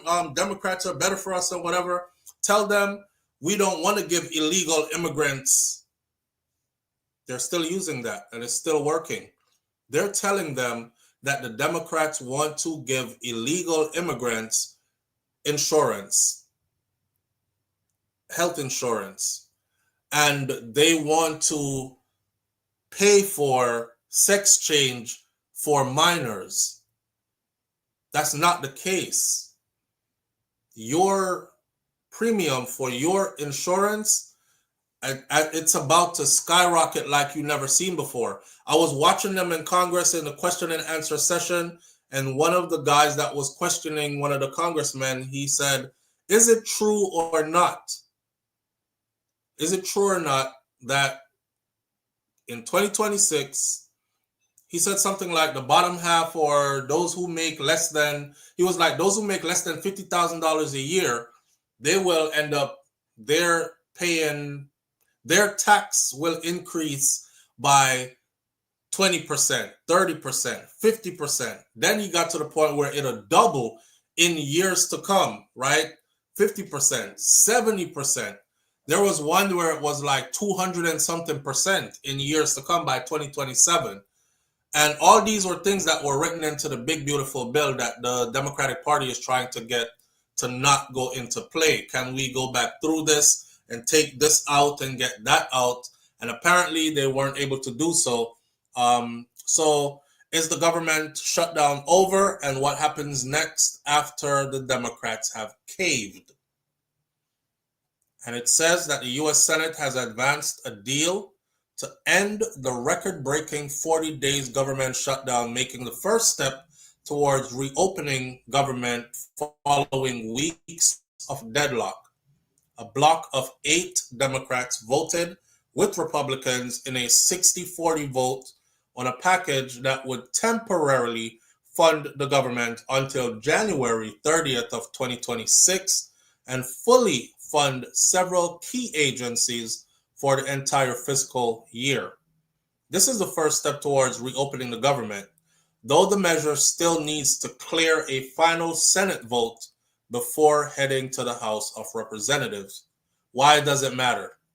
It matters because the government has been shut down since October 1st, leaving more than 1 million federal employees unpaid since October 1st, and disrupting a range of services, including SNAP, food benefits, and air travel.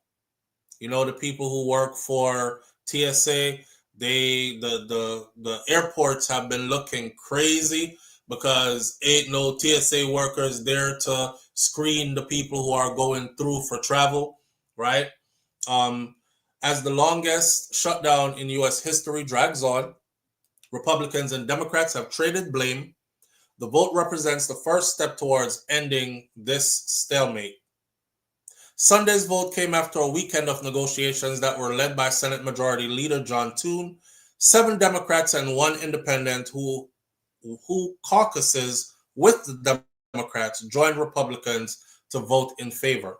One Republican Senator, Rand Paul, voted against, saying that the bill would increase our national debt.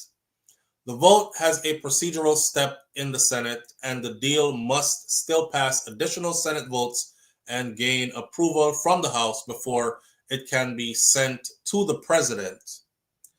Well, listen, it looks like it could be that this is the end of the shutdown simply because the Republicans are getting their way. The president did say In no other words, mixed terms, he said point blank, if I don't get what I want, I'll shut the government down.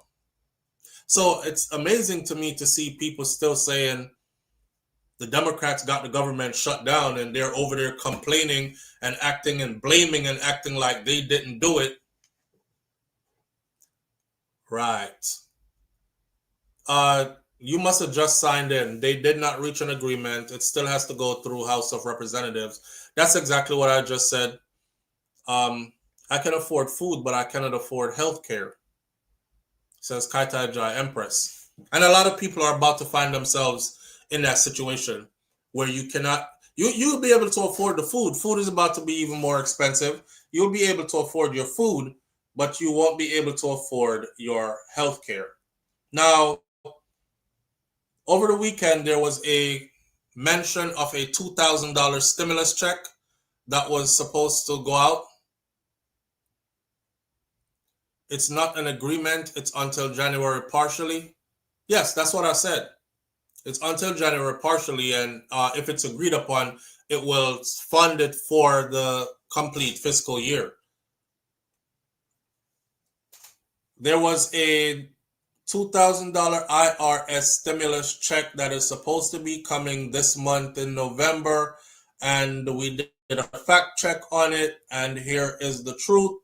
It says that discussions about a stimulus check is once again heating up in the United States, and a large number of posts are going viral on social media platforms, claiming that the IRS will issue a $2,000 payment to citizens in November of 2025. Some users are even saying that they will receive $1,390, $1,702, and even the full amount of $2,000 directly deposited into your bank account. These claims have excited many people.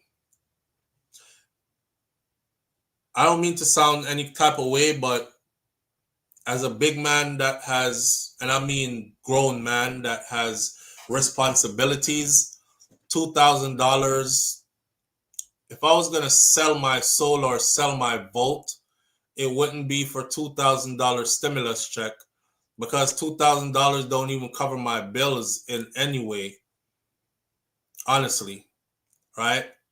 But there are people out here who, I remember during the campaigning phase of the election leading up to the presidential election, there was a lot of people who were looking forward to a stimulus check.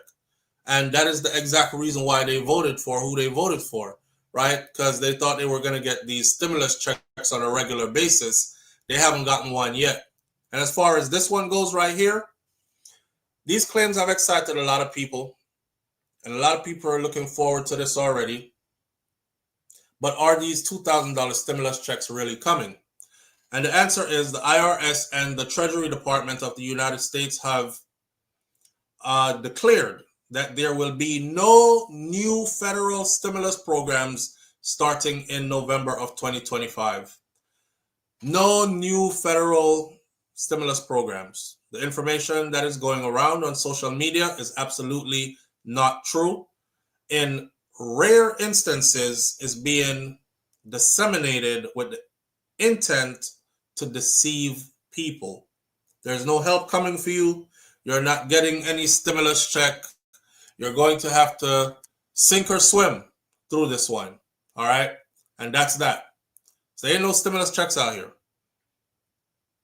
We know the reason now why the government got shut down. Good luck to those of you who are going to have to pay 3 times what you were paying before for your insurance premiums. You know how it go when you don't have no insurance, though. That could be a whole other issue. Listen, I told you all this story before. Some of you might have missed it. I'll repeat it again because it's relevant to right now, and that'll take us up out of here. I remember working in a facility, right? I work in the field of occupational therapy. If you have a stroke or any other kind of ailments, people recovering from cancer or whatever, I basically work with those people through their rehabilitative process alongside physical therapy and their doctor and nurses, right? So I'm part of a care team. And it broke my heart one time when I saw a young black girl come in. Now, I was situated in a park in Texas where the care team, I'm the only fly in the buttermilk, right? I'm the only black guy there. I'm the only black person there. So when I saw the sister came into the facility, first thing I said to myself was, damn, she looked young as hell. And I asked, what's she in here for? And they said she had a massive stroke.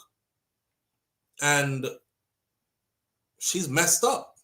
But they didn't understand what level of messed up she was. Like, Broca's aphasia, Wernicke's aphasia. They didn't understand what she was going through. It was my job to educate them on what it is her ailments were specifically. But I remember asking the head therapist in charge, is she on our treatment list? And they said no. She doesn't have insurance to cover treatment. And I remember going over to her room to get somebody else who was on my treatment list because they had insurance to cover and they were doing therapy. And her family was basically begging me. They were like, can you please put something together? Just give us some kind of education so we can help her out. Right? And I was like, damn. I said, she don't have no insurance? They're like, no, she don't have any insurance because we can't afford it. So off the books, I did some educating with the family members who will become her caretakers so they could understand what her condition is, so they won't be frustrated with helping her out and all that other stuff. And she was also hemi, which means she was also, when you have a stroke, one side of your body might become debilitated. She had one side of her body had actually done that, right? Her leg, her arm, her vision on that side of her body was gone as well. So I had to give them compensatory measures on how to help her out, right? But I can't be caught helping her because she is not on our treatment program. And if I was caught helping her, that's me inviting a liability. If anything happens to her while I'm doing anything with her, trying to be helpful, that's the first thing they're going to ask. Why were you working with her? Who told you to go over there and do anything with her? Now she's hurt. Now her family can actually sue because you or who are employed here went and did stuff with her when you weren't instructed to. And that's part of when I started realizing, damn, I wanted to be in this field, but this is the hard part right here. When you have to ignore people that you can actually help, It's the same young lady that I was telling y'all about. Y'all remember when I said she was like, tip-a-tie, tip-a-tip-a-tip-a-pie, pie. And that's how she spoke. That's how she spoke. And for her, y'all are so fragile, you don't even know it. For her, the part of her brain that was affected, she could hear everything that you were saying to her. She understands exactly what you are saying to her. When she goes to reply to you, it comes out as tick-a-pie, tip-a-tip-a-tip-a-pie, tip-a-tip-tie, tip-a-tip-a-tip-a-pie, just like that. What she is hearing is her saying, I understand everything you're saying, but I don't really agree with it. Maybe you should put it over there. All right, I'll see you the next time then. So in other words, she's hearing herself saying everything all good. The frustration comes where she starts to try to break stuff and throw stuff and cry is when you're not responding. Because if she says to you, I want to blow my nose, could you pass the roll of tissue that's on the table right there for me, please? It's coming out to you like a tippy-tippy-tippy-tie, tippy-tippy-tippy-tippy-tie, tippy-tippy-tie. And you're like, what? I'm not hearing past the roll of tongue. It's a tippy-tippy-tie, tippy-tippy-tippy-tie. It was so hard, man, just to see her go through the frustration of, and she not knowing, she don't know. That's how your brain get warped to where You hear you clearly, but everybody else don't hear a damn thing you saying that makes sense. So if you end up in one of these situations, and she was young. She was young. She was very young. I believe she was like 32, I think she was. Yeah, I think she was 32 in that age. So first of all, don't think, oh, I have to be old for anything to happen to me. She was 32. And her family had they brought in like all her pictures, a collage of them strung together, and they put them around her bed. And, I could hear the healthcare workers talking, the nurses and stuff, and they're like, we just got to stabilize her and then get her the fuck up out of here because she not paying us to take care of her. And I was like, damn, get her the fuck up out of here. They're like, yeah, she don't have no good insurance. She can't. We just doing humanitarian stuff, and then we got to get her up out of here. Somebody else could get the bed, and I'm like, shit. So I had to hurry up and put something together for her family because I heard them saying she's going to be leaving soon, right? One day I came and she was not there anymore. They got her up out of there. I'm like, this is real. This is real. So for the people who are going to say, I'll be all right, I don't need no insurance, God be with you, and I better pray, pray and hope that you don't need no insurance, because I would hate to see anybody end up in that situation where you need it, you ain't got it, and you get treated like how I saw her get treated. You know what I mean? And I'm going to say that and leave that right there. All right? Manners and respect to everybody tuning in. No, Jerome, I'm done right now. Manners and respect to everybody tuning in. I appreciate you greatly. Thank you for being here. I'll catch you tomorrow morning right here on Morning Thoughts. All right? That end story there, it still gets to me because I so wanted to do something for that sister, and I couldn't do more than what, I'm sure a lot of you who are in the healthcare field can relate as well. You can only do so much. Silk Boss. Let's play Silk Boss song while we get up out of here. Silk Boss, Silk Boss, Silk Boss. We have to play that song, and the song bad. He got a video for it too. Right? Silk Boss is trending right now. Category 5, Silk Boss. It's called Category 5. Good artist,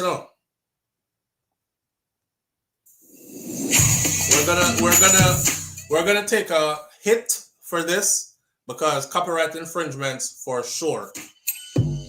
Hey Melissa is now a dangerous Category 5 storm with winds at 160 miles an hour, and it's expected to make a direct strike on Jamaica in just a couple of hours.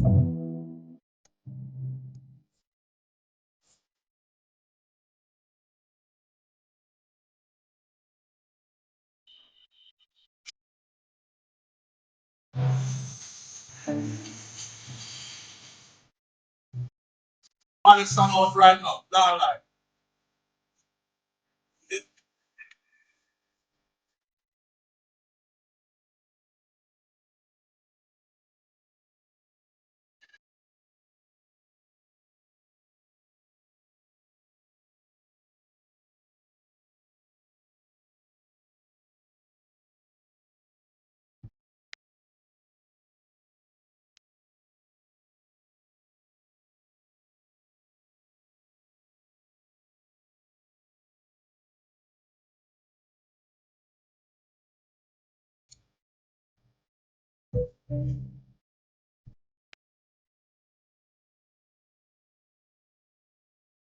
Five. Hey Melissa is now a dangerous But Category 5 we're not gonna play storm the whole of the with man winds song. at 160 This is Silk Boss miles an Category hour, 5. Go and look up it's Silk expected to Boss make a direct Category 5. strike Support on him Jamaica on his own platform. All right. Category 5.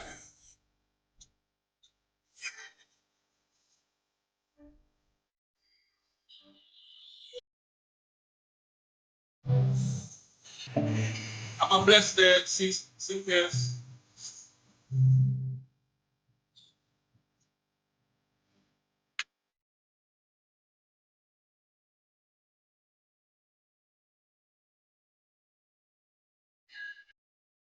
No.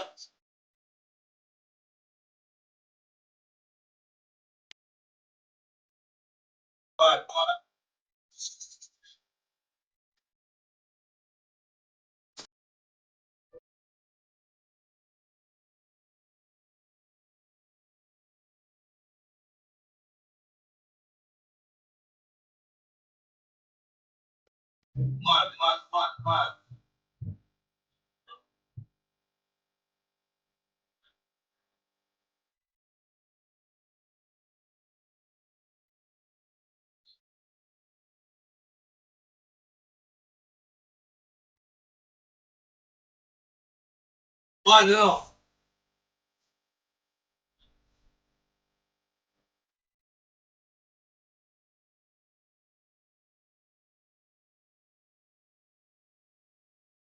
I'm playing no more still.